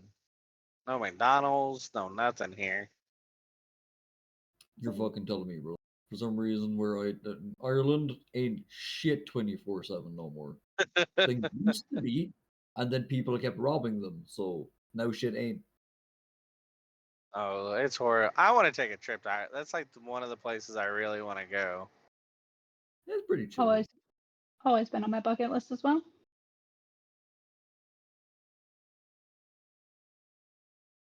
Oh yeah, Is I want to do the castle tours and the a good pub crawl and definitely coming to the right country for that sort of thing. Yes.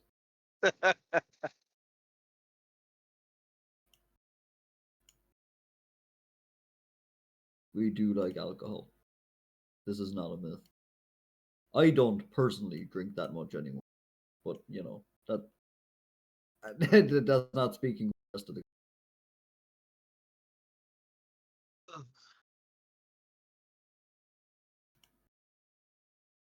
yeah, that's on my bucket list to do here in the next few years. It's pretty chill here. Pretty chill. The states is just everybody just lost their damn mind here in the states. I've noticed from afar, safely from afar.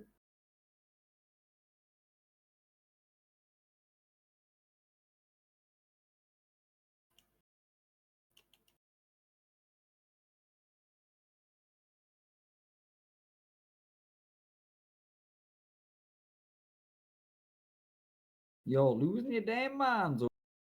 yeah, yeah. It starts with our leadership and then goes to everybody else.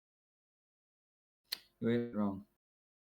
And to be fair, we've had like a cowboy standing government for about 2 years now, so I don't really know one to judge. Okay, our president is an escaped. Oh, what is that? Where you lose your memory? Dementia patient. Yeah, oh, absolutely. Sleepy Joe is absolutely sleepy. This man came over to my country and started telling us about how we need to pull our weight in America. Motherfucker, we built the goddamn country. What more do you want from us? Okay, come on. We had that all that stuff happen in Hawaii, and then he had to like figure out if Hawaii was part of the U.S. or not before This he'd go man down there. is he's an interesting figure for sure. Yeah, the U.S. has become a laughing stock across the countries. Someone needs to get that poor man some help. That's all I'm saying. That's why sometimes I don't like to admit from him from here, but you know. You're not a proud American.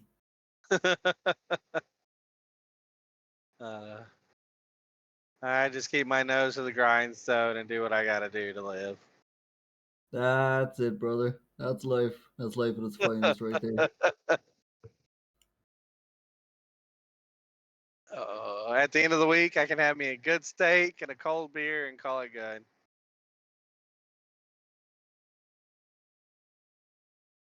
Oh man, it's actually been a minute since steak now. I should not be considering steak at like 7 o'clock in the morning. Hey, look, steak is an all-day kind of thing. It Steak and sounds eggs perfectly with hash reasonable to me. browns. He's not What? Oh, that sounds reasonable. Like not having breakfast food necessarily at breakfast. Right? I don't really do breakfast food, but I will have me some steak and hash browns for breakfast, and then a good steak at lunch, and then maybe two for supper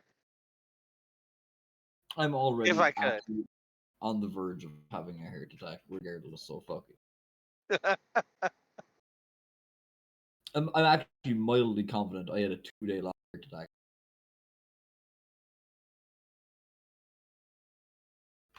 It was just two straight long days of clutching my chest, not being able to breathe or do anything.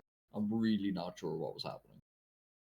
I didn't also bother to go get it checked out either. I just kind of, waited for it to pass. It was that summer heat. Don't worry, it's going away.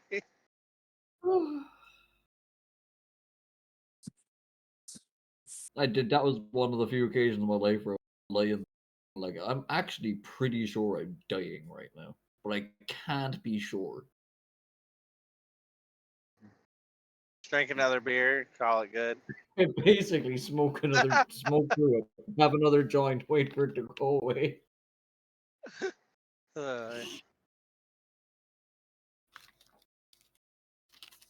Like, this will calm my nerves. I can go back to watching TV Yep. now. Live my life 1 minute at a time. Right.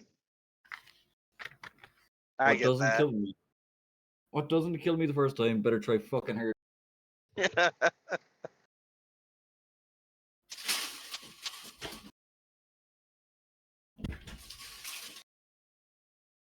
I think I figured out how you end up playing Menagerie in Hearthstone. I just I picked up actually something that was decent and then just kept just doing that. conceded the game just because I wasn't asked looking at another round of combat. You can have the first place. I don't care. I just don't care anymore. I haven't quite broken my armor yet in this game, but I would concede it if you wanted to play one together. Are you going to play I another one? am just about to wait for the dog to get his ass back in from the backyard so I can actually start getting ready to the shop so I can go get me some milk and something to fucking eat.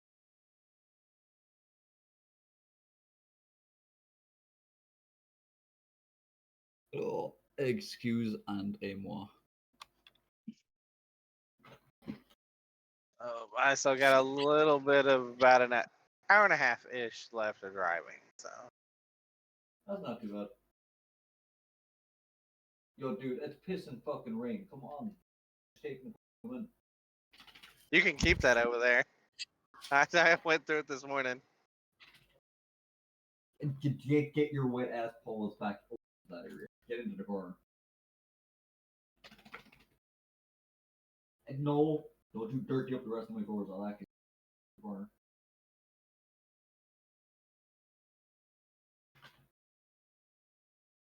Got tile floors all over the place, and this motherfucker trying to drag his muddy balls around the place. I will actually stand you through the table and get into bed. Bed. I ain't playing with you. No. Bed. Oh Lord above, give me fucking patience and strength.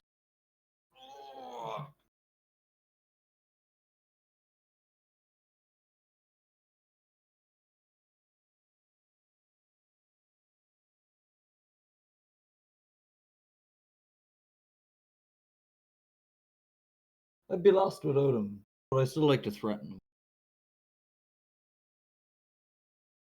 How else would he know that he's loved? That's true.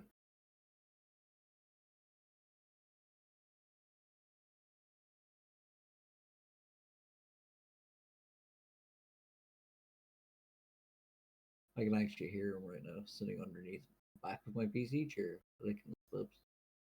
I'm actually gonna choke. Get into bed. Move, motherfucker.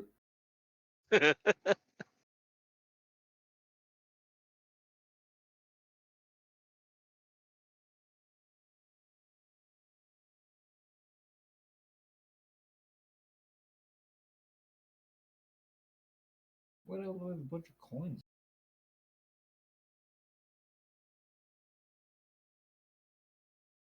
Free money.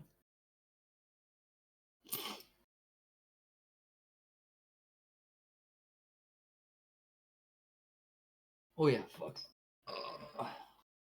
Walkies, go get your lead. Go get your lead. Cool. Actually, no walk. Piss me. Never mind. Relax.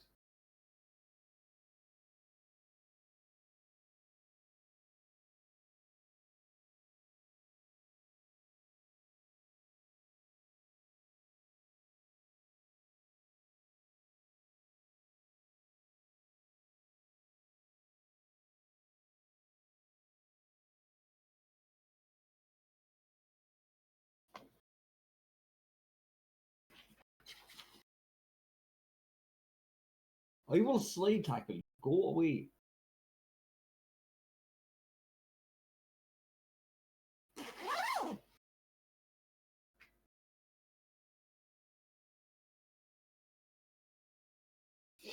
One of my friends said that to me once, and I thought he was joking because he was absolutely shit faced drunk, and then I like turned around to continue my conversation and got slate tackled from behind a fucking public street. Like, motherfucker actually slate tackled me. Oh my. That's awesome.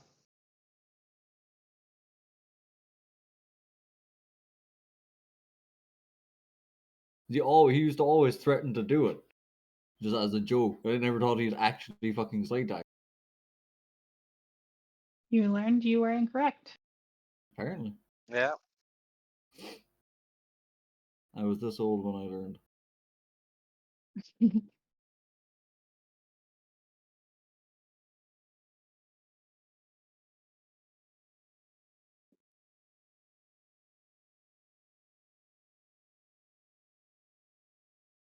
Alright, is it worth making this move? I still have like 5 minutes before I gotta.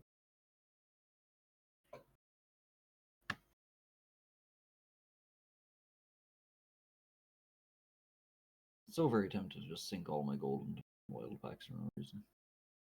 I think for our patients, we should all get an extra 200 silver. Yes, I think we should all get a free magic item. It doesn't seem likely. I just want the 200 for the next By the level. way, are you Reaper? Are you carrying a cursed weapon? No, I am carrying a. I took it off the body of something I was fighting. It's just a wicked scimitar. It's a -1 to attack, but a +1 to damage.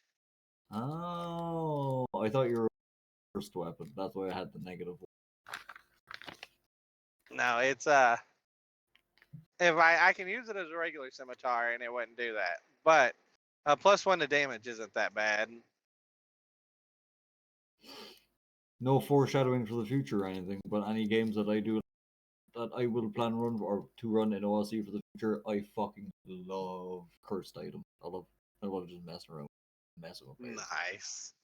I love putting something shiny in front of the cameras and such. I am the king of raccoon hands. I know how other raccoons operate. I am worried, legitimately. Oh, you absolutely should be. I do. I help out. I've only been, like I said, I've only been playing for about a year, but I DM a few games every once in a while. But I like to fuck with people in my games. Yep. And so I put a sword out in the middle of like the second room, and it was a banishing sword. But it banished everything that it attacked to the last boss. Love So it. all I told them was it was a banishing sword. I didn't give them anything else about it and asked them if they wanted to use it. And they said yes. I'm like, okay. So when they got back there, it was the boss and like 15 other monsters. It was a great fight. A glorious battle. I do very much just love fucking cursed items, trapping people, and making them paranoid of literally every surroundings for no. Nice.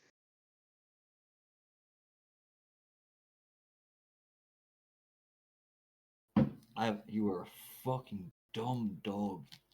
Have you played that bang you heard was him nailing his head off the bottom of my desk? Are you familiar at all with the Fallout game? Fallout?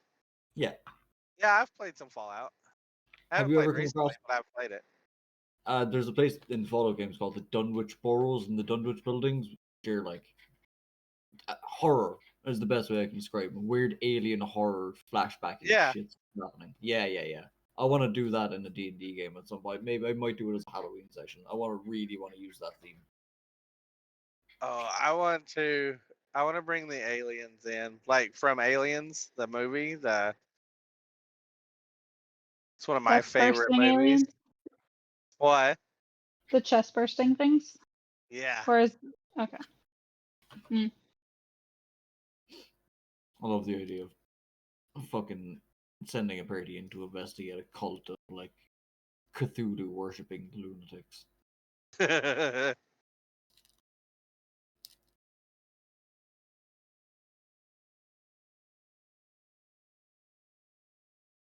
Okay, Graham, I've been doing the math. Have you? Is that what you've been doing this whole time? Yeah, I've been doing the math on what would be the best feat for Torga to get to improve her concentration ability, and it's not Warcaster or Lucky; it's Resilience. I was That's thinking that. That's at every DC. Yeah, I was thinking like because that, as I said, that's very much just putting putting the full foot to the floor on. I want absolute care assurance, if possible.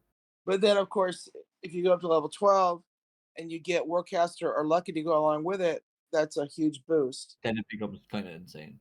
And then at level 16, if you add the other of Warcaster or Lucky, because you can Hear me roll out. with advantage with Warcaster, and then if you don't get it, you can still roll your Lucky, right? Yeah. You can. Hear me out. So Hear me that's out. another big boost. So you could combine them to get like even against a DC 20. If you had all three of those, she would be at level 16. She'd still have a 75% chance of maintaining concentration. Are you planning on staying cleric the whole way? Yes. Okay, that rules out a different option. What I was going to say is you could take a couple of levels in fighter. I think it might actually be 6 levels in fighter, but you would get indomitable, which Get, allows you to just basically you get to reroll any fail save against. Yeah, I think it's just any fail saving indomitable. what's Indomitable? So what's it called? Yeah, it's a fighter ability. Some other class gets it as well. Do barbarians get indomitable? Maybe they don't. Maybe it's just fighter. It's one of their class abilities. I'm not sure. I think it's 6 levels though, so it's probably not worth the investment. Yeah, probably not for that. 4 levels. Oh, I've thought about making a character that's like a couple levels in Oh. fighter, and then a spellcaster. Idle, actually. So if you took 2 levels of wizard, right? Get that Hear me plate out. option in there too. You take 2 levels of wizard, and you get portent.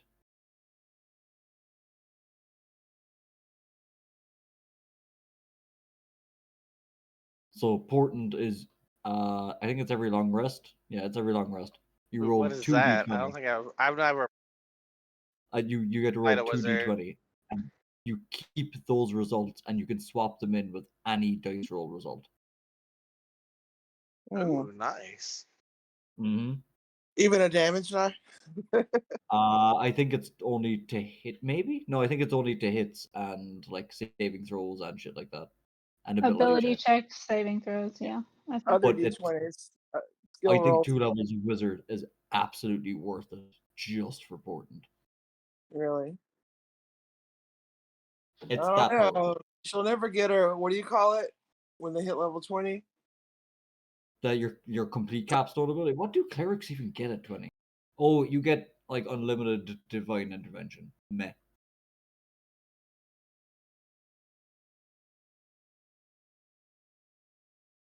Is Torges the life cleric? Yeah. Yeah, I would Your go to level capstone is 20. 18. Your subclass capstone is 17 or 18. The overall cleric capstone is the divine intervention 20. Hmm. So if you wanted something really powerful early level, portents could be insane. Like if you roll a 20 on your portents, and we desperately need to kill a boss, and one of the big damages is about to like hit the boss, you can be like, actually, I've seen the future. They roll a nat 20. That would be insane. That's how it works. It's actually kind of fucking ridiculous. Or if a boss is attacking a friendly and you have a really low number, so like a 1, you can be like, they roll a 1.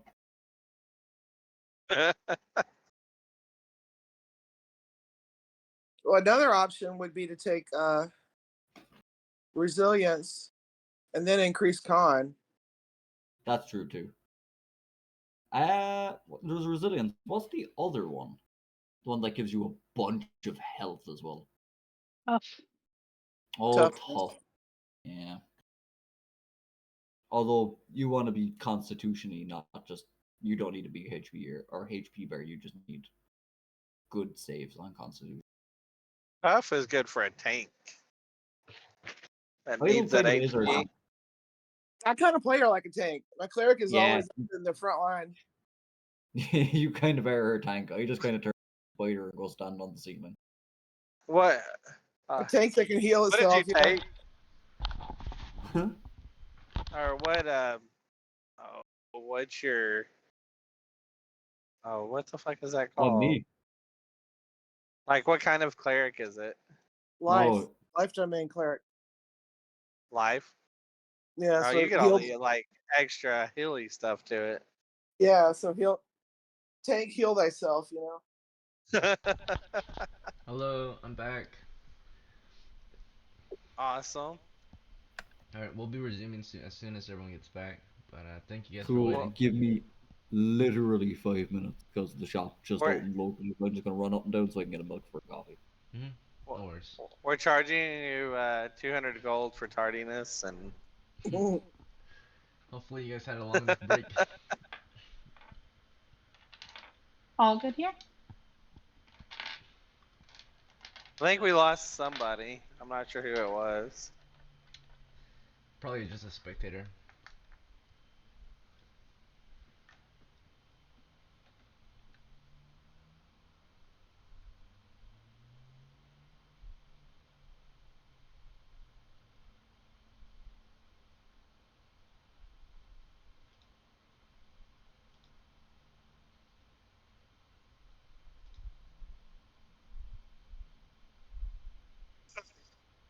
Like, I don't know why I got proficiency in something other than con, you know, on my starting proficiencies.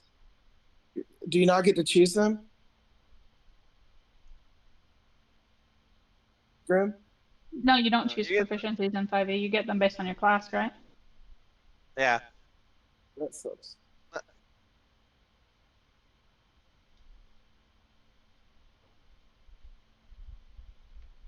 So as a life cleric, I got wisdom, and what was the other one? Well, Sally, you should know this. You have a life cleric. No, you don't. That's Garnet. I don't. No. I do. I've played a life cleric. What was your question? Sorry. Yeah, what proficiencies does a life cleric get? And Oh yeah, I have one open right now because I was about to argue with Grim about something, but he was actually right. The proficiencies they get are wisdom and charisma. that's right. Okay. You have to get resilience if you want to be any good at maintaining your concentration.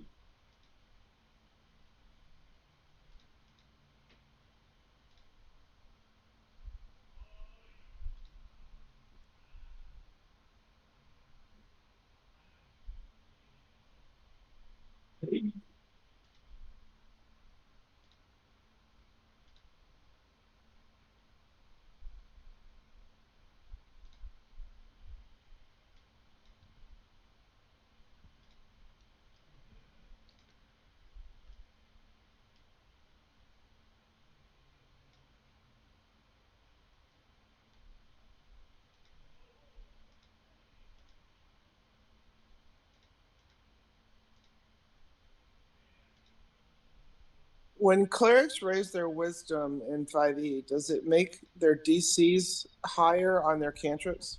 Yes, it does. So I need to do that too.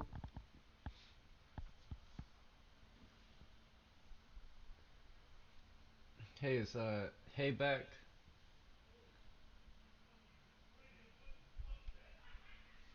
Oh. Bump. Hey, Eric, Brad, here. Oh, I think he just went to. I think he said he was gonna go run and get some milk for his coffee real quick. No, that was Grim. What? That was Graham.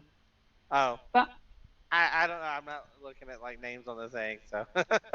Yeah, he's I'm listening to sorry. us. Grim's listening to us right now. He's just like too far away to talk. I'm here. Oh, you're here. Everybody's here. Let's go Awesome. And down. that was Hay. Especially you, Wasella. I mean, Corliss. Corliss, I'm here. Okay. Ambi. Then, if Grim can hear us, we shall resume. Because he should be back shortly. So. I mean, he just went to the kitchen, right? No, he went to the shop. Oh. Oh. Okay. Yeah, he said he had to Yeah. run outside The and then shop back. is just downstairs, so he really will be like 5 minutes. So, Yeah. I mean, he's blind, so he's like stumbling down the stairs looking for the shop, but it'll be 5 minutes. So if we hear I a should not laugh off of we'll mute. know what it is. He's not completely blind though, right? Yeah, he's legally blind. He'll be completely blind eventually.